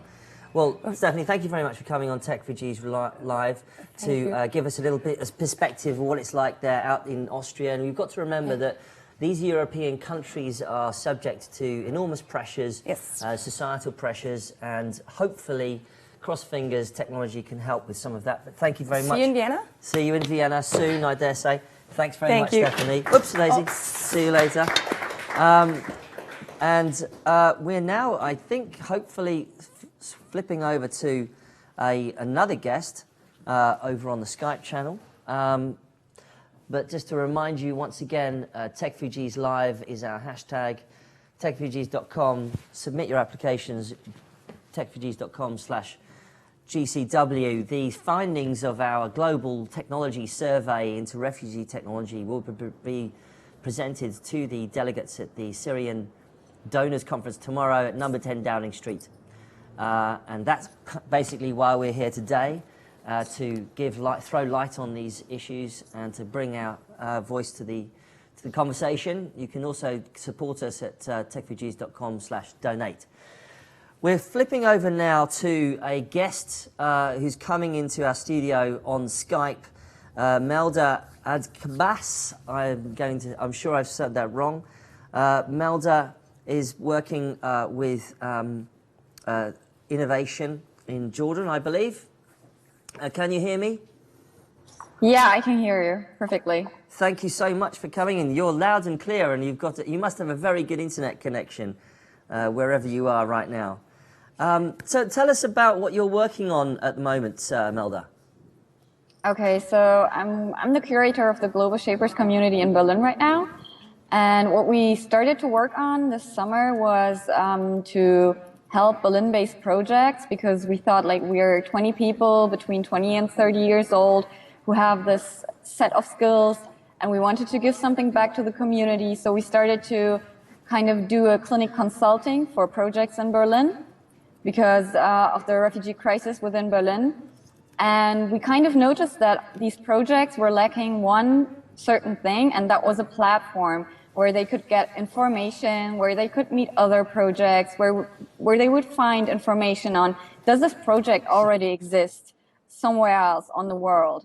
So this is something we're starting to work on right now, from now on, and we're trying to build a platform for the platforms. Actually, that's the best way to describe it. Right. I have, excuse me, I gather you're working on some Fab Lab, is that correct? No. No. That's, oh, sorry. Oh, no, sorry. I'm looking at something else. So what's in Berlin? Berlin has had a massive amount of refugees come in. I mean, sorry, is there a way of technology affecting what happens on the ground in Berlin, or are we just barking up the wrong tree?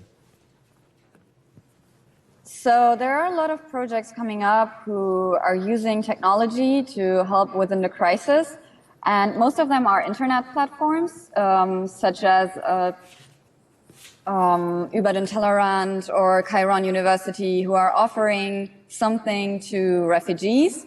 But I think we haven't looked at it from a different angle yet. So what we're still lacking is to kind of empower the refugees, to give them a set of skills to kind of do the whole thing themselves.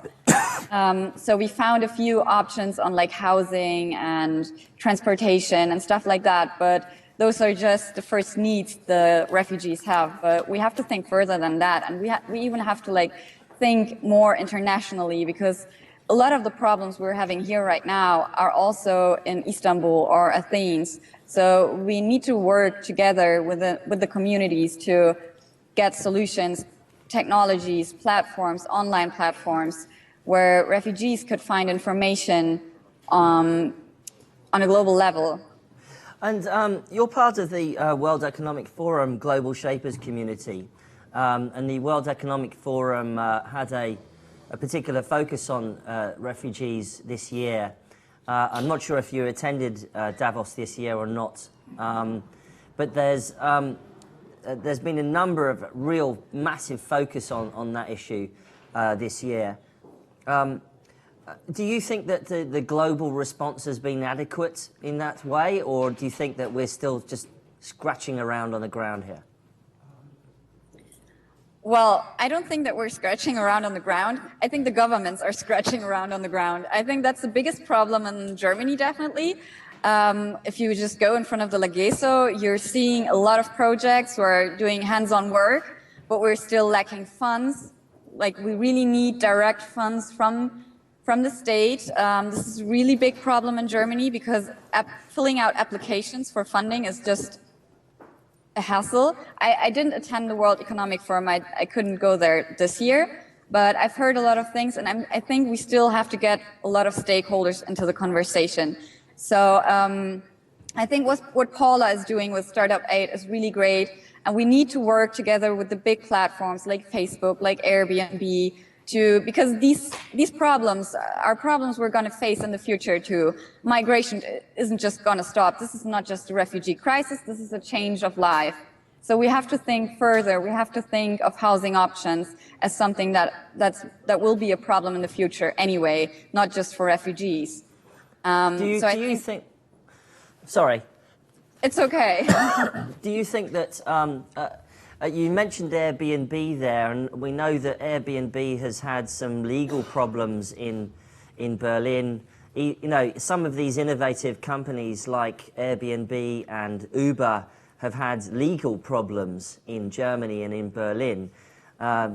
It does seem strange, doesn't it, that some of the most innovative companies are sometimes prevented from operating. And in fact, there was some suggestion that Airbnb might be banned from Berlin. In your opinion, as an observer and someone who's interested in technology, do you think that technology companies like Airbnb and Uber and others should be given a freer hand? Do you think there's a way for them to help in this scenario, perhaps providing jobs or accommodation? Do you think there should be a wider engagement by government in that conversation? So I think that the regulations we have in Germany somehow are helping when it comes to price regulation within Berlin, for example. So we have like rents are rising, stuff like that, and that's definitely something that's not helping refugees. But that's where we talk about social responsibility of companies. So Airbnb has to take responsibility and not just provide what they are providing, but also help on a social level. I don't know how that kind of help should look like or could look like, but I think that's an idea they are already working on and other people are working on too. And what are you, just briefly, what are you yourself working on yourself?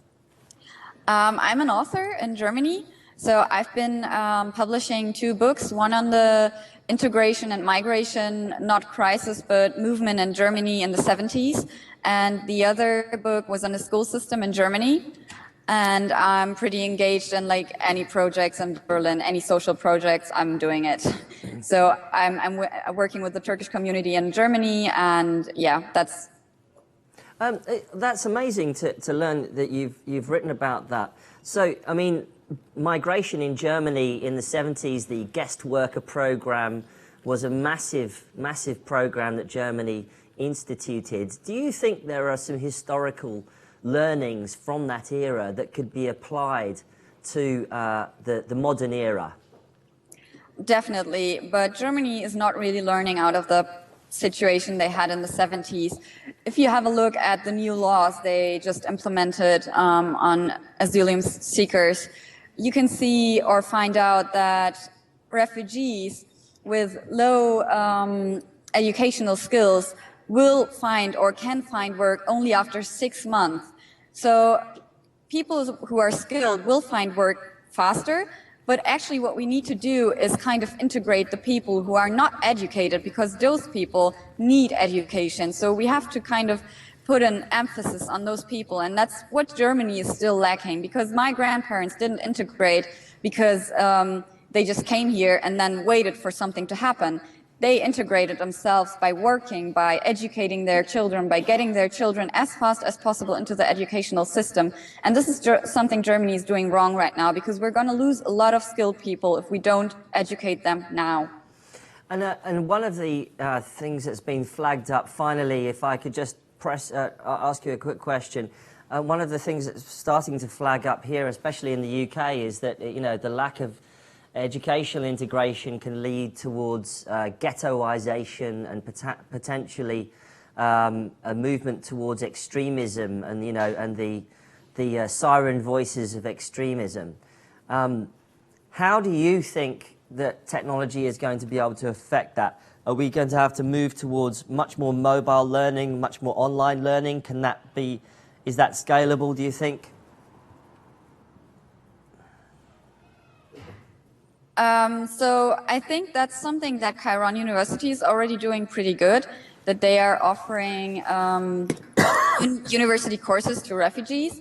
And what we definitely need to do is work together on like internet solutions can help on an online basis and for a start, but we need to do offline work too.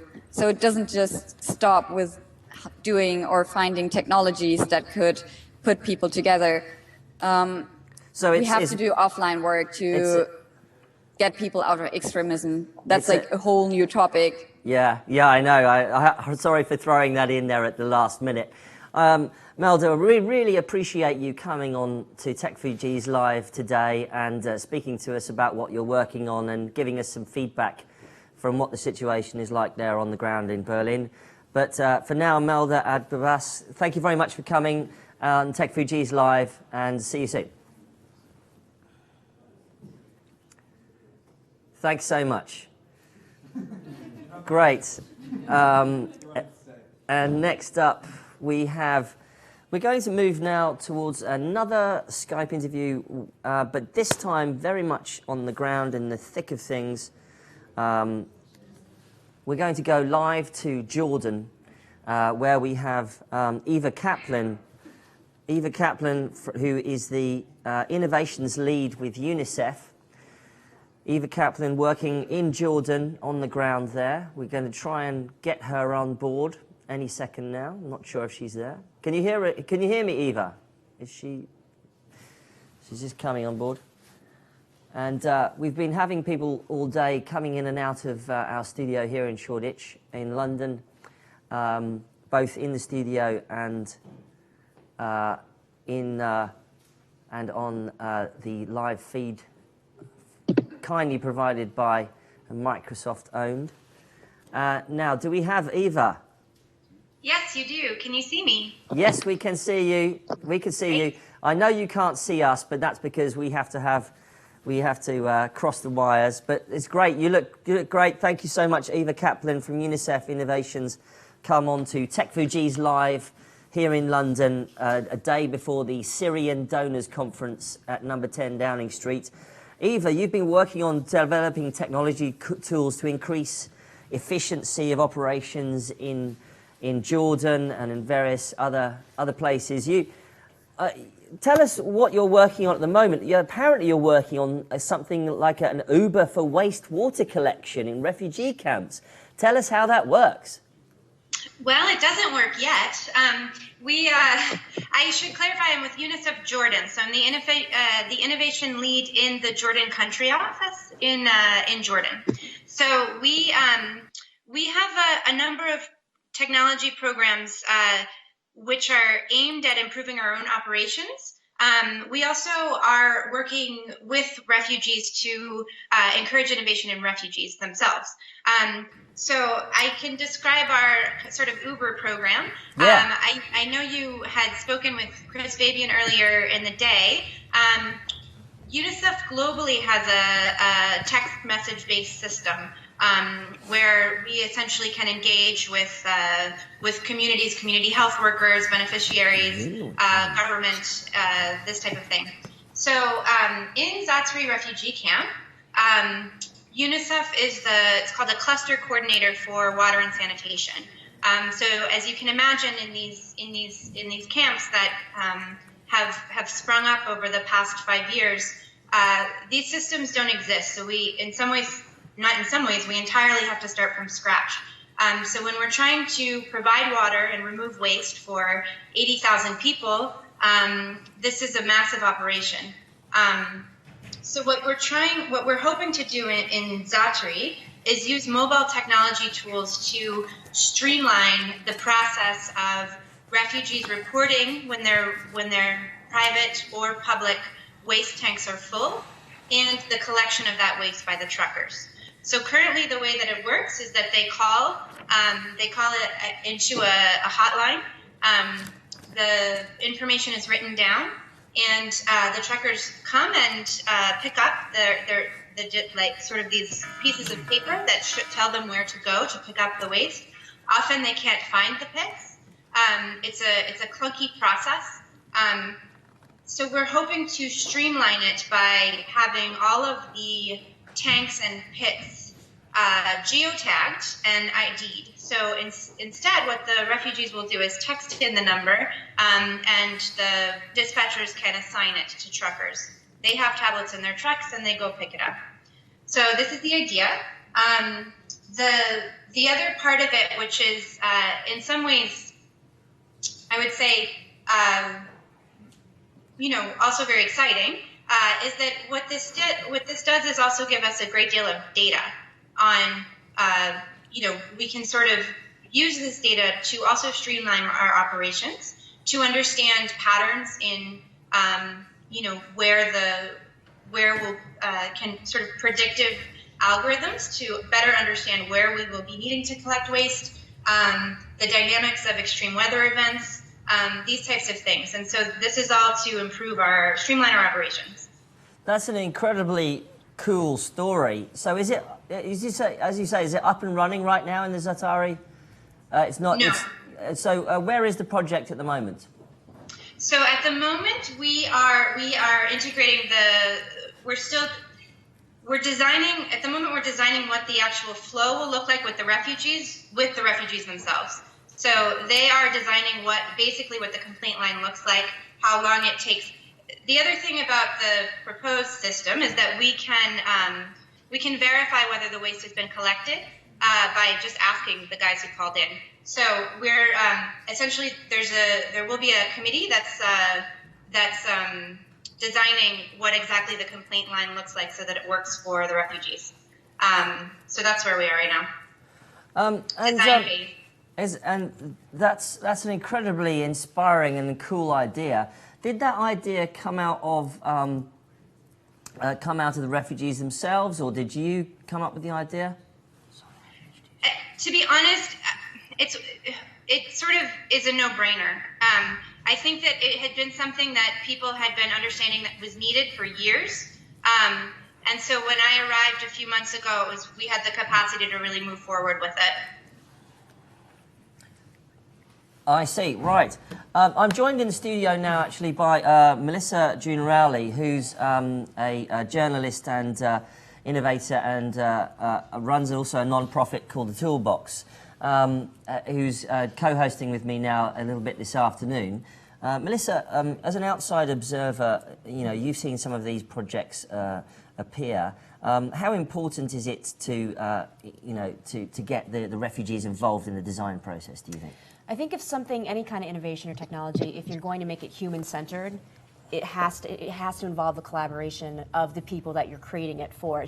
Everything should be co-created. I mean, there are so many apps and platforms that are being developed for people that aren't, if they don't have that input or that buy-in from those communities that they're trying to serve, they don't last. There's no sustainability. So I think it's really crucial to have the refugees involved in any kind of innovation that's being created for them. Go ahead. Can I just jump in here with something? Because I think there's another element of this, which is that, so one of the things that I do with Suktel here in Jordan is we run something called Technology Salon. And there's a discussion that comes up again and again and again about who are we talking about? Are we talking about people inside Syria? Are we talking about people in Jordan? Are we talking about people on the move? So I think when we're talking about designing with users, we also have to think about all of these different use cases, because the user in this case is very mobile. And so the person inside Syria might be the person in Jordan tomorrow, might be the person in Germany the next day.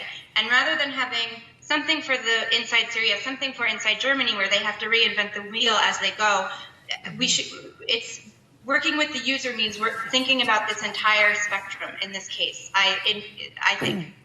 And Eva, you talk about, the problem with different people needing or feeling like they need to reinvent the wheel. Is your organization doing anything with other groups to collaborate and try to replicate impact, replicate what you're doing, so not everybody that's trying to work with refugees does the exact same thing and wastes energy and resources? Yeah, certainly. I mean, Technology Salon is part of that. It's to build the community across the region. Also, as UNICEF or as UNHCR, we work across the region. So operationally, we have our country offices, But we also have, in UNICEF, we have what's called a Syria hub, and they coordinate across the region. And that's exactly the purpose of it. What I'd like to know, Eva, do you have access to the kinds of tools that you need to be able to implement this stuff, or are you working on you've got what have you got over there? What kind of tech have you got over there? What do you have? What do you have, and what do you need? What have you have, and what do you need? We need a lot. So we do. There is quite a robust technology community in Jordan, and we are trying to work more with them. One opportunity that I would love to share with anybody who's watching, UNICEF Jordan will have an internship program this summer that's dedicated to data science projects. So we're looking for collaborative teams, which should typically be one computer scientist, a designer, and a sector person to come for the summer. And they'll be working on some very specified problems that hopefully we can at least have designed a solution for, if not have implemented a solution for. So this is one opportunity. I think our needs are many, but we also have something in a way to offer, because we have a lot of ground expertise, we have a lot of sectoral expertise, and we have a lot of we have people who are talking to the refugees every day in a number of different areas. So I would really encourage Techfugees, anybody interested in working on this issue, to tap into some of these communities. And what I'd like to know much more, maybe a little bit more about your background yourself. I mean, how did you get involved? Have you been working with UNICEF long yourself? I've been working with UNICEF on and off for about 5 years. So I've been sort of inside UNICEF and then working with various organizations that are working at this intersection of technology and development and global governance.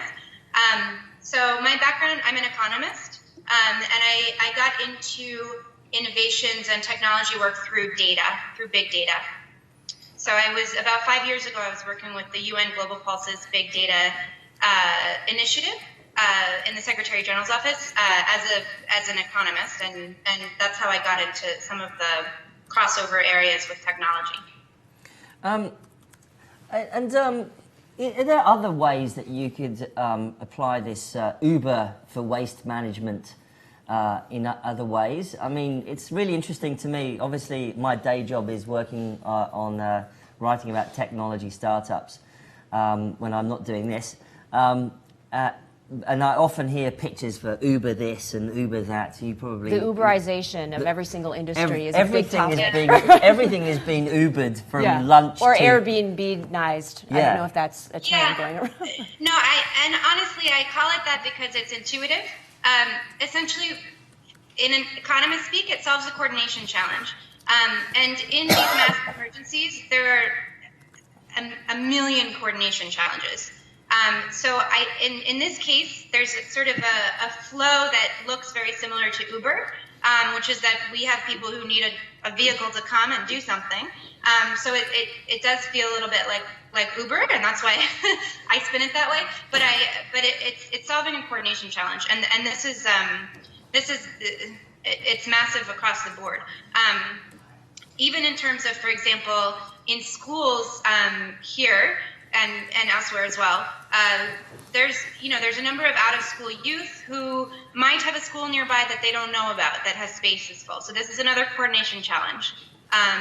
There's a number of things like this. So I think the possibilities are quite broad. And what about your team over there? I mean, how big is your team? Are you working alone? I mean, how many people have you got working with you? You're looking at my team. That's incredible. No, we, of course, I work across the office. So our office is about 130 people. But in terms of the innovations team, it's me. That's amazing. And you've got about 150 new innovation labs. Is that right? So we have 4 innovation labs that are up and running. And we're looking at scaling this across the country. So what we have is a network of child-friendly spaces There's 150 of them across the country. They offer integrated programming, so it's informal education, psychosocial support, and life skills training. So we're including in the life skills training component a social innovation process. So this isn't just technology. It's much broader than that. It could be farming, who knows, whatever the kids come up with. But that's a process that we're also initiating now. And finally, we've had a discussion today actually about empowering women in the refugee experience. Is there, you know, in your experience, are women involved in some of the co-creation of the technologies you're involved with? Yeah, for sure. In this context, of course, we often have to, we work with the women separately than the men in some cases, but we always have groups for both. So right. we're doing discussions with adolescents across the country in the next couple of weeks, and it's boys and girls. Well, Eva Kaplan from UNICEF in Jordan, we really appreciate you coming and explaining to us on Techfugees Live today. What's been fantastic is really from hearing from people on the ground like yourself about what you're working on and unpacking it for a global audience. Lots and lots of hackers, engineers, NGOs interested in what's going on and how technology is being applied on the ground. But for now, thank you, Eva Kaplan, for joining us on Techfugees Live. Thank you so much. Thanks very much. Right, and now we're going to... how are you, Melissa? Now, Melissa, actually, thanks for joining us, Techfugees Live. Melissa Jun Rowley, you're actually working on your own project at the moment called The Toolbox, I am. correct? TheToolbox.org. It was originally founded by Peter Gabriel. Yeah, and who's the co-founder of eBay. No? No. Peter Gabriel, Sledgehammer, Shock the Oh, Monkey, sorry, the musician. oh, Peter Gabriel. Sorry. You're thinking of Midyar. I think I'm losing my mind, sorry. Okay. I've been on a live stream for about 8 hours. You've been interviewing people for about 6 hours straight. Yeah, no, so Peter Gabriel. Peter was, in addition to being an iconic musician, he is a very active humanitarian. We should get him on. We should. I'm seeing him on the 12th. He's in London. He lives in London. Well, let's go and interview him. But he started Witness.org, which some of you might know about, which is an organization that trains people how to document human rights violations. And then one day he had an idea that he wanted to create some kind of destination online for people to access tools that could help them transform their lives. What they ended up creating when he took this idea to the developers was a website and a catalog of social impact apps. So the apps include everything from tools that address disaster relief, human rights violations, gender equality tracking, a lot of climate change apps. We're pretty diverse in, it's kind of a smorgasbord of social good apps. And right now we're looking at ways that we can actually augment that. So in addition to creating apps, we want to begin developing actual toolkits or action kits, which is such a generic term. I really don't like the word, but just a place where people can go where they can find resources, tools, strategies, tactics that are working for different communities so that they don't need to go and reinvent the wheel if they've got a similar mission. Yeah, we hear this constantly, this refrain of not reinventing the wheel, and certainly that's very much an aim of Techfugees, is to make sure that people are aware of what's going on so they don't suddenly go, oh, well, I'm going to do a website for Airbnb for refugees. Right. Because there's about 3 of those already, and maybe even Airbnb will do it, who knows. But I mean, in the tech world, there's things like product hunt and stuff. Do you think of yourselves in that world? We're kind of a product hunt for social good, I guess, where our platform is different. Our website it's tragic right now. It needs to be rebuilt and redesigned. We're looking for funding to start doing that. But I'd say we're a product. Right now, we're a product hunt for social good. But we really want to evolve into a platform that is all about knowledge sharing for communities like Techfugees and maybe other organizations that are doing similar things to help the refugee crisis.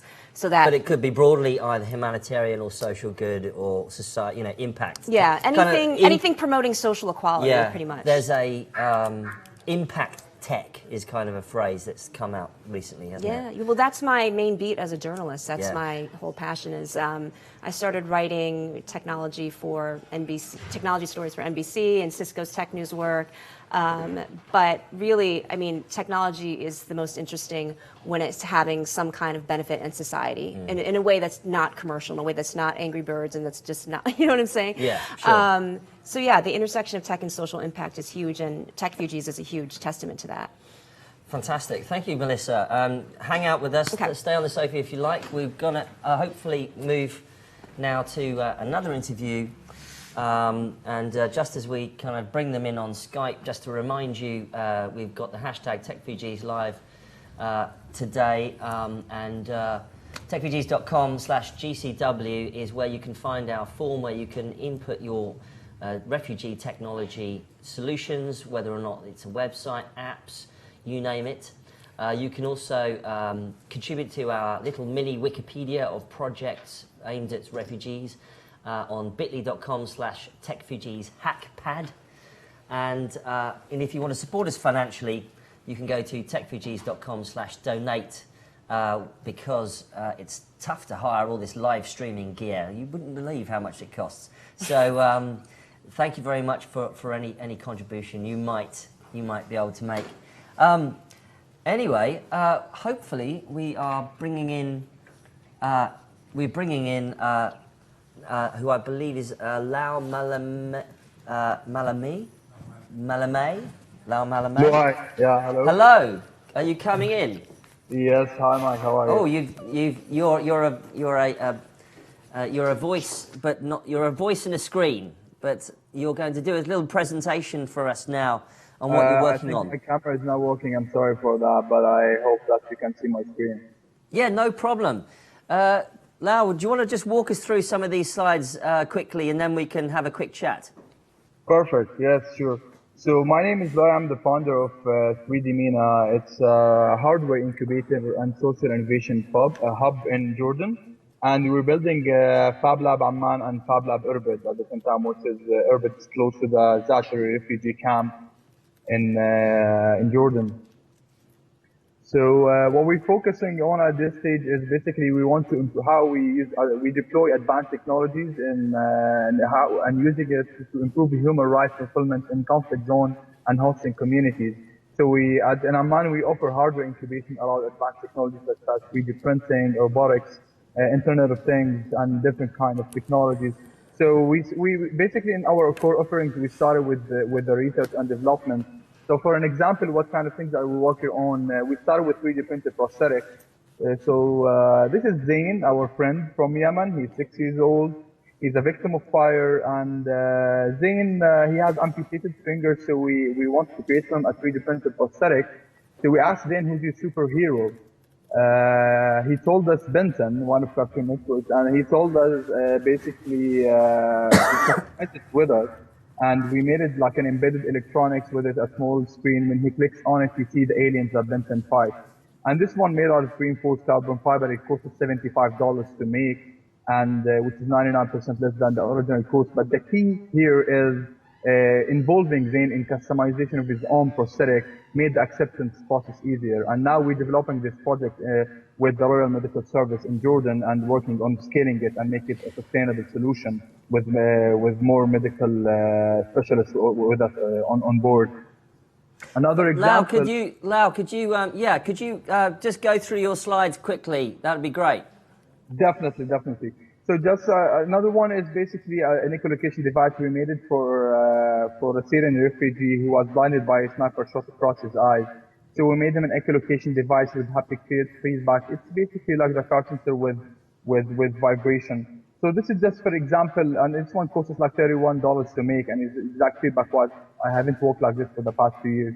So this is one of the examples basically in how we involve the research and development and training people. So we trained a lot of people in Jordan from since August till today, more than 420 people trained around additive manufacturing. So, and that's basically our space where we are currently now working as a hardware incubator and conducting this kind of training and projects that we are evolving. And for Fab Lab Amman, now we're building a fabrication laboratory. For Amman, it's more for venture creation and startup incubation. In Irbid, it's the same model, but it's mostly to engage the Syrian refugees and Syrian community in the north with the Jordanian community and create businesses between them. So that's one of the main focus that we're very excited basically to work with multiple partners on that. It's a 5 million euro project from the European, which was granted from the European Union, and hopefully we can scale businesses that comes out from the north out of it. So that's basically to wrap up my slides quickly, and that's the team who is already working on that, and the people who already help us to make this project reality. Perhaps can you switch to video? Yes, I'm just I hope my camera will work. Oh, okay, fair enough, no problem. Well, I gather we're going to be hearing. Hopefully, we're going to be hearing later today from your co-founder Dave Levin from the Refugee Openware. But just briefly, what is the impact of doing a Fab Lab in a place like Amman? On the ground there, is it really putting the technology in the hands of people on the ground? Is that a transformative thing? What's going on there? Does it work? So basically, at this stage now, we're in a capacity building program. So we trained a lot of people, a lot of designers, educators, innovators, engineers, even entrepreneurs, and give them the capabilities using the technology to prototype their products. They're becoming more open to this kind of technology.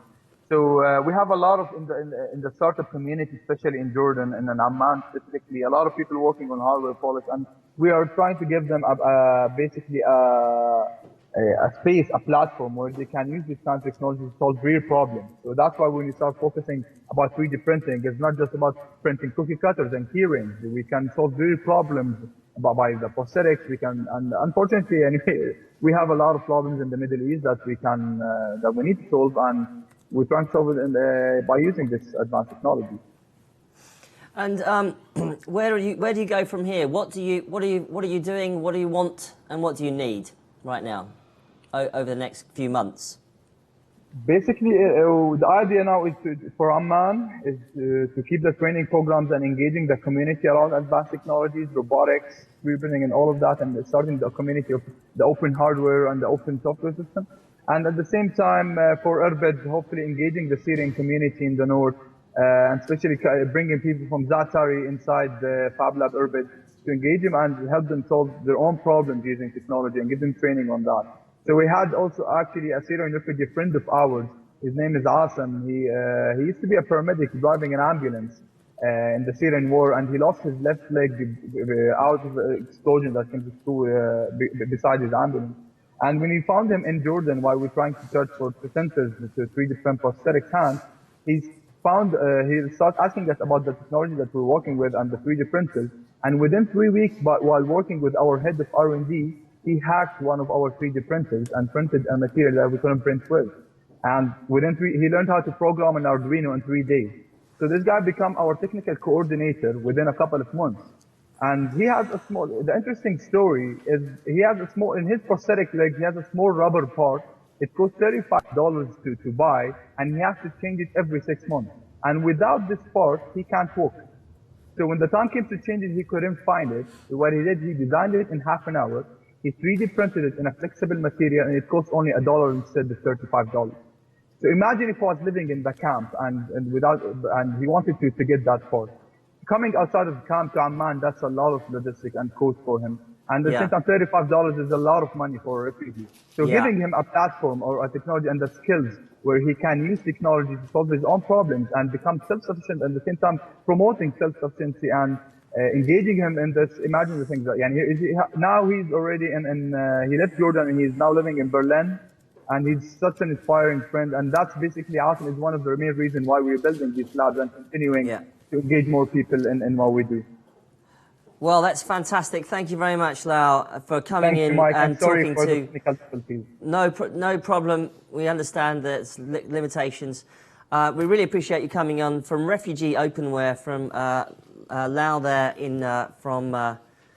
coming in from the Middle East and from Amman. Thank you so much for coming on Techfugees Live. And then we're going to now switch over to our next interviewer while we dial them up. Excuse me, I apologise. I'm labouring under a terrible cough here. Hello. We are going to switch now over to Brian Reach, who's the Director of Hive, a special projects unit of USA for UNHCR, focused on getting more Americans engaged in efforts to address the global refugee crisis. Brian, how are you?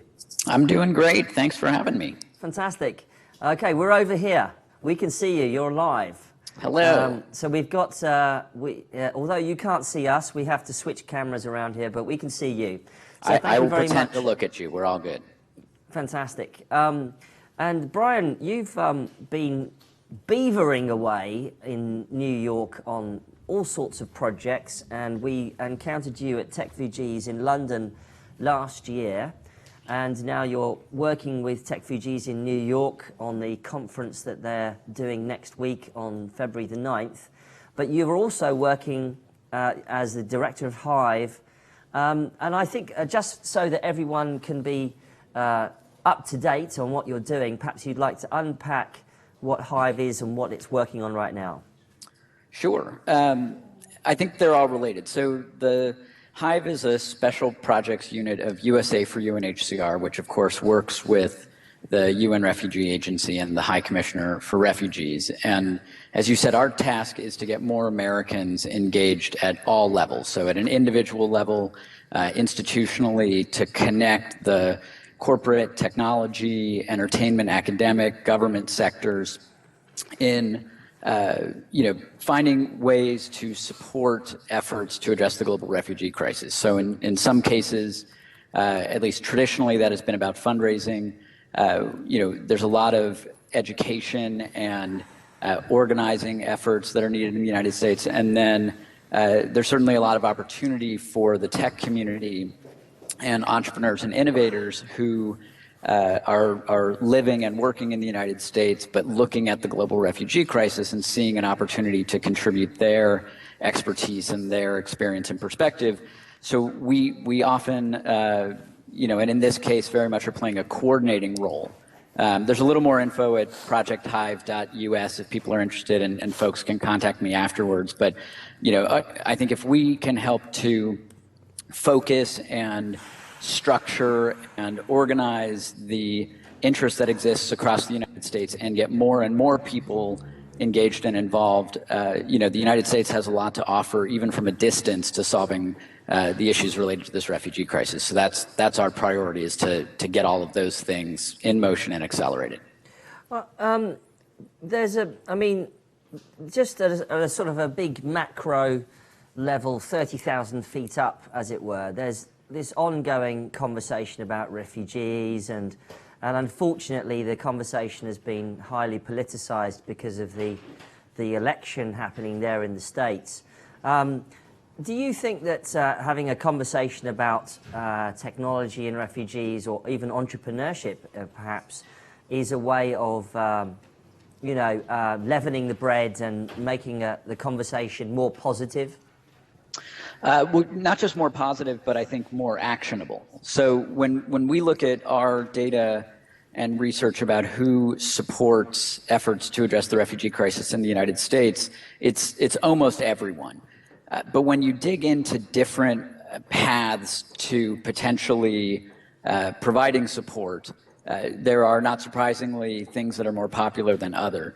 Right now, as you noted, the idea of resettlement has become political. So it's not that I think people are not open-minded or supportive of the idea, but it's much more complicated, and it's much more scary, anxiety-producing to people. But the idea of bottling what the United States has to offer, whether it is compassion, to the extent that you can bottle that, or funds, which has been the historical route, or in the case of technology and innovation expertise and product expertise in terms of things that either have been developed or could be adapted to serve different populations who are affected by the refugee crisis, that is something where people feel like they can be individually involved, they can work collectively and collaboratively. And I think, what is important to recognize is that because the United States does not have an active refugee population, because our proximity to the refugee crisis is not the same as folks in Europe, for example. Yeah. The application of these technology skills or this ingenuity has to be a little different. And so that's a lot of what I think needs to be figured out. There's not only are there no one-size-fits-all solutions, of course, to the refugee crisis, but I don't think there are one-size-fits-all contributions from the tech community. So we're working very hard in the first event in the US, the one you mentioned on Tuesday, February 9th, is really sort of to establish that foundation, that system, that common language for applying all the different diverse tech expertise. And we have a lot of that to apply. It's just not presently, I think, organized in a way that can be channeled towards the crisis in the most constructive ways. Do you, I mean, obviously it's early days to some extent, and the US has politically been starting to engage with the issue around that conversation about, you know, how many Syrians are let in to the US. And, you know, obviously, to some extent, as outside observers, we find it slightly ironic given that the way the US's history played out. Give me you're tired, you're hungry, etc. But how do you, I mean, just to sort of go back to the sort of tech thing, how do you think tech is going to help solve some of those integration problems? You know, the integration in society, the education, the jobs, the skills, they're very much at the forefront of the conversation at the Syrian Donors Conference tomorrow at number 10 Downing Street. Is this going to be a way to scale up, do you think? Well, yeah, I think there are a couple challenges that clearly have risen to the top that are in many ways even more sort of functional or foundational to getting to some of the specific solutions. So first of all, I think probably the biggest thing facing the efforts to organize a global response to the refugee crisis, it's an information challenge.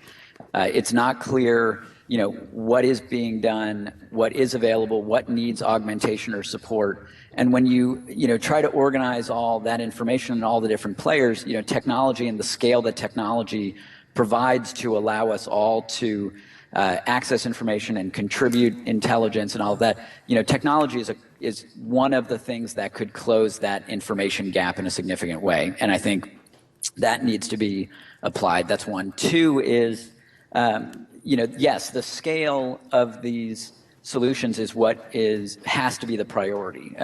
We were at an event in Palo Alto that was organized by the State Department last Friday, and Undersecretary Blinken, noted that the U.S. government's commitment is a million Syrian refugee children having educational access this year, and 1 million refugee adults getting employment opportunities because of how those two things are interrelated. The scale of whatever successful programs or whatever successful opportunities that have been identified in different parts of the world or for different populations is what is going to allow us to get from good ideas or successful almost pilot projects to a goal, an ambitious goal like that. And without the technology, the variability of the solutions or the accountability won't be there, or, even the idea that there may not be the physical resources to provide educational opportunities for Syrian refugees. There may not be enough seats. There may not be enough literal schoolhouses or enough teachers to send in country. But, maybe through whatever, virtual reality, holograms, through, feature phones and the delivery of content across language and platform, with open standard. Those are the things that I think as we organize and as we have identified things that are actual solutions, the role that technology needs to play is accelerating the rate at which we get to scale. Right. Brian, we're going to leave you shortly, but we want to just remind us what's going on in New York there, because you've been getting involved in an attempt to get a Techfugees chapter up and running in New York. Tell us about the event next week and what you hope to get to do there. Sure. So Tuesday, February 9th, in New York, you can find it on the Techfugees site and certainly contact us if you want to attend, if people have ideas of projects.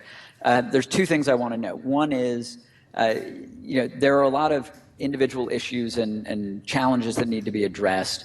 there is not this sort of baseline or common language for how to go about approaching innovation and technological solutions. So one of the things that we're going to try to do or begin at this event, and my colleague Jabin, who I think you'll talk to in a few minutes, can go into more depth on this as well. But we're going to produce the maps of the refugee user experience and try to take the lists that exist of different initiatives that are underway and try and relate them to each other, so that not just at this event, but at events all across the United States. In March at South by Southwest, there'll be one that we hope the Techfugees community is part of. There's one tentatively planned for Miami. There's talk of one in Atlanta, one in San Francisco. There are a lot of events like the ones that Techfugees has organized around Europe that will bring these entrepreneurs and these technologists together. If we can help in this first event to start to establish that common language and foundation, we'll be able to not just sort of standardize some of those conversations, but also build on them. So the March conversation will pick up where the February conversation left off. An individual who wasn't able to attend the event will be able to, participate in a significant way and not just on one initiative or another. So we're trying to get things to that point where it's not just activity, but it's in fact, measurable, demonstrable progress towards some of these goals that we all share. And I think if the U.S. crowd can start that or codify that a little bit, that's a great contribution for the tech community and the expertise that we have to really accelerate a lot of these other things that are already in play. Yeah, I totally agree with you, and I think it would be the sheer, sheer technology power that the US has. And its capability of contributing to some of the projects coming out of Europe right now would be a massive shot in the arm, and we're really super excited, in fact, for you guys to come on board and join us in this endeavour. Brian, it's been wonderful to talk to you live from New York. We're really, really excited that you guys were involved and taking on some of these projects. Hive is a brilliant initiative. We wish you all the best with that. And obviously next week is the first Techfugees New York on the February the 9th. You'll be there and facilitating that. And Brian, of course, most people won't necessarily know that Brian actually flew specially to London for the second Techfugees conference in London. So talk about commitment there, incredible commitment. But for now, Brian, thanks very much for joining us on Techfugees Live. Really appreciate it. Thank you, and everyone out there, we are not trying to do this at all on our own. So thoughts, suggestions, comments. It will truly take a village. So we're just trying to draw what that village looks like as a start here in the U.S. But bring it on, folks. Brilliant, brilliant. Thanks very much, Brian. See you again. Thank you. Cheers. Right, we're going to now switch over our programming, and we're going to, hello? We're doing a bit of stage management right now, and but just to remind you that we're still broadcasting today, all day. We decided to do it, basically take on a massive job of broadcasting all day, because tomorrow is the Syrian Donors Conference in London, where the leaders of the leaders of the UK, France, Germany, Middle Eastern countries as well are coming together to really address the refugee issue in the Middle East and also its effects in Europe. And in particular, they're concentrating on job skills and education, and hence we at Techfugees thought, let's concentrate as well on some of these issues, and also just unpack what's going on around the world with some of the tech solutions that might aid refugees themselves, but also NGOs working in the refugee arena. We've been broadcasting live all day on techfugees.com/live. On YouTube, but you can get to it from that website. And we've also asking people to contribute to our global survey of refugee technology at our global consultation week, which is techfugees.com/GCW. where you can fill out a form and contribute your information about the technology project you're working on. And now I think we are switching over to switching guests for briefly. So I'm joined by Melissa Jun Rowley, who's a journalist and social entrepreneur. Melissa, you're going to take over for a bit while we get Jabin from New York. So over to you. Thank you. Okay, and I'll be back shortly. Right. Okay, so we're going to be joined by Jabin Ali. She has a project called Bases, and I'm not sure if we're dialing into her or not yet, but Mike is taking a much-needed break. We've been live streaming all day long, and he's been doing nonstop interviews and talking to some really fascinating developers, entrepreneurs, and technologists who are all coming to aid for the refugee crisis. And I'm looking at the wrong camera. Now I'm looking at the right camera. So we'll be joined by Jabin in just a little bit. We're at techfugees.com live. And I believe, what's the hashtag? Are we just hashtag TechFugees Live if you'd like to follow the conversation on Twitter. And definitely if you'd like to donate and contribute to the cause, you can go to techfugees.com/donate.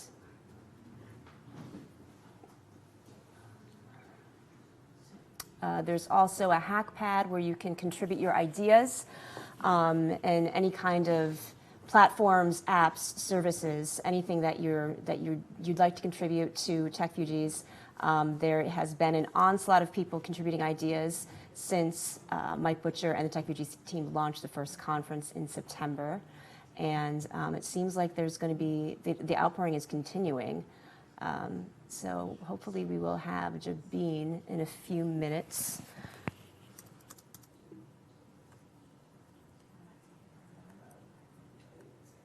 Are we on Skype? She's coming? Okay, she's coming. She'll be here in just a moment.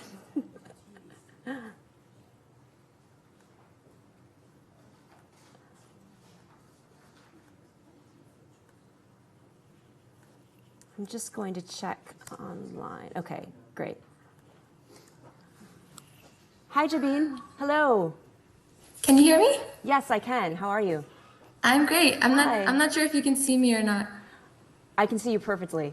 Oh, great. Yes. Hi. Yes. Nice to meet you. I wanted to say hi to Mike, but yeah, he just took a break. He's just off stage taking a break because he's been going nonstop all day. But thank you so much for joining us. Thank you so much for having me. And I was just reading a little bit about your background. You have a fascinating background in industrial design, and you've been working on developing human aid in Google's incubator program. Yes. And your project is called Bases. Yes. Yes. And actually, before that, my colleague Brian Rishi, who's just online, I also wanted to plug in the Techfugees New York conference too. Before, if that's okay, if I can say a few words about that. Absolutely, please do. So I also wanted to plug a thank you to our very gracious sponsor, Civic Hall, for giving us the venue space in the heart of Manhattan, and Spark Labs. And we've got an amazing, I'm so excited. Mike's excited. We're all excited for the group of people that are coming to the first US Techfugees conference. And the range is from like NGO field workers to tech, UI, X, every data, everybody. And we've put together a really collaborative, human-centered, design-centered approach towards the refugee crisis, which I'm sure Techfugees is expert at. And so I want to say that we're very excited to everyone who's contributing, and we're also opening up if there's any projects in Techfugees that specifically want the help of the US chapter, we'd love for you to submit and share and contact us. Our contact information, I think, will be posted. So yeah, what my role is in the New York Techfugees conference on February 9th is creating user personas and really deep user-centered personalities and maps to map out exactly who the refugees are, whether it's a mother or a family coming in or someone looking, or youth in college education, mapping those user personas and presenting those to all the attendees to then design products for or work projects on. So and how do you begin that kind of process? Can you walk us through some of the initial stages of human-centered design? Sure. Well, there's actually one report that I recently read, which I'm sure anyone who searches can find, which is on the psychosocial health of Syrian refugees. And that was very, very insightful of mapping out the psychosocial health of and the user experience. So imagining yourself as a refugee is very difficult for example, me in New York and New Jersey, and for I'm sure many other people who haven't gone through that experience. So one really important aspect of design thinking, you can say, is really putting ourselves in the shoes of the person who we're creating a product for. So in order to get to that, there's all kinds of ways. You first, obviously, the age and all the other factors. But what we decide is how is it that a person who the best way is to go through an example. So say there's a student who hasn't finished college mid-semester in Syria, who has been forced to leave their home, mapping their personality with a sample name, and we create almost like a profile, and along with the circumstances of restrictions. So he is not allowed to work in this country because he's a refugee. So what are other ways? And these actually know what other ways. We just map out the restrictions, the intentions, and the aspirations of the person. And the purpose of this activity is to not just focus on solving a solution for one person, but a solution that can provide the same solution for many other people in the same boat or in a very similar boat. And something that can be replicated. Yeah, that can be replicated, and what we measure our success in is that if that can truly benefit that person in a very beneficial way, then that's a proven strategy that can be replicated, like you said. So it's very important, and what we'll do is actually share the personas that we come up with, everything with the entire Techfugees community, so that you can also apply these design tools, you can say, for whenever you, for example, conduct a user test. So that's why I want to just plug in. But I can get to Bases if you'd like. Could you quickly tell us about Bases and what it is that your mission is there? Sure. So basically, I was part of a design incubator sponsored by Google last September, and through that, it was an entire training process for having a design-centered approach to entrepreneurship and startups. So through that, I got an opportunity to develop a product called Bases, which you can visit on bases.world.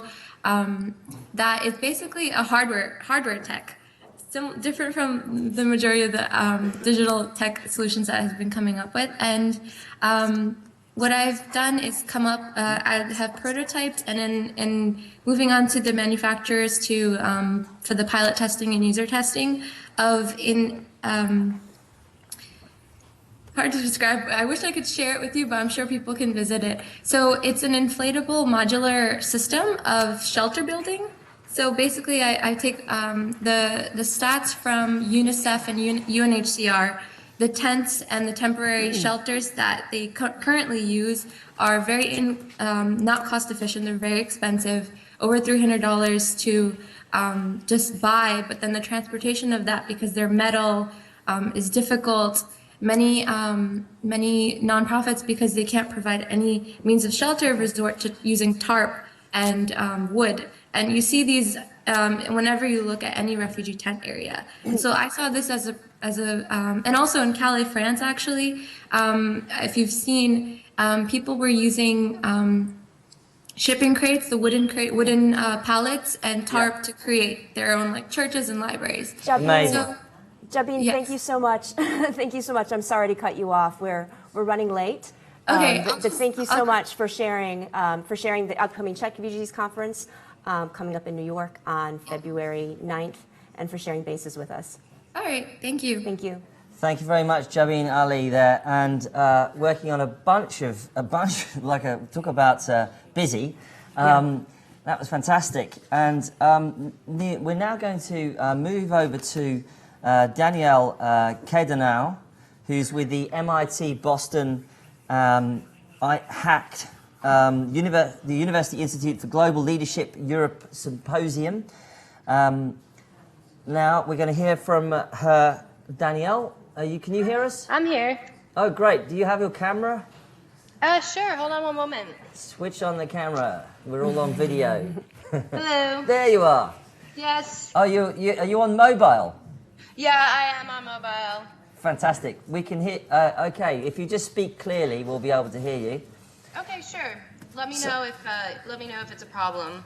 No, it sounds like you're coming through loud and clear. So, just tell us what you've been working on lately yourself. Sure. So the EPIC Symposium is put on yearly.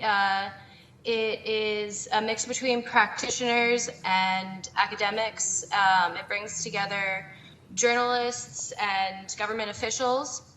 That's happening on February 16th through the 21st, and then the weekend before we have a hackathon, which is also on campus, which is a combination of MIT, Harvard, and Tufts students. And so I've actually been working on connecting those two events because the symposium, which I spoke about first, really deals with a bunch of issues via panel discussions, and the hackathon is a more interactive event where students get the opportunity to complete projects that are proposed by international aid organizations.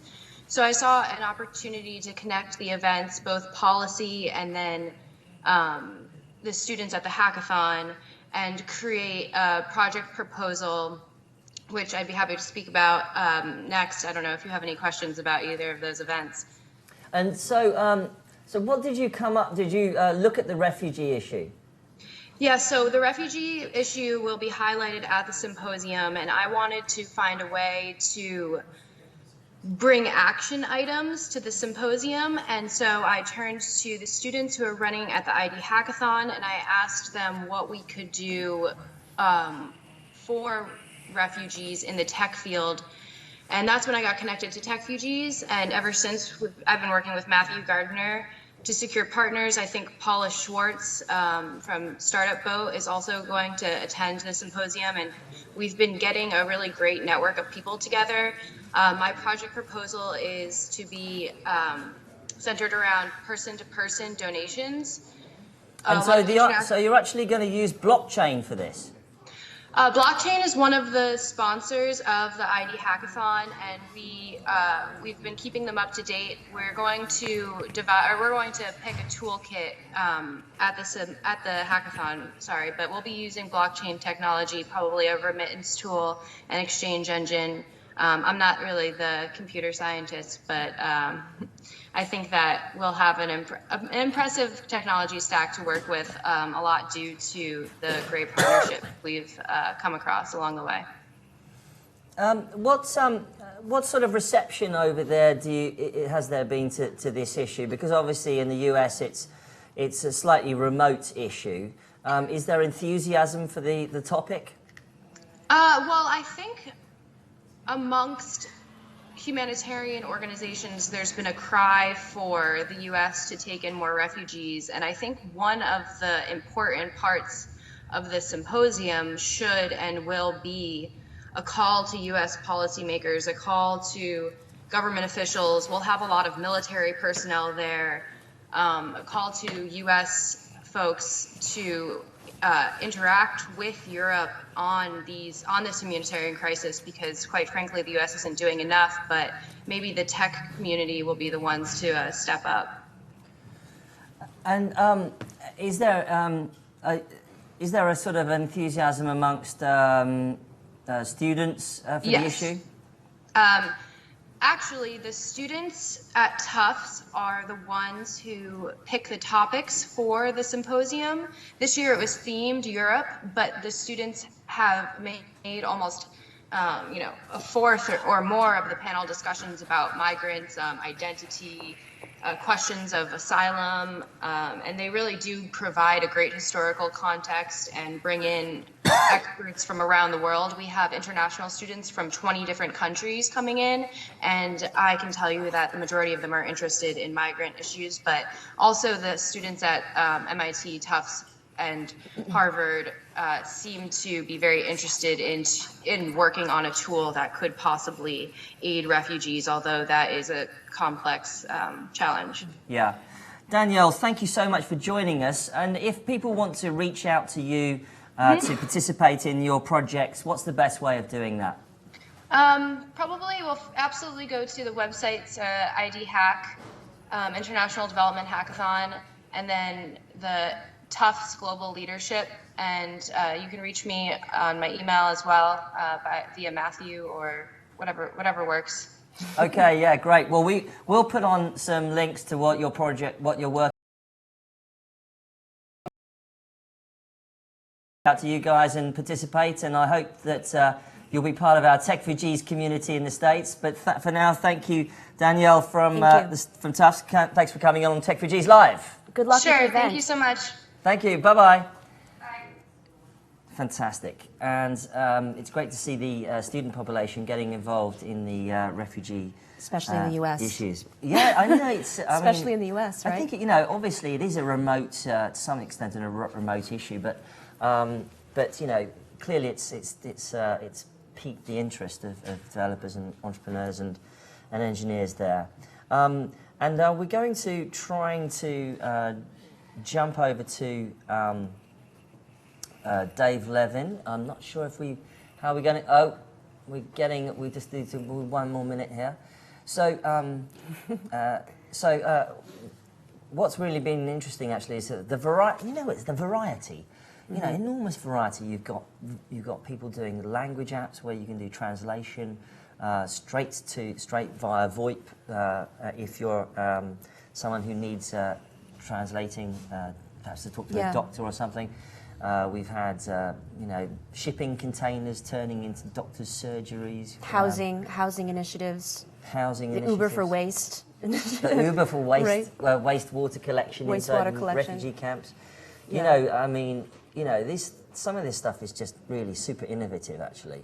Yeah. And actually, something that's said to me that sticks in my head often is that the refugees' experience is very much at the extreme of, experience. And so, in a weird way, there's at such an extreme that if you can test anything with this community, it's going to work. Basically, it's going to work. I think the refugee crisis, and this is again a testament to Techfugees, because it's bringing out the talents and the skill set of so many diverse people, not just in where they're from, where they originate from, but in their skill sets around. There's engineers, developers, app creators, entrepreneurs, economists, like the woman that we spoke with at UNICEF. So it's bringing out so many different kinds of mindsets on the whole issue, and so you're seeing these really brilliant innovations. Yeah, from all different angles. And now, from New York, or at least, from Washington, I apologize, we have Mr. Dave Levin of Refugee Openware. Dave, can you hear me? I can, Mike. Great to hear your voice. How you doing? Fantastic, thank you. And Dave Levin from Refugee Openware. Now, we met Dave, we encountered Dave over in Cairo, and really what he's working on, Refugee Openware, is a fascinating project. And you wrote about it recently for the World Economic Forum, Dave. Perhaps if you could just, we can see you now. You're okay. You wrote an amazingly detailed and interesting post recently called about the next industrial revolution. Why don't you just start with that, and then let's hear about some of the actual hands-on, on-the-ground projects you're working on. Go over to you. Yeah, sure. Well, so Refugee Openware, Ro, is about taking the technologies of the next industrial revolution and applying it to the refugee crisis. So the technology of the next industrial revolution include 3D printing, robotics, artificial. Oh, said Daisy. Oh, we lost him. I just lost him. Refugee openware is the first, as soon as I wrote refugee, it was the first term that came up in Google. That's right, refugee openware, you can check that out. And Dave is very much a thought leader and a pioneer of this space. Sorry. Oh, I'll just there he continue is. without video. It's too strange for me not seeing anyone. That's okay. It's very weird. Okay, so... Could you switch your camera on, though, so we can see you? Yeah, how come I can't see you then, Mike? Because you can't see us because of the way we have to dial you in, that's all. But Okay, so basically all I'm saying is we have one of the greatest opportunities probably in the history of human civilization with the great transformation that is coming in terms of the economy and technology with the next industrial revolution. Dave. Yes. We're over here. Look at the camera. Why not apply this great opportunity to solve one of the greatest problems that we're facing in the world, which is the refugee crisis, which is conflict, and the shortage of humanitarian financing. So tell us what you're actually doing then, so that the people on the live stream can hear about it. We do 4 things. We do research and development. We do capacity building. We build infrastructure like labs and innovation centers. And lastly, we do policy research and advocacy work. What's interesting to me is that you have been really taking technology right into the heart of the refugee experience, into refugee camps. You've been doing 3D printing inside refugee camps. What are some of the experiences you've had doing that? Well, I think we might have found, so we've been doing 3D printed prosthetic limbs. We created a open source echolocation device with haptic feedback for the blind. And that was really cool, but I think we might have found our killer app for 3D printing in the humanitarian field. Recently, we have been working with a partner based in Nairobi called 3D Life Prints. And we basically designed unexploded ordnance models and landmines across the world. And then we 3D printed them on site. And this is for mine risk education. So they're plastic, they're inert, they're replicas. We're not 3D printing bombs. We are creating tools to train people on what these crazy UXOs are, so that they learn how to handle them and dispose of them. And so the benefit of that is twofold. The first is that the inert replicas traditionally are very expensive. The barriers to entry are obviously very, very high, and not many people make these things. And the second is that turns out it's impossible almost to ship traditional copies of bombs into sensitive conflict zones. So it takes something like a year or at least several months to get that done. We were able to do it very, very quickly. That's one of the examples. Dave, in your experience and your team's experience in working with some of the refugees on the ground and in the field, is there anything that you think that the general public would be surprised in knowing about their culture and in knowing in the way that they're dealing with the crisis? Yeah, I mean that would kind of help me fill out that second thing that we do, which is about training. So what's incredible is that we taught Asim, who's a Syrian refugee, how to use 3D printers within 2 weeks, and he 3D printed a prosthetic limb for a Yemeni refugee boy a week after. So within 3 weeks, he was up and running and creating things. Within 3 days, he learned how to program an Arduino, which was used for the echolocation device for his friend Ahmad, who was blinded in the war. So I think what a lot of people think is why do refugees need advanced technology, and why don't we just start with the very basic stuff? And we do use human-centered design to understand if it's actually needed. But the point is that what I think is really great about the next industrial revolution is that it's fundamentally about the democratization of production. And you'll hear also about the intersection of the physical and the digital worlds and the human worlds, and that's an aspect of it too. But another key aspect of the next industrial revolution is about the democratization of production. And so what that means is that it's getting more and more accessible for just about anyone to access this technology. So it's lower cost and it's easier to learn. I think that's one thing that's been really eye-opening for a lot of people. finally, Dave, we're going to have to move on to our next guest. But where is your project now, and where is it going to head next? What have you got now, and what do you need to continue? Well, look, if we had more time, and I might try to publish an op-ed on this, we have 7 proposals for how to salvage the humanitarian financing system. A lot of it has to do with these technologies. What we need more than ever, or more than anything rather, is funding. We've got one very urgent project that's confidential that we need $1 to $1.5 million to fund, which is a very innovative project to save lives in Syria.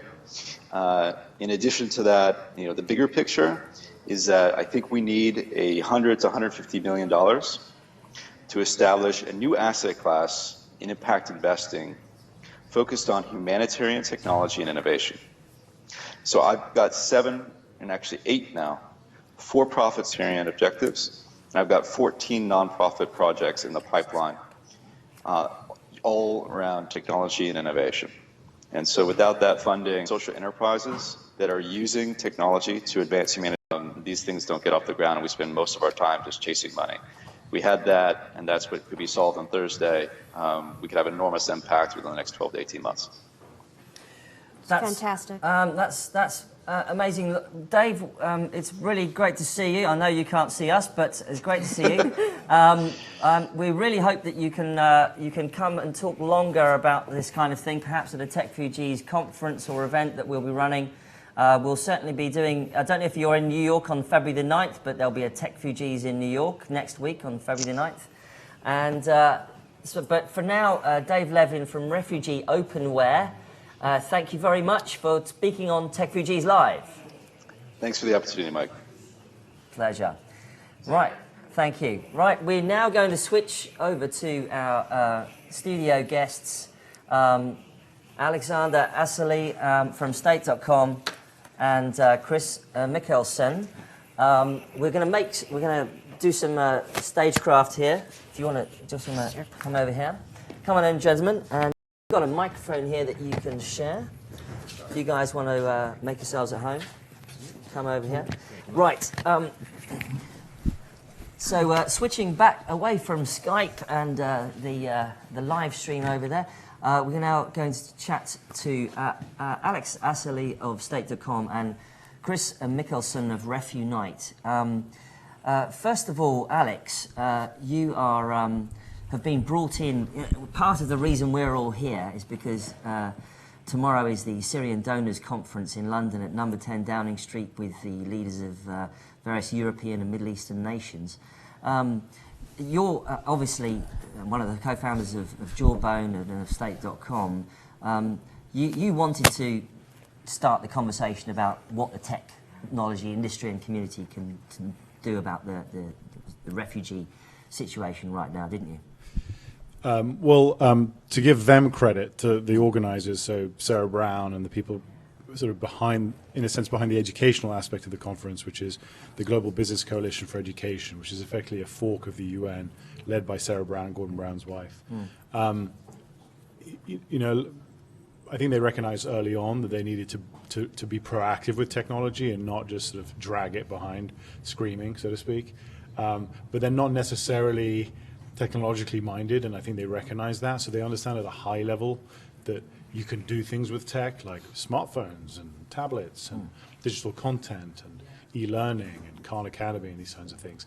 But I think when they think about the specifics of it, I don't think they necessarily understand the possibilities that you can get with things like hackathons and people around the world distributed volunteering with good ideas that can actually come to life and be applied very quickly. So very much at like the outer edges. Very much at the outer edges, yeah. But also, as you know, as we all know, in the tech world, some clever insight or some clever little widget can scale up very quickly if it's applied in the right way. And I think what would be amazing, both from this, your prior hackathons, other hackathons going on around the world, and these kind of like large-scale intergovernmental agency stuff that's going on tomorrow, that if you combine the two, you kind of get the firepower of government, so to speak, and of big companies mixed in with the improvisational qualities of hackathons and their creativity. So I think that's really exciting. So that real sort of mixing of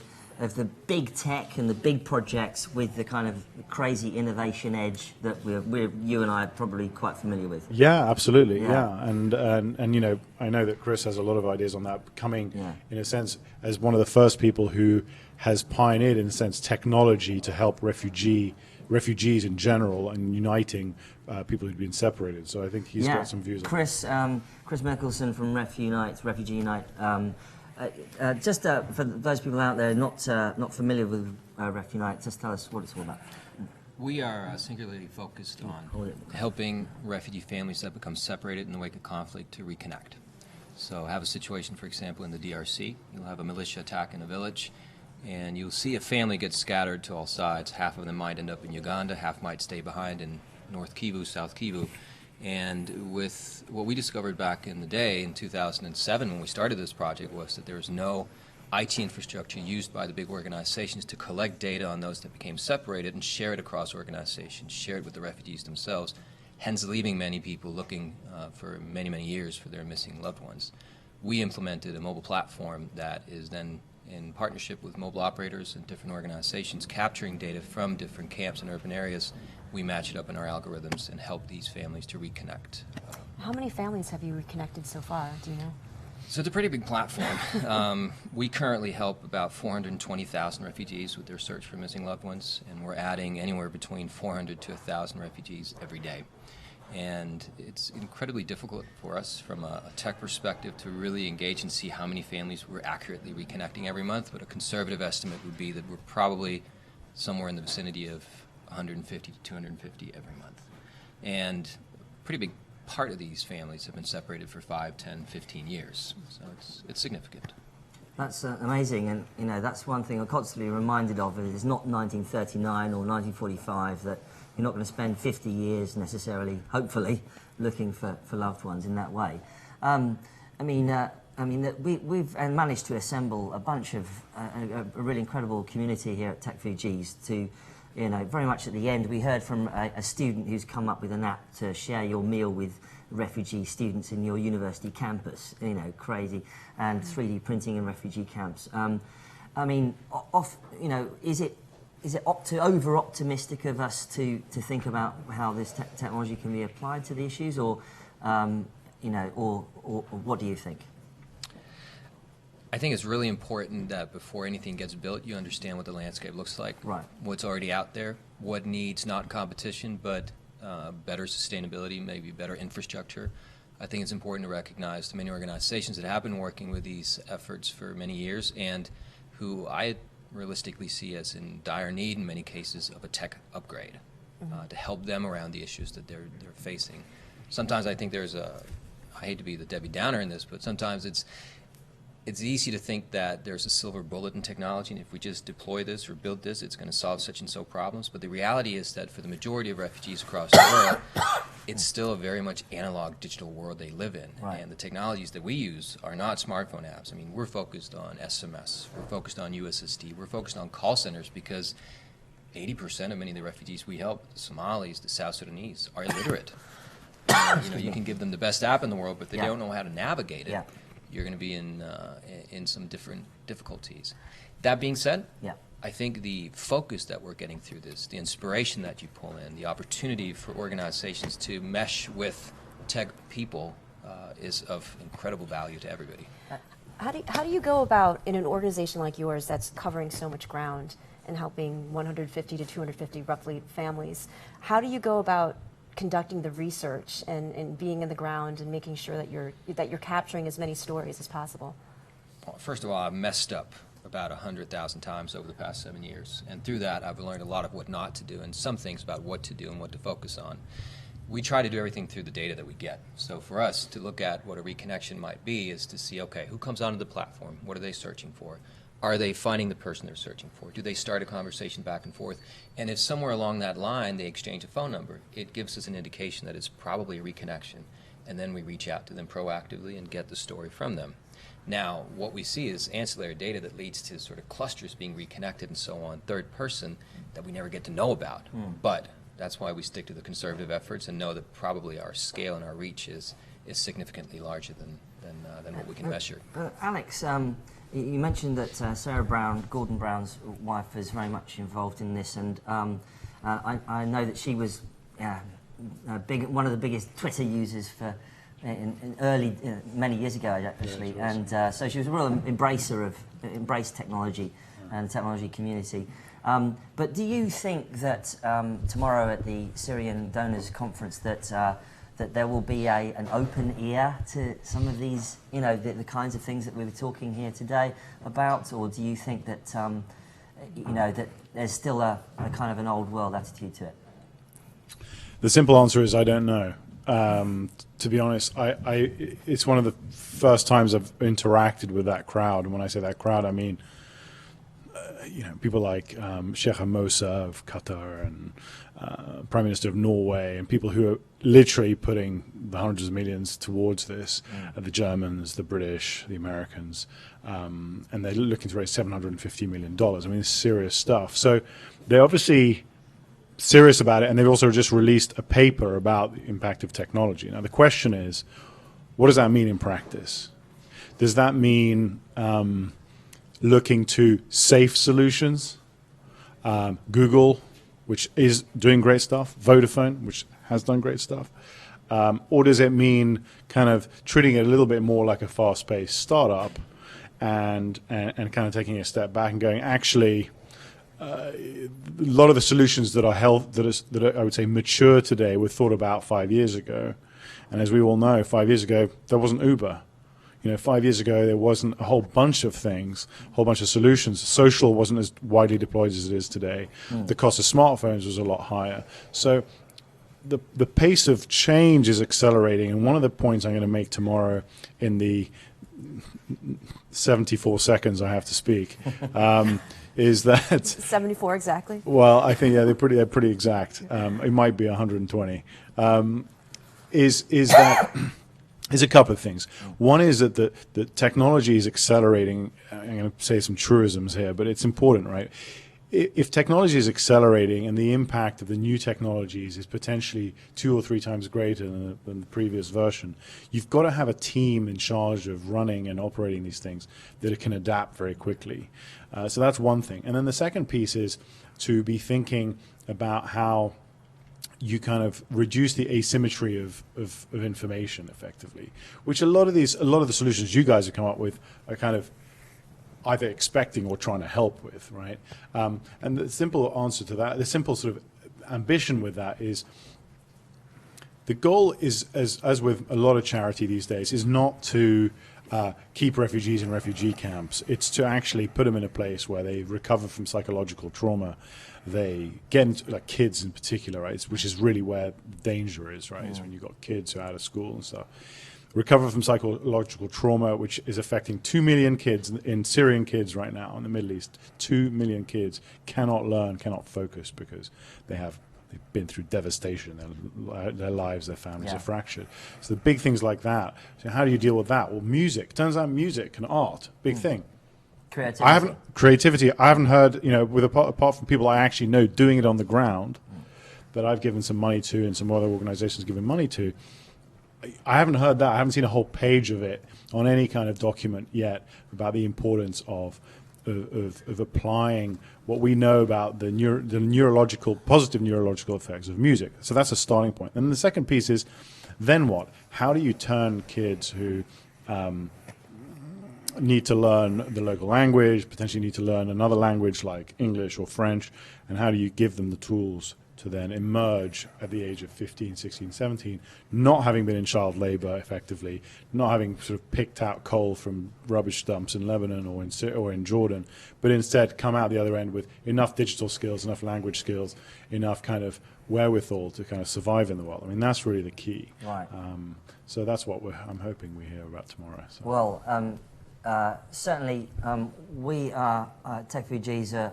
We're going to continue the work, because one of the things that has certainly come into us is that, digital media perhaps is also a way through to creativity, and coding is also creative, and these kinds of things. So, and we've been hearing some people sort of doing initiatives like that. But for now, Alex Astley and Chris Mickelson from RefUnite, Alex from Jawbone and State, and not many things. Thank you very much for coming on Techfugees Live Thanks, and Mike. talking about what you're doing. Thanks very much, guys. Thanks very much. Cheers. We will now have a good day. Thank you very much for coming.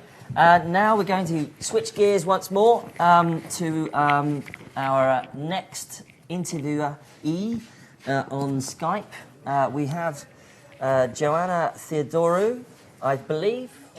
Sorry? Oh, sorry. I apologise. Yes. I apologise. Chiron University. Marvellous. Yes. Hello. Chiron University. Yeah, how are you? Hi. How are you? How are you doing? Great. Thank you for joining us on Techfugees Live. Don't worry. So, perhaps introduce yourself, Sarah, and tell us all about Chiron University. Well, hi, my name is Juan. I've been managing the technical part of Chiron University, so let's say CTO of the company. Great. And Chiron University, you're taking a new approach to refugee education. Sorry, I'm having some problems. Can you repeat? You're taking a new approach to refugee education, yes? Yeah, I guess we do. So basically what we've been working on is trying to find ways to use blended learning methodologies to provide high quality, low cost education to refugees. Yeah, so exactly how are you doing that though? Yeah, well, so basically, let's start one second from the vision of the company. So as a company, our vision is to use education to empower refugees and at the end as a final goal to get a job. At the beginning of Chiron, we started with our bachelor program, which is a 3-year program, 2-year online and 1 year at the partner university. The 2 years of online education are given through partnerships with MOOC providers from all over the world and with content that could come from top universities like Harvard or Stanford through our partner edX or other MOOC providers that we use like Coursera or Udacity. After that, then we go with the students through a process of 2 years and we try to co-create a curriculum with partner universities to help them to jump from the online curriculum to the physical university. And at the end, universities grant the bachelor degrees to the students. What I'd like to know though is it web-based, is it app-based, is it a MOOC, you know, that kind of thing, you know, what's the actual user experience? Yeah, so for the moment it's web-based. We don't have yet a platform system, also because in general for studying MOOCs, doing in the phone is possible, but it's not very convenient. The MOOCs themselves, because they come from our partners, have an app, so you can download the edX app, and it's connected to our web system. So basically, when students log in into our system, they get like in any other university, an email account, and this email account it's used to log in into all the different MOOCs, and in that way, they know that the Chiron student is logged in into the EDX system. The MOOCs are placed into our web platform in such a way that they can see which ones are the requirements for a curriculum. So they can select the courses and they can say, okay, I'm going to take this, and this course, and that represents a certain amount of credits that at the end should be granted by the partner University X. Juan, you've been instrumental in the creation of this, haven't you, as the CTO? Yeah. I mean, tell us about the backstory. How did you come up with this? Yeah, well, I mean, I think like every other idea, innovation is not something that comes just in once, and ideas always evolve. But you could say that, so Vincent, which is one of my best friends and the main starting founder of the company, we were in Istanbul when, a little bit more than 1 year ago, when already the refugee crisis looked like it was hitting very hard in Turkey. At that time, we realized, okay, this is coming to Europe, and it's going to be something that we need to do something about. And at the same time, we're having these ideas about the future of education and how it's very important that right now education needs to become something that is more tailored to the needs of the students. And at that time, then we had the idea of creating that product and target refugees as the customer. Like slowly but surely, then we started to realize that to realize the idea, we needed to focus on a community. So we started to work on how to create a community around the social project and a base of volunteers to help us to realize it. Because as you must guess, if you're trying to create a university, people must tell you that you're probably crazy. But at the end, we did it, and we created a whole community around Europe to help us to create the system. The whole web and the whole application and the whole system was all created on volunteer basis, actually. So at the moment that we launched, we were more than 15 developers from all around the world, working basically digitally, from even Taiwan to New York, on developing the platform, and then we launched it. And how many people are using the platform currently? Around 1,300 students are using the platform right now. How would you rate their success and their progress? Yeah, well, so engagement, it's really hard to measure, but in general, what we're trying to do is to use the platform also to make sure that they are studying. So we can see how many times they log in, we can see if they are actually like doing their courses. We don't know yet how well are they going to do at the courses because we are in our first semester. So I think we need to still wait a little bit more to see the real results in terms of grades. But for the moment, we're trying to also just analyze, geographically speaking, where are there big groups of students. So we can find out, I don't know, there are students that are located in Berlin, 50 in Stockholm, 50 in Munich, and so on. And then as we realize that, then we start to organize events, we start to approach them. If we see that they're not studying, we send them emails and we try to push them. But then from that moment to know exactly what's going to be the success rate, we don't know yet.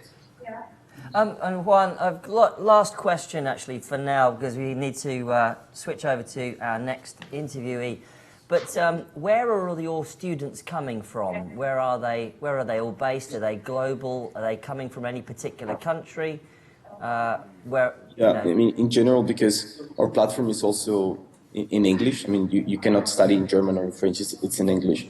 So we've seen that big majority of the students are actually from Syria. Around 80% of them come from Syria. And they are located in between Germany, like the biggest hubs are in Germany, Turkey, Jordan, in Paris, and in Stockholm. So many Syrian refugees coming from European centres? Yes, so in general, of course, it's much easier to get access to the system when you are in a capital, because you might have better access to internet and to resources than if you're scattered around the country. Brilliant. Well, Cowan from Cowan University, thank you very much for joining us on Techfugees Live. Really appreciate it. Thank you very much, Mike. Thanks very much. Bye. That's amazing. So 80% of students at the Cowan University, online university there, are Syrian and coming from refugee centres. That's, if I was operating a news service, and occasionally I do, I would call that breaking news. That's very interesting. And now we're going to switch over now to Joanna Theodorou, who's going to talk about some of the ways that tech is being employed on the ground.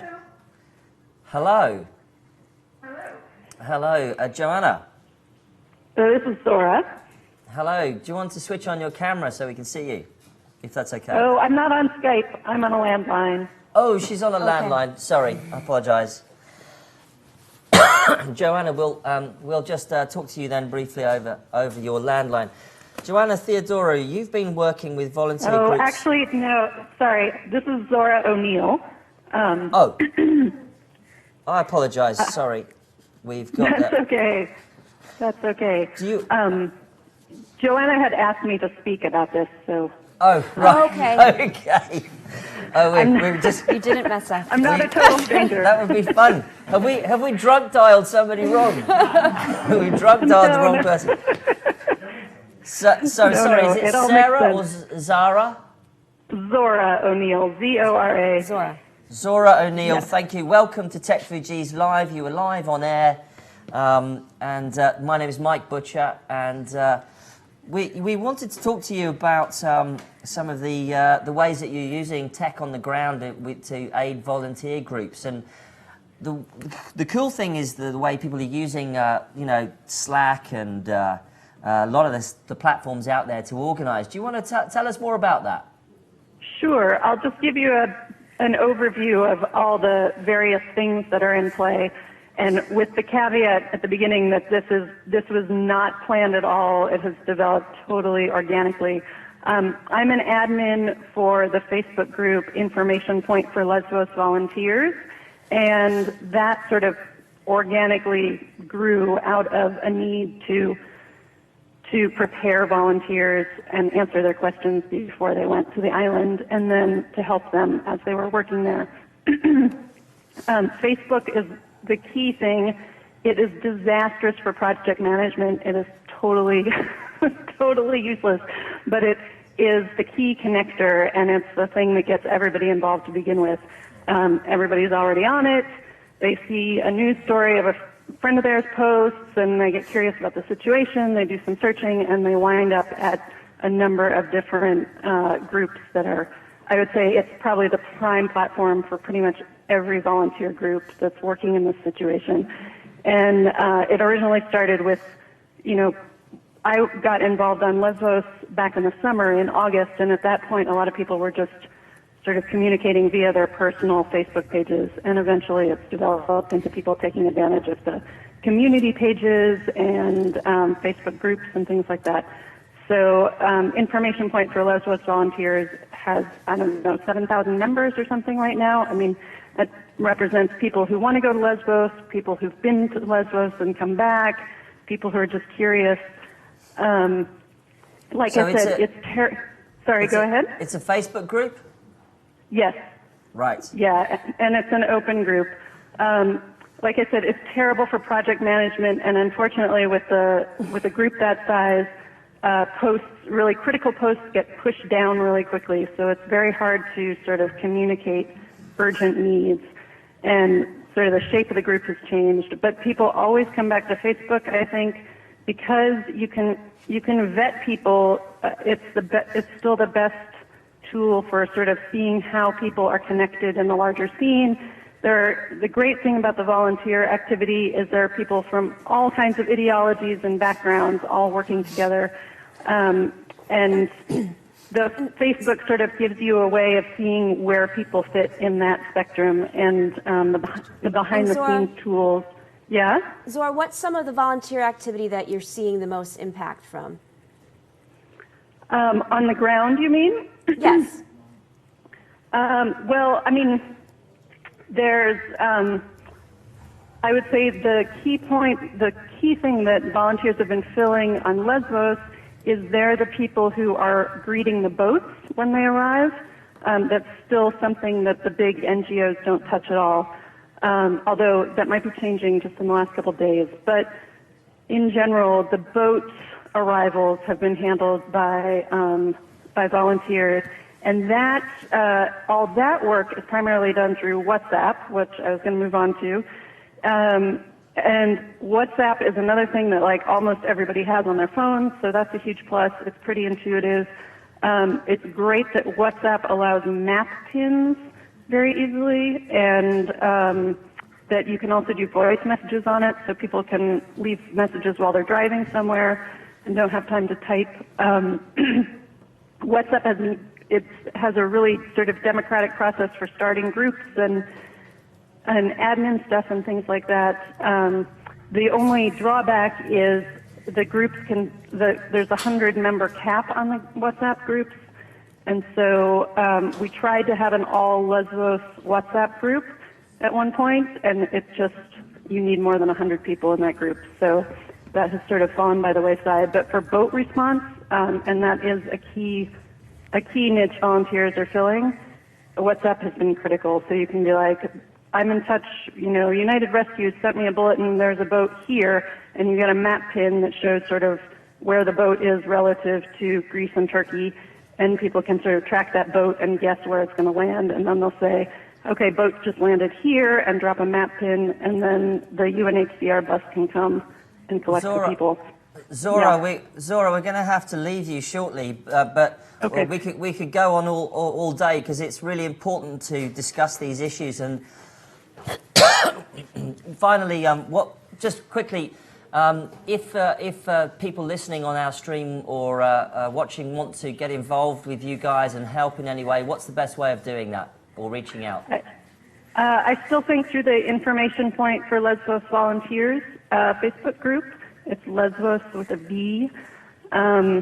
You can join and sort of jump in. There's another critical piece of this whole thing is Google Docs, and we have a huge doc information packet on Google Docs and a map that sort of shows where everything is, a Google map that shows where everything, all the key points are on Lesbos.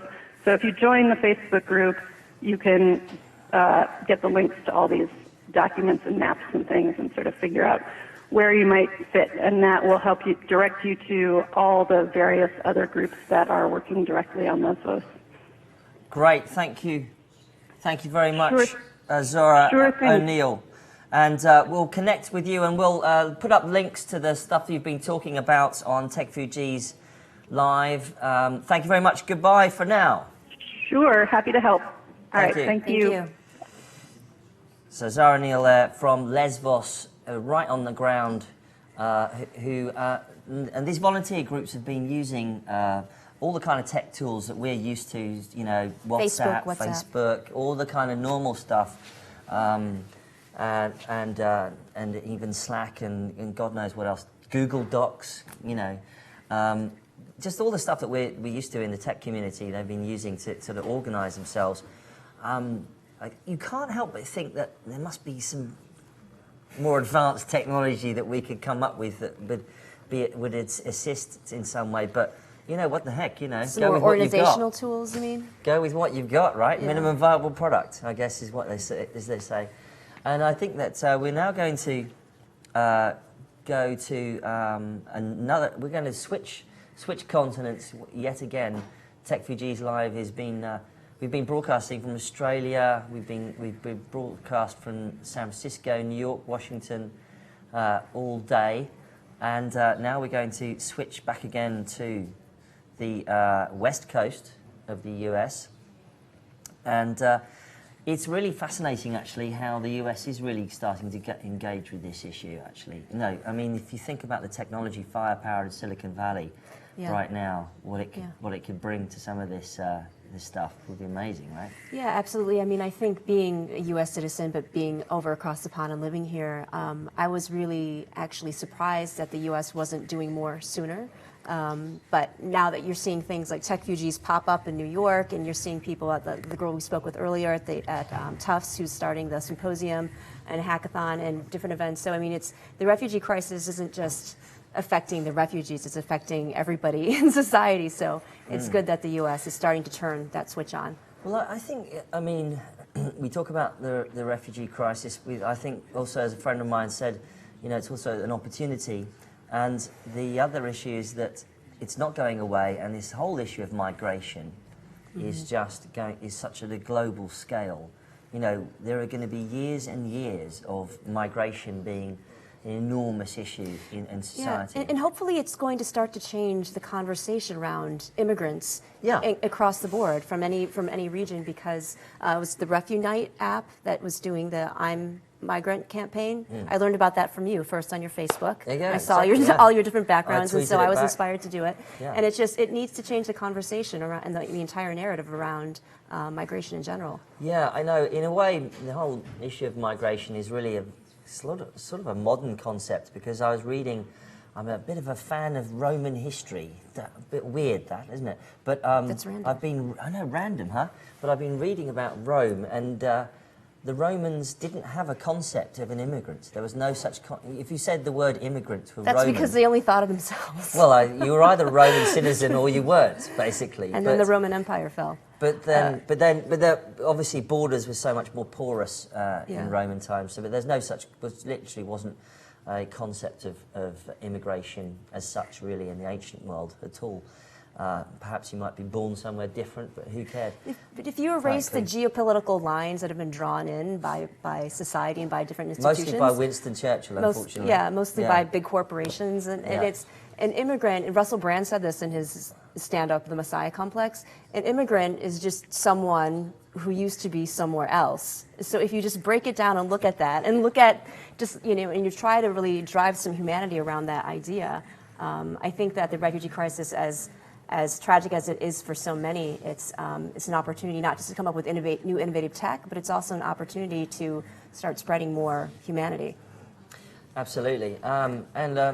We're still broadcasting here. I've been broadcasting all day, Techfugees Live, a day ahead of the Syrian Donors Conference in London, where some of the biggest European and Middle East nations are gathering to talk about both the funding of how they deal with 1 million Syrian refugees is the prediction over the next few years, and also issues like jobs, education and skills. And here at Techfugees, we want to make sure that tech can be part of that conversation and bring some potential solutions. But now we have now managed to bring online Samantha Stein, who is from San Francisco. Samantha, can you hear me? I can. Hi, how are you doing, Mike? Brilliant to hear from you. Thank you so much for coming in on Techfugees Live. Samantha, you're in San Francisco, and you are very much interested in creating a hackathon around the refugee issue. Tell us about some of the things you'd like to plan. Yeah, so I've been working on a concept called Hacktivation, where we bring together rising tech talent to solve pressing grand challenges. And one of those is clearly the refugee crisis, and I'm so glad to be speaking with you about it today. And so how I envision this happening is we take 40 skilled hackers, designers, project managers together for a weekend, and they're paired with knowers. So these are people who have firsthand knowledge of what it's like to be a refugee, what it's like to live in a refugee camp, and then also with industry experts. And these people are tasked with collaborating for an intense 48 to 72 hours and figuring out what sort of ways can we innovate to actually create lean solutions to aid with the crisis. And do you think that, sorry, I'm losing my train of thought. Hacktivation, by the way, it's a fantastic word. Thank you. We've interacted with some people from the States today on Techfugees Live, and it sounds to me like there is a growing awareness of some of the issues that refugees face.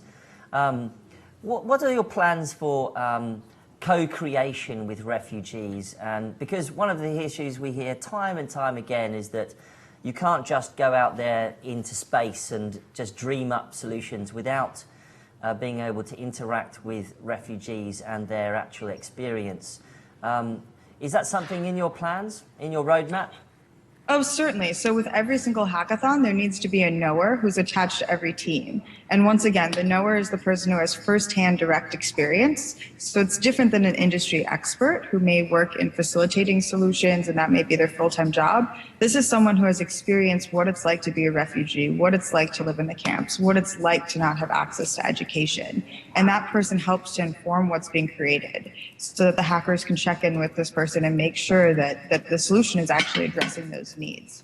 And are the knowers that you're working with, are they bringing in interesting ideas and creative ways to innovate as well?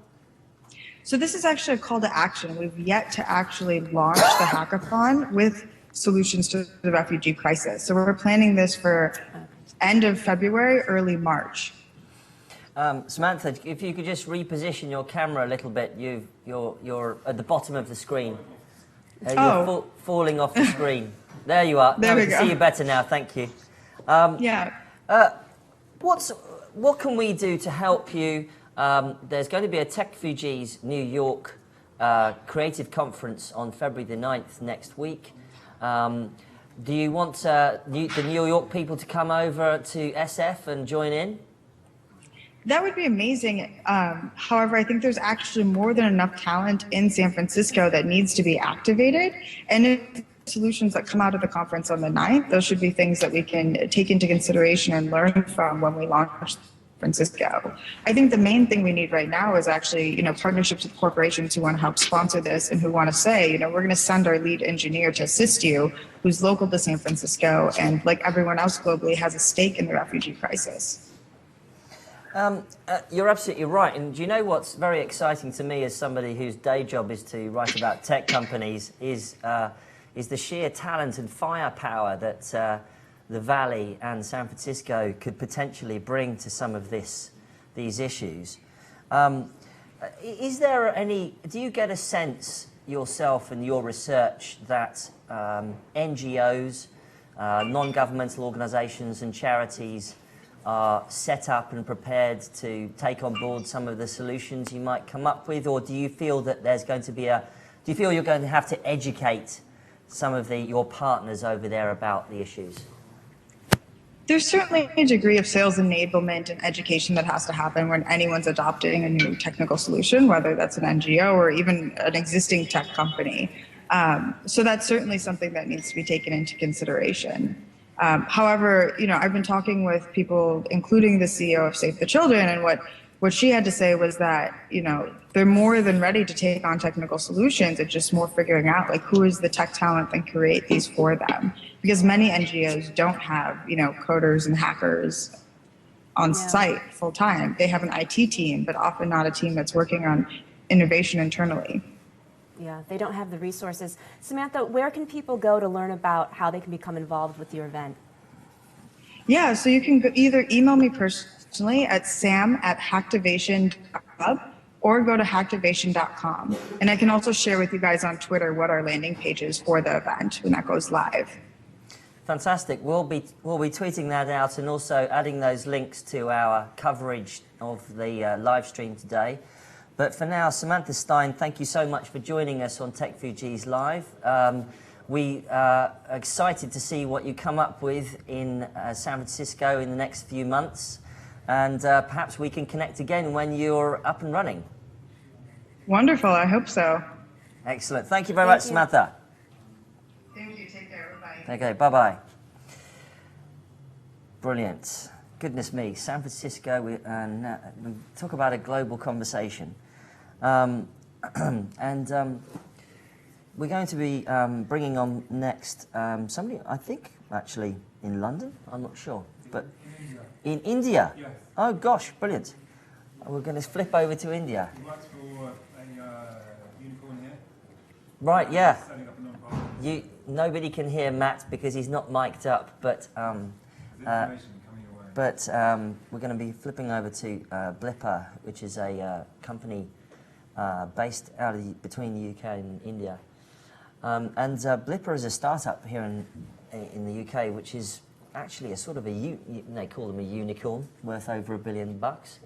And what do they do? And they are now, the interesting thing about Blipper is that they're working now on a project, an education project around augmented reality and education in post-conflict environments. And we hopefully be able to bring on board Colm Elliott. Colm, can you hear us? Is he dialed in? Are you on audio?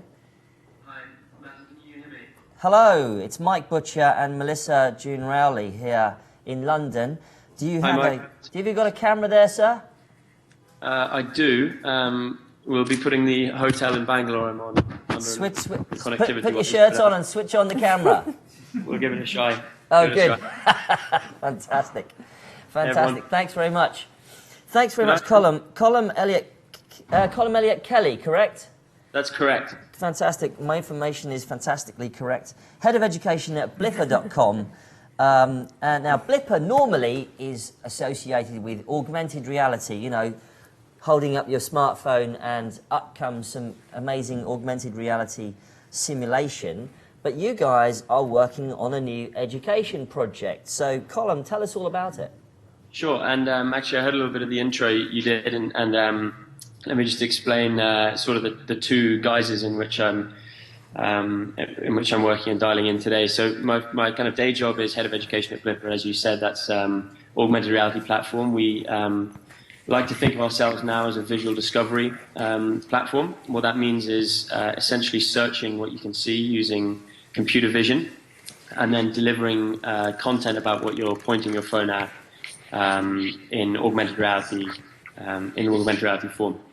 What I do at Blipper is run the education team, so we adapt that technology to classrooms, to educational publishers, cultural institutions, and also, and potentially most excitingly, to the world around us. So, for example, you could blip St. Paul's Cathedral, and that could be the start of a learning journey into all the kind of educational content that might sit around St. Paul's Cathedral. Colin, can you give us, for those of us, those watching who are not familiar with Blepper, tell us in one sentence what it is, and in the second sentence, tell us what actually that's going to translate to in the refugee experience. Sure. So what it is, in one really quick sentence, is Googling what you can see, is what Blepper aims to be. I think it's important to be clear that my work with the refugee experience is actually through a non-profit that I'm setting up personally alongside my work at Blepper, so not related to Blepper. But we do have a program, and the reason I'm in India, actually, we have a very exciting project to use Blepper to help those who are either struggling with literacy or have linguistic difficulties locally to discover what's around them, not necessarily by having to understand the words and to be able to explain and understand the words being spoken to them, but actually by pointing an app at them which recognizes what it's looking at and delivers contextual information about it. Now, that could be, for translation purposes, it could be to get help or information. It could be to learn about something for educational purposes. But I think I just want to make clear, and also having heard the intro, that the work I'm doing on that front is not through Blepper. Right. So two hats. Fair enough. No problem. Many of us wear different hats at different times. I know I do. Colin, we heard earlier. You might not have heard this, but we heard earlier from Alex Asali from State.com, who is helping to represent the technology community at the Syrian Donors Conference tomorrow in London, that children are at particular risk of mental health issues because of the experience they have as refugees, which can be obviously incredibly traumatic. Is there any research, or are you aware of any kinds of applications that might be relevant in terms of AR or even VR that might aid in that recovery process? Not necessarily research, although I will say we're actually undertaking research into both mental health but also special needs education and how augmented reality can help there. I think on both fronts, one of the keys that augmented reality in the form that we consider it, which is basically turning the whole world interactive and recognizing it through the app, it gives the responsibility for the discovery of the learning content to the student that develops a huge amount of curiosity, a huge amount of independence as well. And we found early on in our studies that, particularly with those on the autism spectrum, just to use one example, respond particularly well to content that they glean through a self-discovery mechanism, such as a computer vision-based augmented reality app. In terms of mental health, I think, to be honest, more broadly mental health, I think the range of potential issues people will have is so broad that it's difficult to kind of pick one thing that AR would bring. But in early stages of child development, a huge amount of store is placed on confidence, creativity, independence, and also trust. And one of the great advantages digital education brings is it brings the possibility of bringing all of those things through educational content to a wide range, on huge scale, and in previously unreachable scenarios. So what we're trying to do, and this is really the vision of our education strategy at Blepper, is to bring all those benefits of digital, but make them sit on the real world, so that you don't need to necessarily own a laptop and have access to every piece of content that's ever been written. But actually all you need is the objects around you and the world around you and the Blepper app, and we overlay the digital world on top of the physical, and hope to bring all the benefits of that digital world onto the environment that people are in, both in moments of extreme difficulty all the way through to a lot more affluent circumstances. Colin, we've got a growing community at Techfugees, and in fact, breaking news, we heard today that we've just hit 3,000 members of our Techfugees Facebook group just today in the last hour or so. And it obviously speaks to the tech world that we have so many enthusiasts who want to engage with the refugee crisis and the issues around refugees. If they wanted to interact with you, if they wanted to get involved with the projects you're working on, what would be the best way of doing that? Well, actually, the best way, I'm open to every single one of those 3,000 people and many more reaching out, because I love having these conversations and figuring out ways that we can work together, both through Blipper but also through the non-profit, which, as I said, is separate. My email address is probably the best way. It's column@blipper.com. And what I think there's a lot of different types of tech company. Obviously, there's content, there's tools, there's socialization, there's hardware. There is always a way that either Blipper or the non-profit that I'm pre-launch on can work with all kinds of those companies, and sometimes both can. So I'm really, really open to fielding lots of inquiries. Brilliant. Yeah. And I know your Twitter handle is Colum, COLUMEK on That's correct. Twitter, so you can reach out to Colum there. And thanks for the plug. just remind us again, Colum, what's the name of your non-profit project? Actually, we are testing a few. I'm really getting slightly obsessed with the concept of the ladder, and I'd love to call it ladder.org.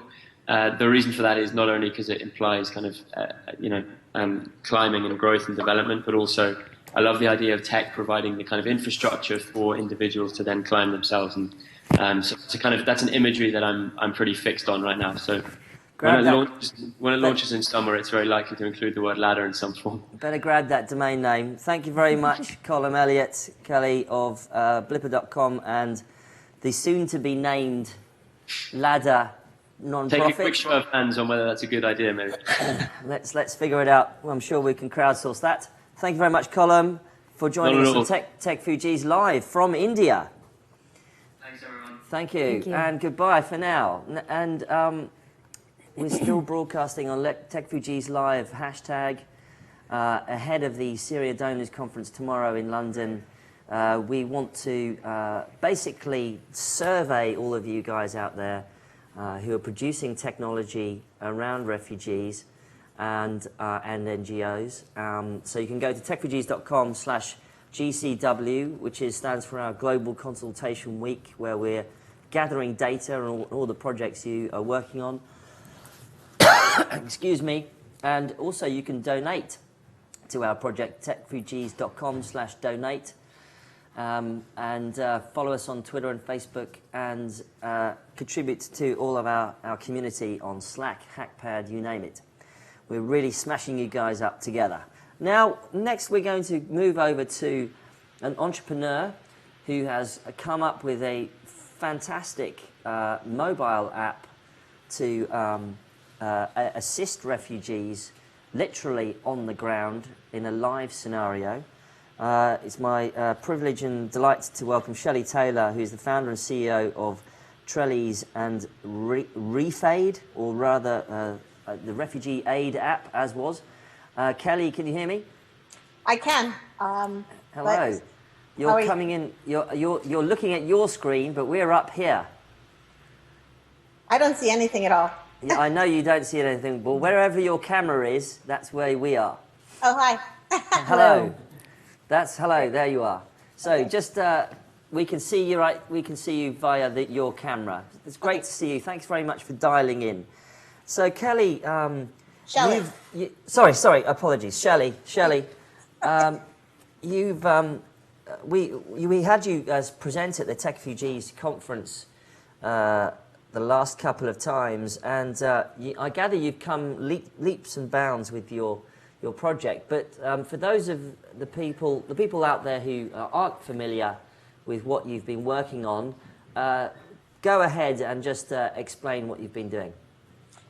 Okay, so we went to I did, and a couple of people that work with me, we went to a bunch of conferences to figure out what the actual need was, and we saw a huge hole that needed to be filled, and that is that NGOs and aid organizations don't have a single place where they all keep track of all the aid that's available, and nor do refugees have a single source that they can go to find aid that's available to them wherever they are. So because I have an app creation platform as my regular company, that's what we do, is we create apps. I thought, you know, rather than go volunteer in Calais, maybe I should try and do something that would make a bigger difference, that was more than just me and an individual. And so we put our technology to work to create this platform. It's not just an app, it's actually a content management system, which allows the NGOs to input their resources where they are on the ground. For example, there's the British Red Cross that has, let's say, 60 offices in the UK that offer various types of services like programs for women or for men or for unaccompanied minors. And there are dozens and probably hundreds of these organizations throughout Europe. So we created this content management system so they can all put it into the same place and they can see on the map, which I will do a screen share in a minute so you can see that.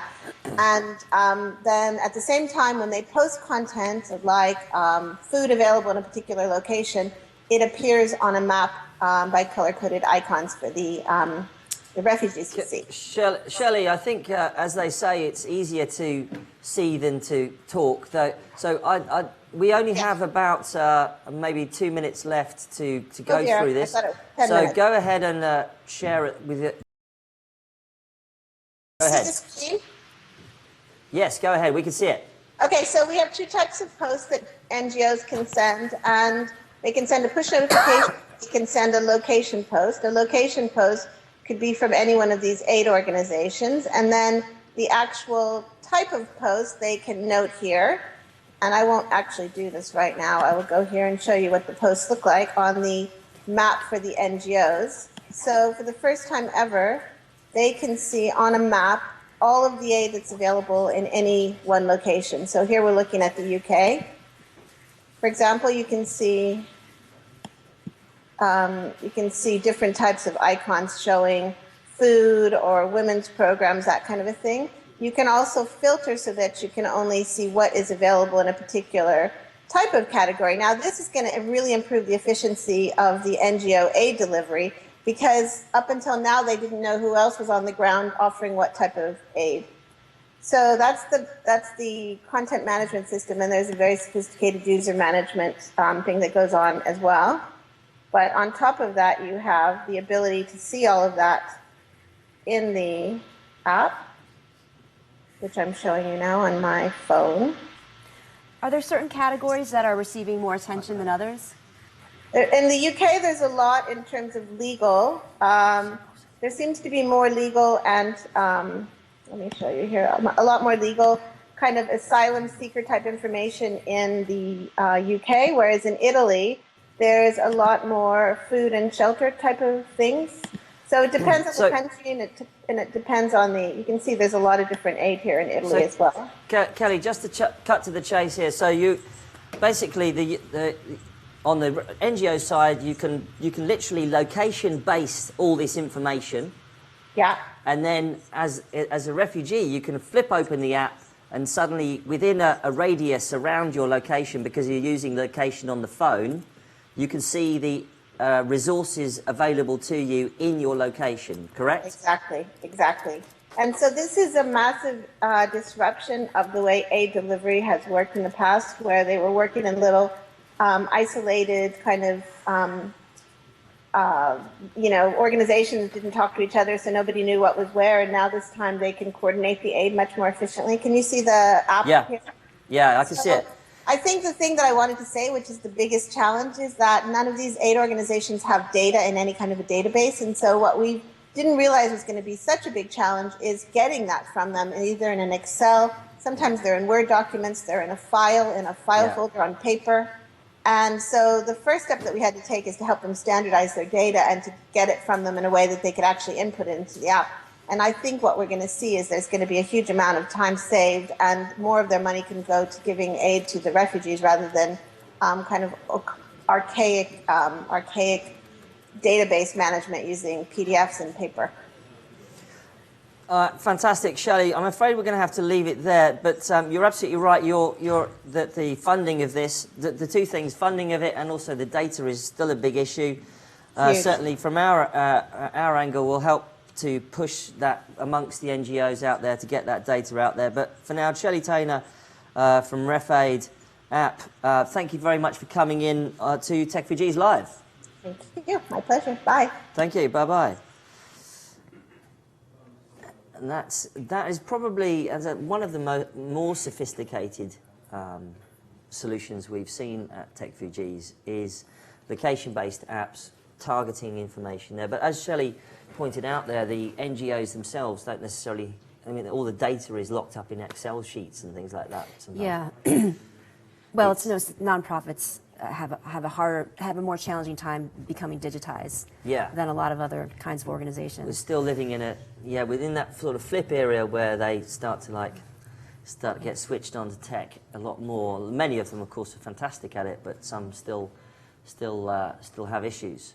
So that was Shelley Taylor there, the founder of the Refugee Aid app, location-based app for refugees, and a content management system for NGOs. Still broadcasting on techfugees.com/live with the Techfugees Live hashtag. And my name is Mike Butcher. I don't normally do this, but sometimes I do. Melissa Jun Rowley joining me on the sofa here, unpacking the world of refugees and technology and NGOs, a day ahead of the Syrian Donors Conference in London, where heads of states will be discussing the plight of Syrian refugees in particular, and looking at education, jobs and skills over the next few years. I have a question for you. Yes, go ahead, Melissa. Since you started Techfugees, what have been some of the most crazy or outrageous ideas or services and products that you've seen? Has there been anything that's just been absolutely mind-blowing that you were astonished that it's being created? I think the concept of putting 3D printing inside refugee camps is, I didn't really think that was, I don't quite, initially when I heard about that I thought, why would you do that? But then actually, and we had Dave Levin from Refugee Openware come on and explain this a bit more. You know, this is absolutely correct. You know, you talk about democratization of tools, and in fact, you mean suddenly you don't have to ship anything in. You can just literally transfer digital files and then print something in the place where you are, and that's an incredibly important thing. And bringing the refugee camps into the 21st century. Yeah, absolutely. So now we're going to move swiftly over to Berlin, I think, with Anne Kaya Waschhardt. I always say that wrong. Anne, founder of Ready School and of Digital Education, the Ready School of Digital Integration. Sorry, Anne, hello. Oh, we have an issue with sound. Can we, Anne, just give us a test? We can't hear Anne, unfortunately. Can you hear us, Anne? She can hear us. We can't hear you. Do you have something plugged into your machine? No. Should we just call on the phone? No. Hold on a second. We've got a problem with the sound. We can't hear Anne coming in. It sounds like Anne. Have you got a problem with your microphone?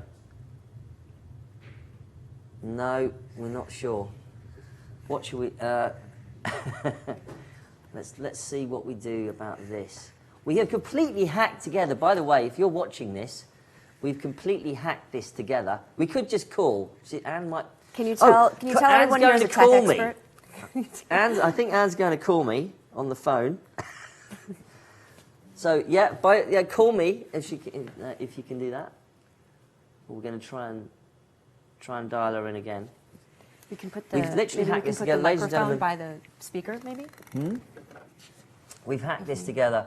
Nobody here has ever done this. Well, apart from a couple of people, has ever done this before. So we've hacked together a studio out of bits of sellotape and string. And no, I'm kidding around. We have some professionals involved, but we're just going to try and see if we can dial Anne in again.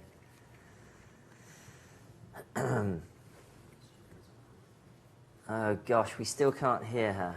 No, we're having trouble, terrible trouble. Let's. I'm gonna call Anne and see if this will work. Hold on a second. No, hold on a second.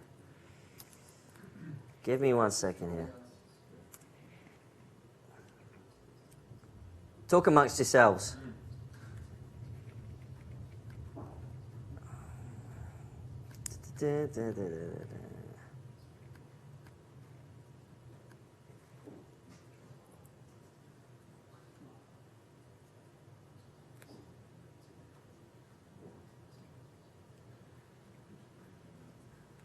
There we go. Let's go. Okay, there we go. Let's do this.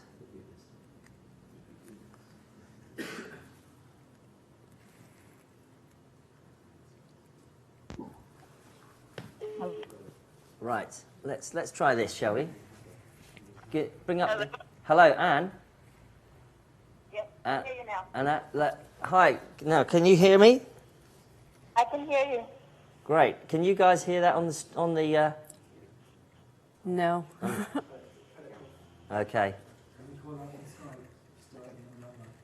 Should we do it this way or try to connect? Or can you call her phone from Skype? We're going to come back to you. We've got technical problems, so we're going to come back to you. Okay. Okay. Thank you. I'll stay online. Yeah. Bye. Okay. Great. Right. We're now going to try again on different method. What do television presenters do when things go wrong? I can't remember. They exchange witty banter like we've been doing in between breaks. They exchange witty banter. Come on. Yes. I usually okay at that. Live streams kind of a difficult scenario. Are we trying to call her phone from Skype? Okay. We go. Oh, sorry. 1 second. Right. So, well, I don't think this hasn't really been tried before. An entire day talking entirely about technology and refugees is a kind of a world first, as far as I know, anyway. And so we've had a good time doing it. We've got a handful of more guests to go. Hello. Hi, can you hear me now? Hello. Yay! Yay! Woo! We're back. Technology works. Hello, Anna. Lovely to see you. Thank you very much for coming on Techfugees Live. We can see you and we can hear you. Wonderful. Happy to hear it. Great. So you've been through an amazing experience working with refugees in Berlin, setting up code schools and really, because obviously Berlin, very emblematic of what's been going on in Europe actually over the last few months. You're now the founder of Ready School of Digital Integration, and that pretty much says what it says on the tin, hasn't it? But for those people who on the stream who have never heard of it, it'd be great for you to just tell us what it's all going to be about. Definitely.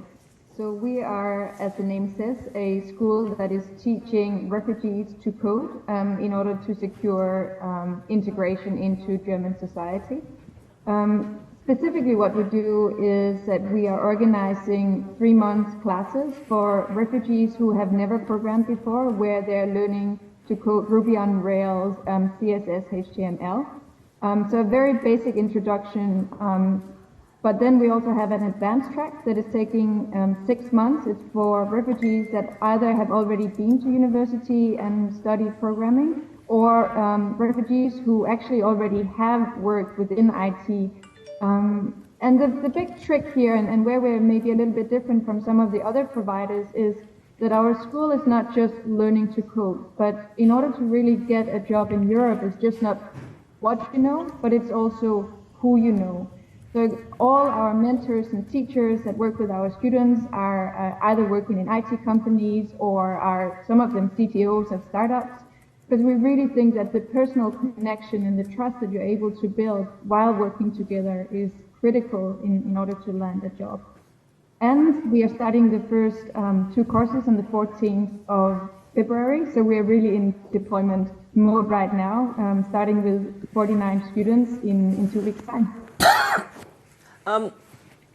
I think when people hear about coding schools, they think classrooms, they think traditional scenarios, traditional means of teaching and things like that. You're working on a model which is really trying to scale up the idea and you know, in a more of a taking on new kinds of techniques.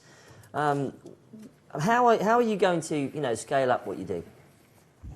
So right now we're actually using the strategy: don't scale it before you have nailed it.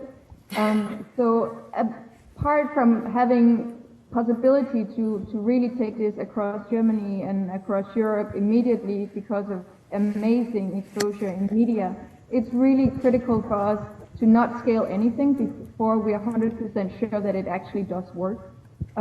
So right now we're putting all our focus into launching the classes here and really tracking the progress that our students are making. And then after that, going across Germany first of all, but then we'll scale it internationally as well. So the model that we're using is certainly not a classroom model or like an online platform teaching to code. We're working very project oriented. So we have 1 teacher for every 7 students. So it's very small units that are working together every Sunday. And then we have 2 mentorship sessions during the week where teams of 7 are working with mentors from the startup and the tech industry, working on very specific tasks that can either come from, say, the backlog of companies, or it can be NGOs wanting a new website and are willing to give it up to our students to build it for them. How are you going to fund your project? So we're starting off with foundations as well as companies. So we have one big German company wanting to support 20-hour students. So the cost is around €1,000 per seat in a class. But then the organizations, of course, can work closely with our students for the next 3 months and potentially have them as hires at the end of the course. And then we are hoping to have a pay-it-forward model. So if our students, hopefully at the end of the course, are able to get a job, once they earn over a minimum salary that they can possibly pay back, not to pay for their own student fees, but that they can pay for somebody else to take part of the course. And finally, how can people reach out to you and get involved with your project, support what you're doing, and things like that? What's the best way of doing that at the moment? So if you are a tech-savvy person living in Berlin right now, we are still looking for mentors and teachers so we can take more students on board. So if you want to do that, or you know friends who would like to do that, then sending me an email at ReadySchool, so anna@readyschool.org. That would be a good way to do it. If you are a company and you have well-functioning computers that you would like to donate to our students, we are looking for laptops that our students can use. And of course, we're looking for financial support as well to make sure that the core team is having a salary and can still eat. Well, fantastic. Thank you very much, Anke Reicher from Ready School of Digital Integration from Berlin. Thank you very much for coming on Techfugees Live and explaining what you're doing in Berlin right now. Very much at one of the centres of the conversation around refugees. It's fantastic to see what you're doing, and I'm sure we'll be in touch soon. Great, looking forward to it. Thanks a lot very much. Bye-bye. Thank you. And so, and we're in the home straight now of our final setup of 47 interviews. minutes to go. We've got less than an hour to go, technically speaking, barring no technical problems. Of Techfugees Live, we've been live streaming all day about refugees and technology and NGOs. We've been flitting around the world on Skype, speaking to various contributors, entrepreneurs, NGOs, engineers, hackers, all day. And now we're going to, I believe we're going to Shire SF of the University of the People. Can you hear me, sir? Yes, I can. Hello. Thank you so much for coming on. Thank you very much for coming on Techfugees Live. I apologise that you can't see us, but we can see you. You're front and centre. You look great, sir. Looks like a sunny day wherever you are. Pasadena. Thank you. And I'm in LA. You, sir, Shire SF, you are the founder of, president of the University of the People, which is an enormous project. It has 1.6 million Facebook followers, based in Pasadena, and it's a fascinating project, and you spoke about it at TED, I gather. Right, that's true. I talk about it at TED as well, and in many other places. Yeah, actually, 2.5 million viewers. So it's nice. Incredible. Shai, you have become engaged with the whole issue about refugees in the last few weeks and months. Tell us what the University of the People is how it's planning to engage with this subject. Right. So University of the People is a non-profit, tuition-free, accredited online university. And our mission is to open the gates to every qualified student who cannot attend higher education otherwise. And as such, we are geared toward refugees, because refugees more than anyone else need our services. So a few months ago, we decided to launch a new project and to enable refugees to study with us for free. We initiated a new scholarship program for refugees, whereas 500 refugees can be accepted with a full scholarship with the University of the People and study toward an accredited American degree in either business administration or computer science. These are the two degrees that we offer, and any refugee is welcome to apply and to start studying with us, wherever they are, in any country they are, as long as they are qualified to study with us, meaning that they have good enough English and they graduated high school. And how many refugee students do you currently have? Well, we have already allocated 100 scholarships for Syrian refugees. We have refugees from all over the world, so we have hundreds of them from many places. But talking about this very project, we have already allocated 100 scholarships. We still have 400 available. We have in the pipeline quite a few people who started already the application process, and they will be ready to start their studies soon. But we still have many more scholarships available, and I would put it differently. If there are more than 500 qualified Syrian refugees, we will do our best to accommodate them as well, because our mission is that no student in the world would be left behind for financial reasons. So as many qualified students, or Syrian refugees in this case, will be, that's the numbers that we are going to hopefully be able to accommodate. Fantastic. What's the best way of people interacting with University of the People? I mean, do you take lecturers from anywhere, or how do you operate it? Right. So anyone who is interested should go to our website, which is people, one word, people.edu, and they can find all the information there, including signing up. In order to study with us, as I said, they need to have proficiency in English and high school have internet connection. However, we make sure that any students with any internet connection can study with us.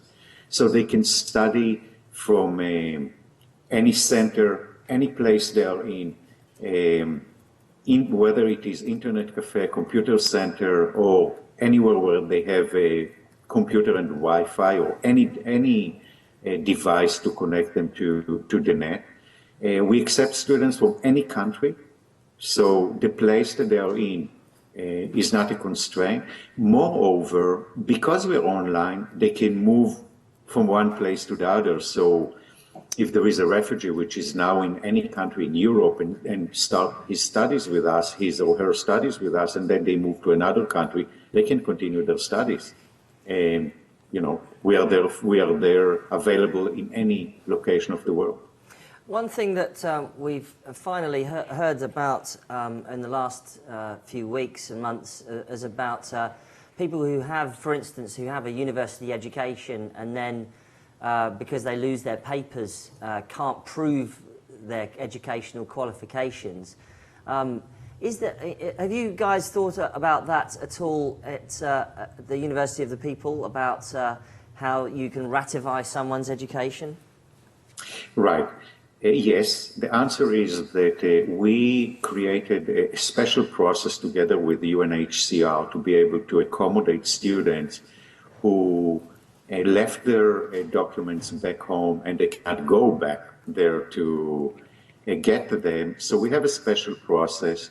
If they contact us and start the application process and come and say, listen, we have high school diploma, we have our transcript, but it's not with us and we can't get it, we have ways to resolve it. And actually, to my knowledge, we are probably the only academic institute that develop a special process for these people. So yes, the answer is that if someone graduates high school but do not have the documents, we can help them. Shai Reza from the University of the People, thank you very much for joining us at Techfugees Live. It's wonderful to hear the projects you're working on to help and assist refugees in education. But for now, thank you so much for joining us, and goodbye for now. Thank you for inviting me, and thank you for the great work you're doing, and we hope that we can all help the refugees. They deserve it. Thank you very much, Shai. Bye-bye. Thank you so much. And so education, jobs and skills, one of the themes that is, well, three of the themes that are exercising the minds of the Syrian Donors Conference in London tomorrow, which is a particular interest of ours right now.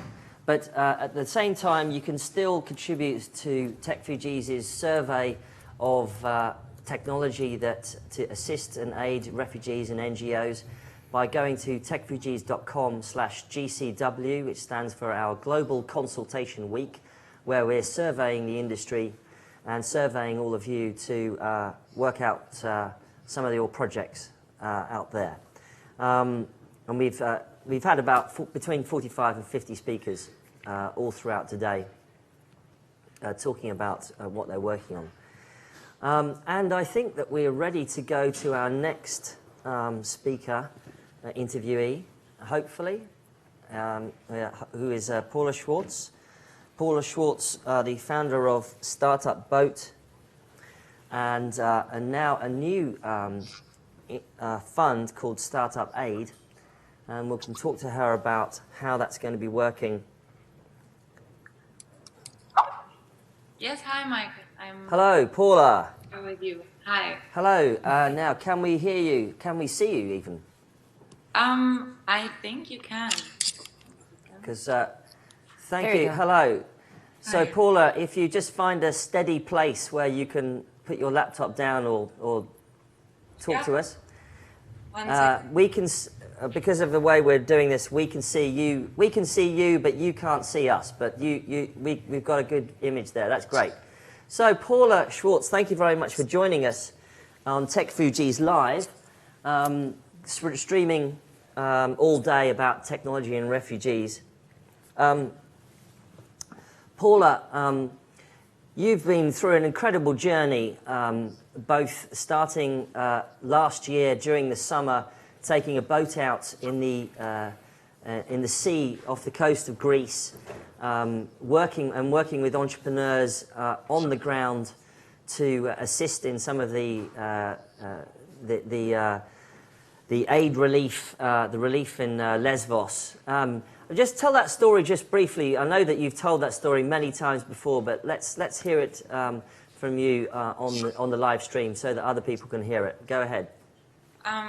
Well, first of all, thank you for having me again, Mike. And I feel honored to be able to tell this story because I think that it's one that many of us have been through. For me, it was an unexpected start that this whole refugee crisis obviously took. What happened was that I saw that the economic situation in Greece was worsening. So there was 1 week in July where 50,000 people canceled their trips over the summer, and at the same time we saw that there was a momentum building up for the refugee crisis. So I had built a concept that's called the Startup Boat, where change makers from different sectors would come together to the borders between Greece and Turkey to develop digital solutions for the refugee crisis. And we developed a cool tool that's called First Contact. There were investors on board, future scientists, consultants, people from NGOs and a refugee as well. And immediately we had around 17,000 users in the first week on the website. And we actually got official support from the municipality then for this solution. What happened afterwards is that we saw how much impact we can have by developing solutions that are based on quite simple technology, really. We now mainly use technology that's already been developed and out there. So we try to not develop anything new or connect stakeholders who are running projects. So this is what Startup Aid is about now, is to create a constructive ecosystem of support around humanitarian aid and to make that field more transparent. And we want to enable new players who are just as effective to access that field.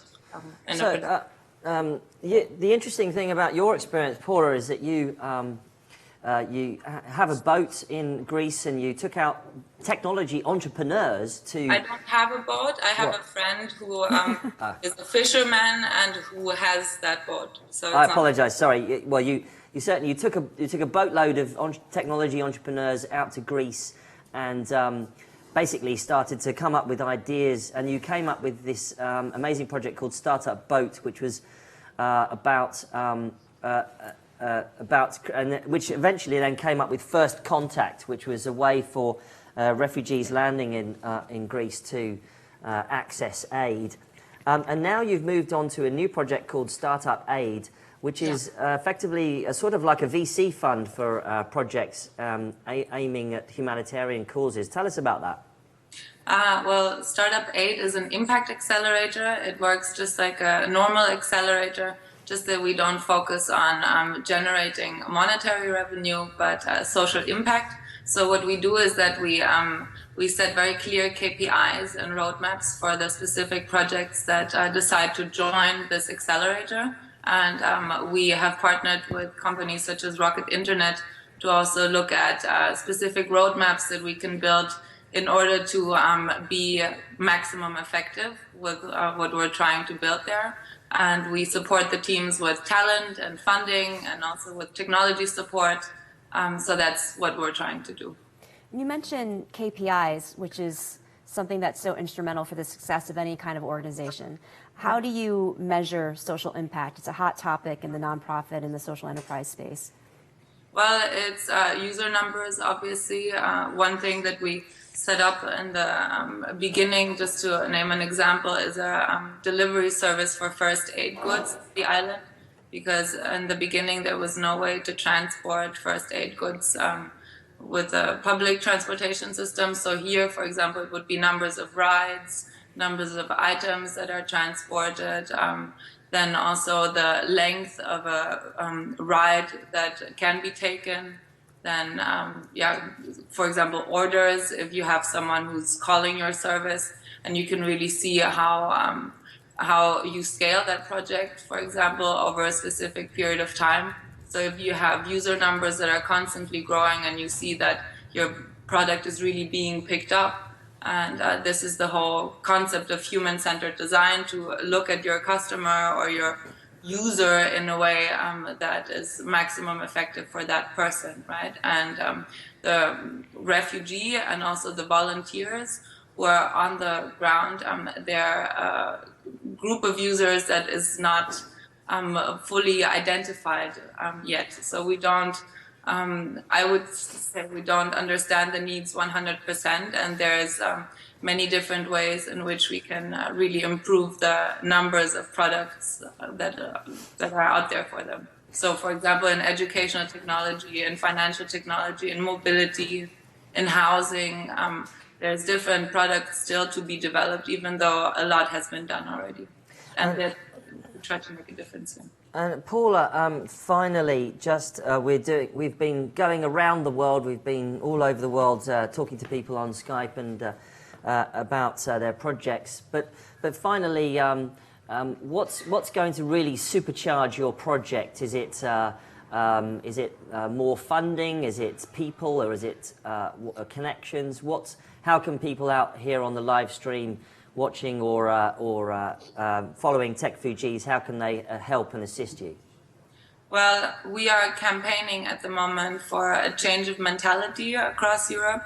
That means that we have to find a new and innovative way to integrate people as well, meaning that we have to think of Europe as a new form of community where we combine both offline and online tools in order to create a vision that we can all agree to, that we can all share again, to create something that's constructive and based on a common vision, rather than to talk about crisis management all the time, because we do have a lot of people coming that are extremely capable, and I personally feel that they are not able to contribute in the most effective way to our society, and every minute that that's not happening, we're all losing. Yeah. And I think Europe is ripe for a new identity and for a new shared vision, and this is something that we all have to build together. Well, Paula, you've certainly got a big vision there, and but it's a fantastic project. But we really want to thank you for coming on Techfugees Live, telling your story and giving us an update on Startup Aid. Thank you for having me. And your new project. Really all starts with the attitude, and we need to change that. It certainly does. Thank you very much, Paula Schwartz, and thank you and goodbye for now. Bye. See you Thank soon. you. Bye-bye. And we're into the home straight now on Techfugees Live. We've been broadcasting all day about refugees and technology. Excuse me, while I've been coughing, unfortunately. I'm joined here on the sofa with Melissa, Jun Rowley, and we've been dialing around the world, as it were, to bring in people from many different projects. And we're certainly getting faster at dialing in. So off we go now. Next up is James Roberts, who's one of the co-founders of Mom Incubators. James, can you hear me? I can indeed. How are you? Hello.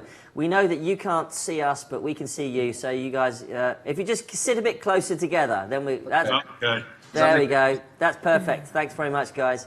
Okay, so this is Matthew as well. We appreciate you coming. So we've got James and who else? Matthew. So. Hi. Hi, everyone. Hello. Thanks very much for coming on Techfugees Live to discuss refugees, technology.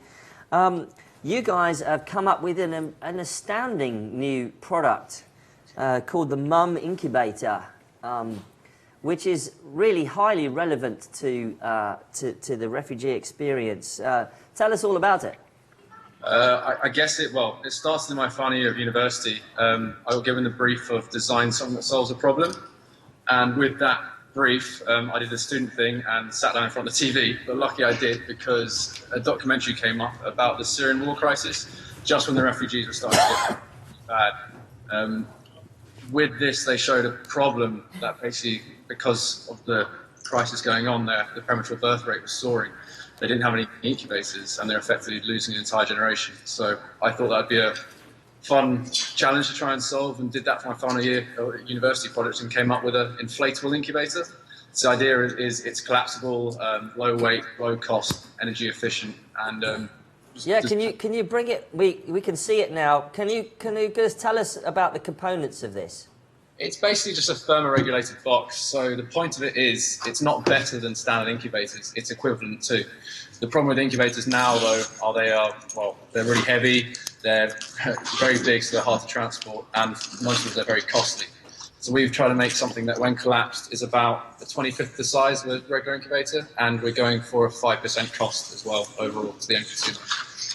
Incredible. Are the incubators being deployed currently in refugee camps? Oh no, that's the hard bit about refugee camps. You need to get traction everywhere else before you can even think about getting into them. But we are, in the moment, well, that's a very early stage model. We're in development at the moment, and we've got some government grant funding, and we're actually fundraising in about a few months, I think, to get to the next stage. And what's stopping you from deploying this? Is it connections, money? What's going on? I think you're pretty better at answering that. Well, it's a medical product, so we've got to build it under sort of necessary quality management systems and to be regulated as a medical product. It has to be certified as being completely safe and reliable. This is, I guess, quite unique in the startup scene and being such a regulated environment, that ultimately it is money and time that's needed to go through a very formal process, which we have kicked off, but we do need additional funds to maintain that, to get it to a point where it can be certified. And given that refugees can spend such a long time in refugee camps, I think the global average is somewhere between 17 and 20 years, people are going to have babies, right? The birth rate goes up. It's shown that because there's, especially the stresses, the mothers, they're much more likely to give birth to premature children. That was the biggest problem. That was the main driver for this product. Yeah, that's an incredible statistic. Difficult to take in. It's huge, actually. Guys, if people want to, we're going to wrap shortly. But if people want to reach out to you and assist in some way, what's the best way of doing that? Come to our site, mumincubators.com, but mum with an O, like the American spelling. There's a little reply form on there. Just send us something quick. It'd be really great to get in touch with people. We do need help with this project. Like anything else, it needs people behind it. So hopefully we can get it off the ground. We're going to the next stage. It's getting exciting now, I think, even more than it was anyway. Well, James and Matthew from mumincubators.com, thank you so much for coming on Techfugees Live and explaining your product. It's also really fascinating to see hardware innovation in this space. But for now, thank you very much for coming on Techfugees Live. Thank you very much. Thank you, Mike. Thank you. Bye-bye. Okay. Great. Hardware projects there. Have you seen that many? Obviously not specific to the refugee issue, but obviously massively salient. We have seen hardware projects, in particular in the sort of Wi-Fi deployment area, has been an issue. But we're going to flip over the studio now to a in-studio interview with Stan Stalnaker of Hub Culture. And Stan, if you want to come over onto the studio, we've got a microphone here. You can join. I know you're a veteran broadcaster. Good to see you again. Good to see you. Nice this to is see Melissa. Hi, nice to meet you. Hi, how are you? So Stan, you're best known for creating the Hub Culture organisation, which, in fact, a pioneer of virtual currency with your the Ven currency, and now you're working on a new project called Hub ID, which you're going to try and pioneer in the refugee space, right? We have been working on Hub ID for refugees, but really it's a product that's available for everyone. And the core idea of it is that we should all own our digital identity. and that the data around our identity should be basically individually managed. But this is particularly relevant for refugees because they don't often have identifying documents after they've left their home country, and there's no place for them to be able to take or store those documents. So what we've created is a kind of online vault that allows them to store data and to upload data, and then it tokenizes that data into a kind of badge, basically the first post-national digital passport. How do you see this operating in the sort of refugee scenario? Well, we've been testing it. So we went to Frankfurt and met with refugees in December, and we showed Hub ID to them. And we were very surprised to see that they not only were enthusiastic about it, but they felt, or they said to us, that they felt that it could be very, very helpful for things beyond just managing their identity documents. So, for instance, like a lease or a certificate of ownership or an education document, which you guys were just talking about. Yeah. The idea is that you can upload any kind of data piece into this vault, and it gets translated into basically this tokenization. But really the focus for us right now is to work with aid organizations. So ICRC, UNHCR, UNICEF are organizations that we're talking to, even companies like UPS, which have 1 million data points for aid deliveries that they're doing in other refugee locations outside Europe. And the idea is to be able to enable them to upload that data to create universal identities that can be basically shared between those organizations. I mean, how are you going to get distribution of this? Well, anybody can create their own Hub ID by going to hubid.me. But really, I think the initial stage for 2016 is to focus on partners that are NGOs and aid organizations, because they already have actually a lot of data points, but they don't have a secure way of sharing that data in a way that's respectful to the end user. So right now, all this data is out there, but it's exceptionally siloed. And this allows people to be able to upload that data, and organizations particularly to upload that data, but to also really respect the fact that that data should and does belong to the end user.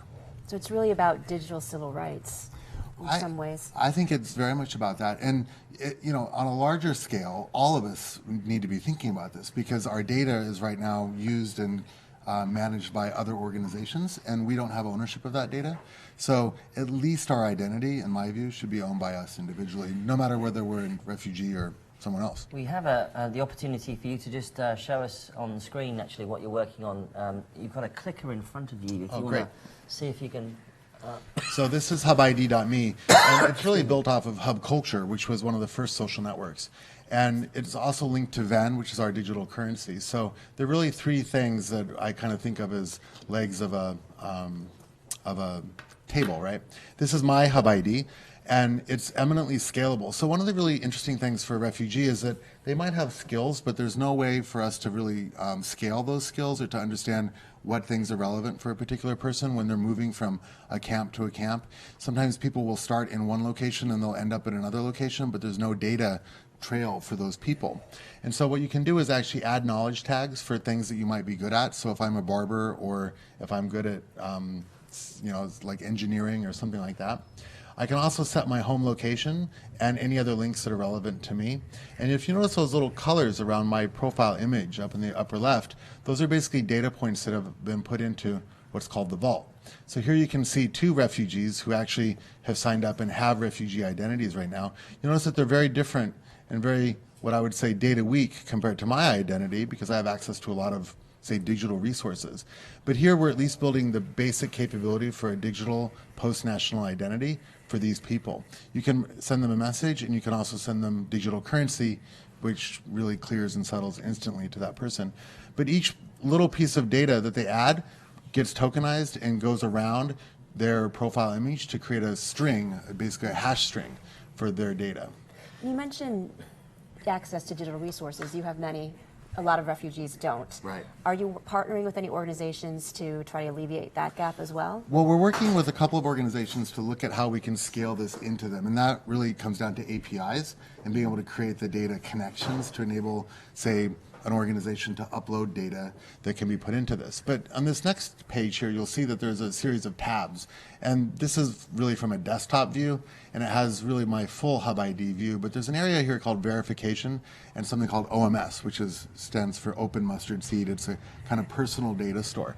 And the idea is that we can work with aid organizations to build their own unique tabs. And as they put that data in, that populates back to the identity, and it can be shared between those organizations. So if, for instance, I have a touch point with the Red Cross from an aid organization, but then later on UNICEF comes into contact with me, right now there's no way for them to share that information between each other, but there could be a UNICEF tab and a Red Cross tab here that would let them know that that person has come into contact with those organizations in the past, and that some of that data can be verified between them. Is there any privacy implications here, or is there any issues about sort of surveillance or anything? Well, so the privacy issues are exactly the biggest issue in our view, because at the end of the day, if a person owns that data, that's the most important really aspect of privacy, because they can control or at least have visual sight of how that data is being used between those organizations. And this is why we're the only social network in the world that actually gives individual data ownership to our users, because we're not advertising and we're not monetizing our customers via ad models that scrape and use that data. We use virtual currency. I'm going to act like a little bit of a journalist now and ask you, what's in it for you to do this? Well, at the end of the day, what we're doing is we're driving use case of Venn and our hubs, our pavilions around the world. And that's quite honestly pretty different like market target. It tends to be focused on global influencers and that sort of thing. But what we discovered with Venn, and we traded $500 million last year in the markets, was that regulators wanted to see some level of identity management associated to the virtual currency transaction. So we went and looked at KYC, which is Know Your Customer, and identity, and we thought, this is really broken and not scalable. So instead of going out and trying to figure out how to buy a bunch of those identity service management things, we just said we need to start from scratch and build it.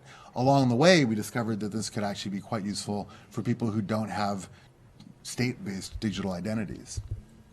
A lot of people are sort of skeptical. How do you put this in the hands of a refugee? How are you going to?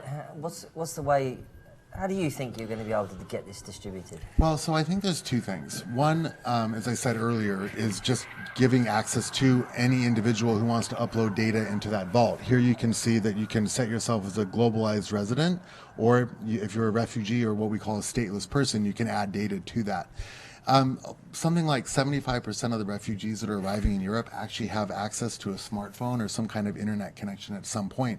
And we were very interested to see in Frankfurt that they were all telling us that this was much more interesting and useful for them than even digital currency, because we thought, hey, give the refugees digital currency and they can then have access to some level of banking services. That was actually less important to them than this idea that they could actually store some piece of identity document or other piece of information in a secure vault. And be able to use that. Helping them get established, really. Yeah, exactly. And it gives you just a safe place to put your data and where you maintain that data ownership. But I think really in terms of scaling it, Mike, it's all about aid organizations. So really, whether there's corporations or aid organizations, they can all use this today. So have you had any conversations with them about that? We've been talking a little bit with UNHCR. We've been talking with UNICEF and CARE. And we had a really great conversation with UPS. We were very surprised to see that UPS is one of the biggest providers of aid in the world, because they do transport logistics. But they actually have millions of identities that they're managing on their own proprietary system when they give aid to a person in, say, a camp in Africa. But what they don't have is any way to share that information with other aid organizations, because the data doesn't talk. Well, Stan, it's brilliant to have you come in person to Techfugees Live. Thank you very much for coming. Well, it's great what you guys are doing, and we're big fans, and everyone should donate to this because it's a really worthwhile project. That's very kind of you. Thank you very much thanks for that. So Hub ID, Stan from Hub ID there, new project around identity, which can be applied to the refugees' experience. Thank you very much for coming in. Thanks very much. And now we're into our home straight. We have a final interview of the day. We've been broadcasting since 10 a.m. London time. Frankly, it's flashed past for me, but I don't know about you guys. But we're now going to link up, I think, San Francisco and London to talk about a fantastic project. We have now in the studio Audrey Henkels. Audrey, are you in here? Here we go. Audrey, come on up. Here we go. So Audrey Henkels here. Hello, great to see you. Thanks for coming. Hi, nice to meet you. Melissa, if you just hold that there. Audrey, thanks very much for coming in. You're part of the Empower Hack team, which is the Empower Hack was a specific project that came out of Techfugees last year to specifically focus on the needs of women, young girls and mothers amongst refugees. Yep, that's correct. Yeah, fantastic. How are you anyway? You okay? I'm great. Yeah, great. Thanks. Yeah, thanks for having us. Fantastic. And we're going to dial in now, by the magic of technology, we're dialing in, well, we'll see what we can do. We're going to dial in Han Pham, who is one of the leaders of the Empower Hack project. And one of the big themes that's been coming out today is that empowering women refugees is a real sort of, disruptive and in a good way thing to do, because it changes the whole conversation around health and education and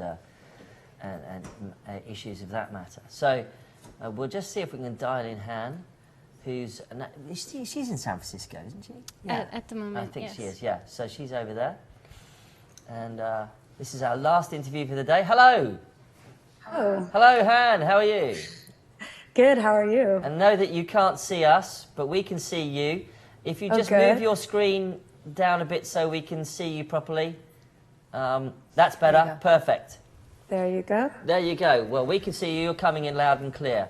Han Great. Pham, who's one of the leaders behind the Empower Hack initiative to empower women in the refugee experience. And we've got here in the studio your colleague Audrey Henkels, who's working on Her Baby. Let's talk briefly with you, Han, about Empower Hack. Where is the project now? Because it came initially out of the Techfugees hackathon. There was an idea that came out of the hackathon, and now you guys are like rocking and rolling and powering ahead, aren't you? What's going on now?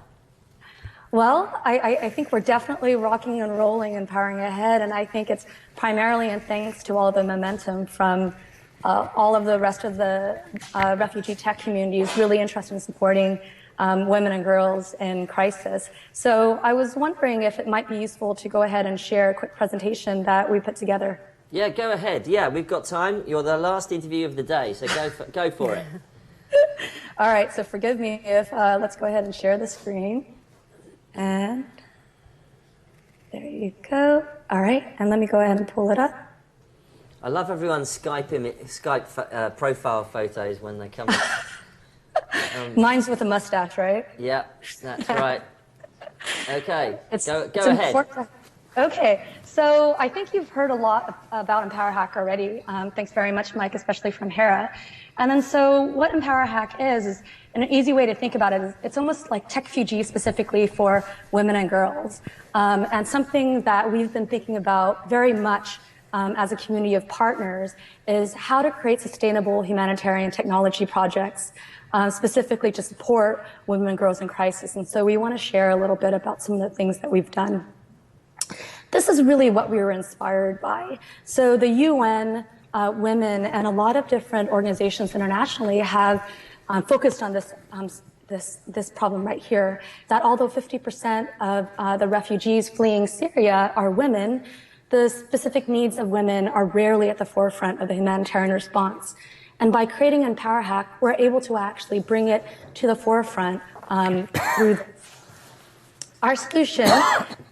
We started with, Hera told you that we started with a hackathon inspired by Techfugees back in November on Thanksgiving. And in the past 2 months, what it's led into is a volunteer-led, completely collaborative social impact accelerator for humanitarian technology. And what's really interesting about this is instead of sending out teams to an external accelerator, our external accelerator are backed by partners within especially the UK and now global volunteer technology design communities. So for example, within the UK, we're working with UX for Change, Women Hack for Nonprofits, and more. And I think that's what's really exciting in the sense that a lot of design communities are actually sending their members to go ahead and power each one of these projects. So these are the two of the projects that you're going to hear about today. The first one is Her Story, which is focusing on gender-based violence. It's for and led by women refugees to be able to have a safe and anonymous space where they can have a collaborative digital storytelling platform. Audrey later on is going to take you through Ha Baby, addressing the huge health crisis specifically focused on supporting pregnant refugee women through a really wonderful app.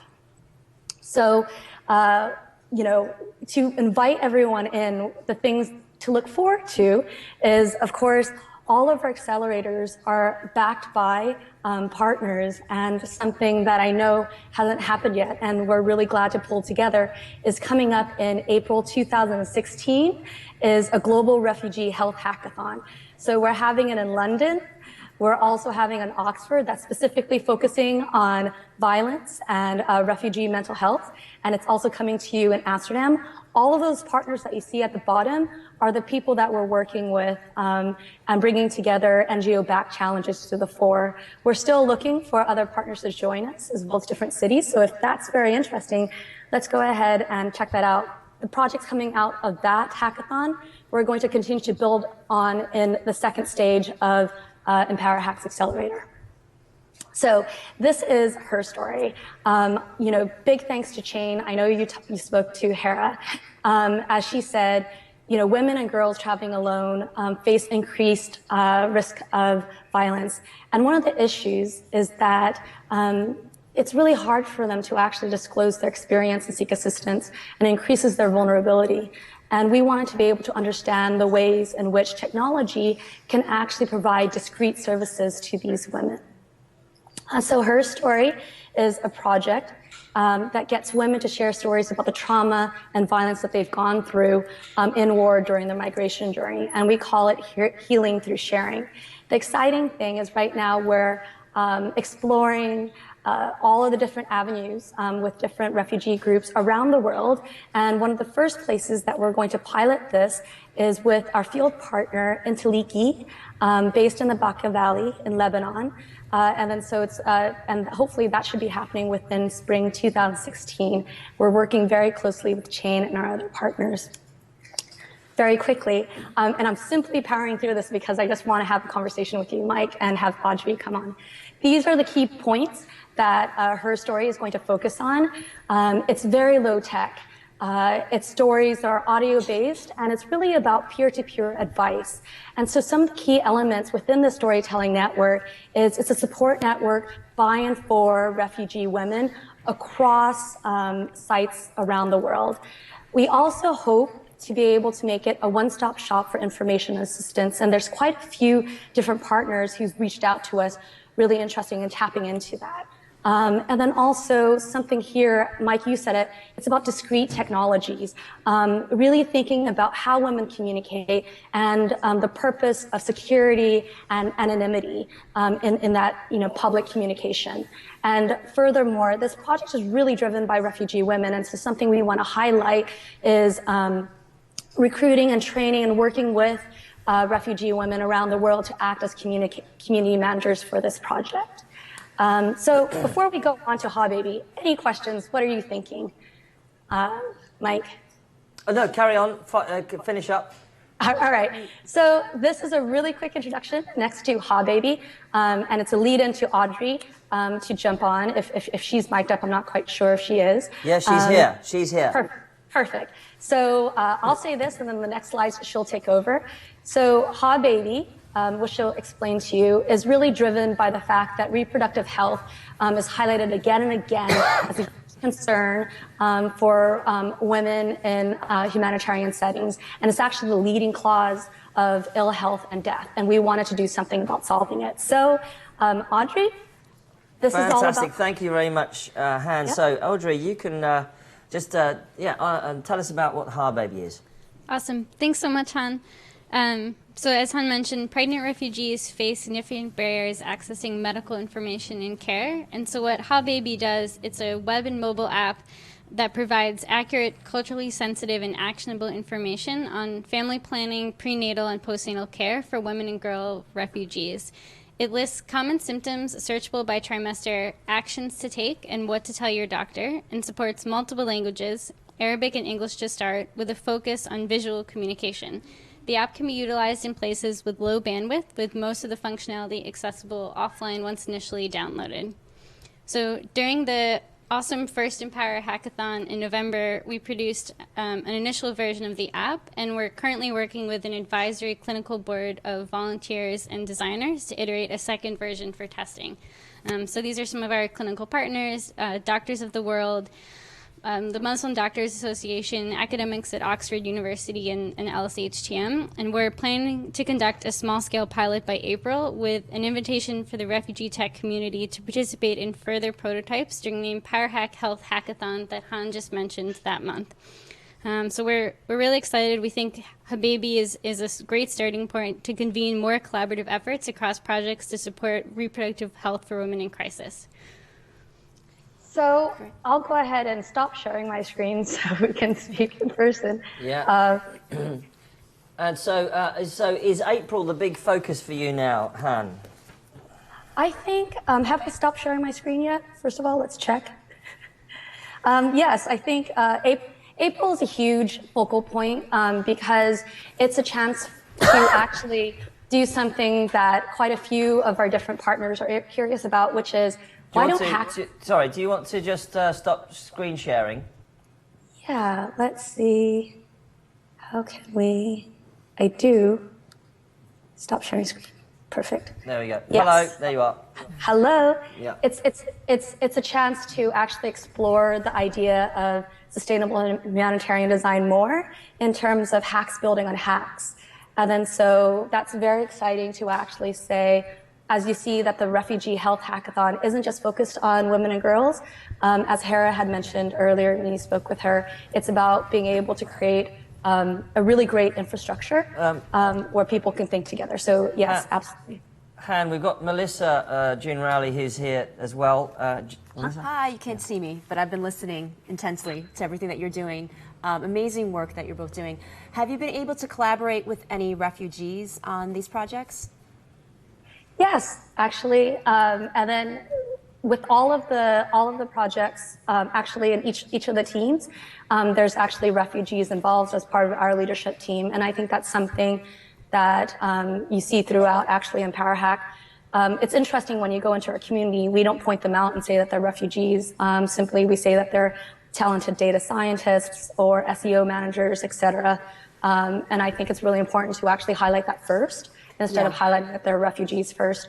I think her story particularly is doing a really fantastic job of really listening closely with the refugee communities that only they can find within the hidden channels and networks, throughout Facebook, throughout social media.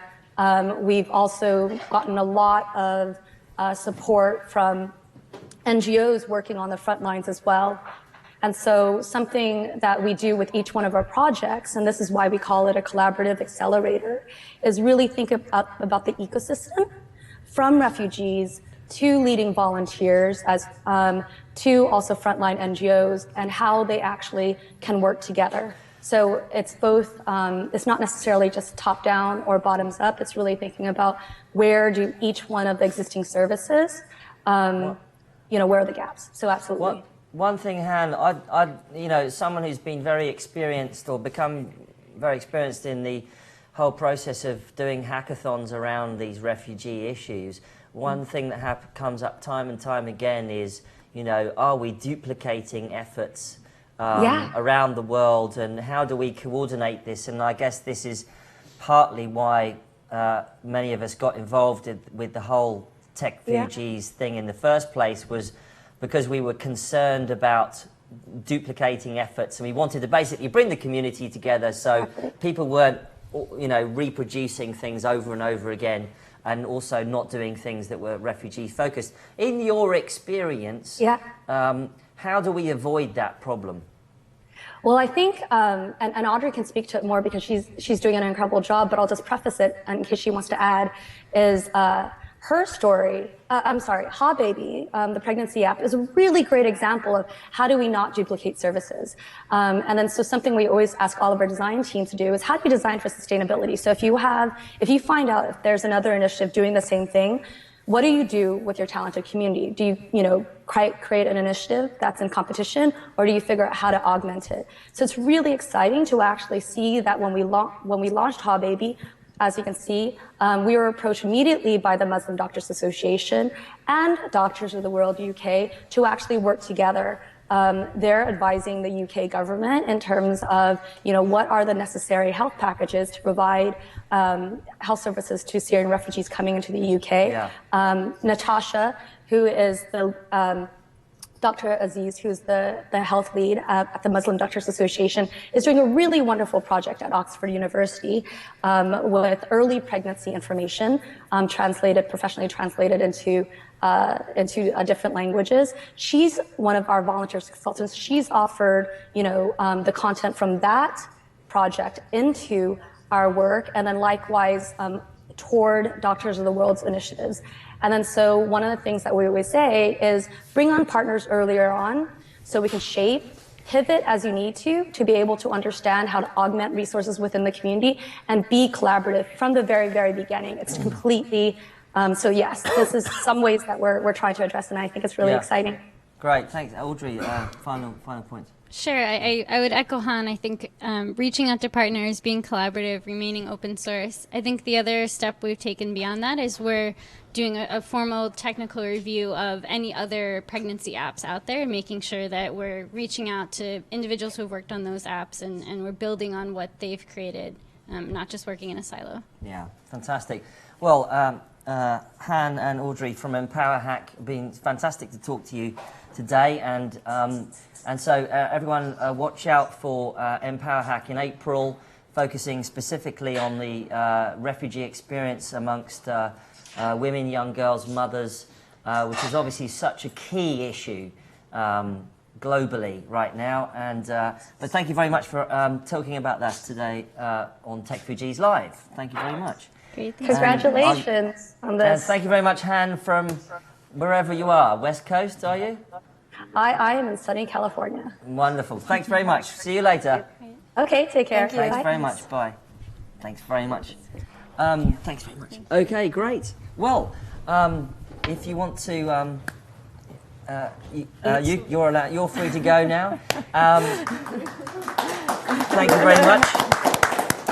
Well, it's been a big day.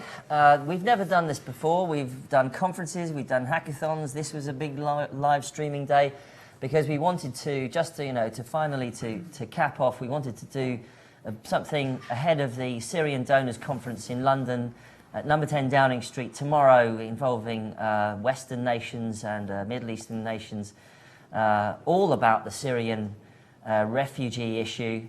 And in order for us to really basically go around the world and unpack some of the projects out there, some of them in particular relevant to one of the big issues of the conference, which will be education, jobs and skills. Finally, we want to thank you very much for joining us. You can still donate to Techfugees and our project to unpack the world of technology and refugees and NGOs in order to smash those worlds together so that we can collaborate and create great new products that scale and help people out there. Please follow us on Twitter and Facebook.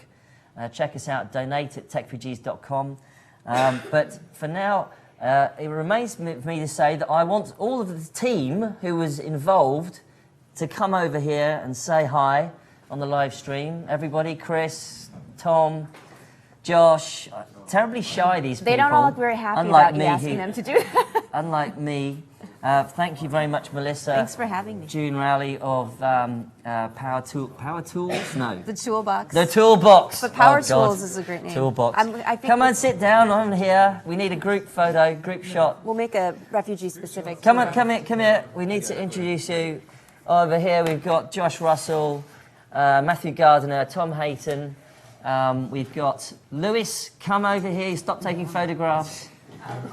Come over here, stop taking photographs. Chris, you want to come and say hi? Are you good? Well, no one operates the live stream. No, he needs to operate the live stream. Chris in the background there. And we're missing a couple of people. Ed, Josephine, Ed, Petra. Ed's going to come and say hi. Thank you very much for coming, giving us the venue, Ed from Newspeak House. But I guess that's it, basically. Have I forgotten anything? Has it happened? Can I go and collapse now? Mike Butcher from Techfugees. Food to feed an army. So. We've got some food upstairs, but we want to thank you guys for tuning in. Obviously, this will be here forever until until the world freezes over and aliens land and find the Techfugees broadcast from 2016, just like in AI. It's goodbye from me, Mike Butcher, and we hope that you guys continue to follow us and join us in all of the projects that we do. But for now, I guess that's it. That's a wrap.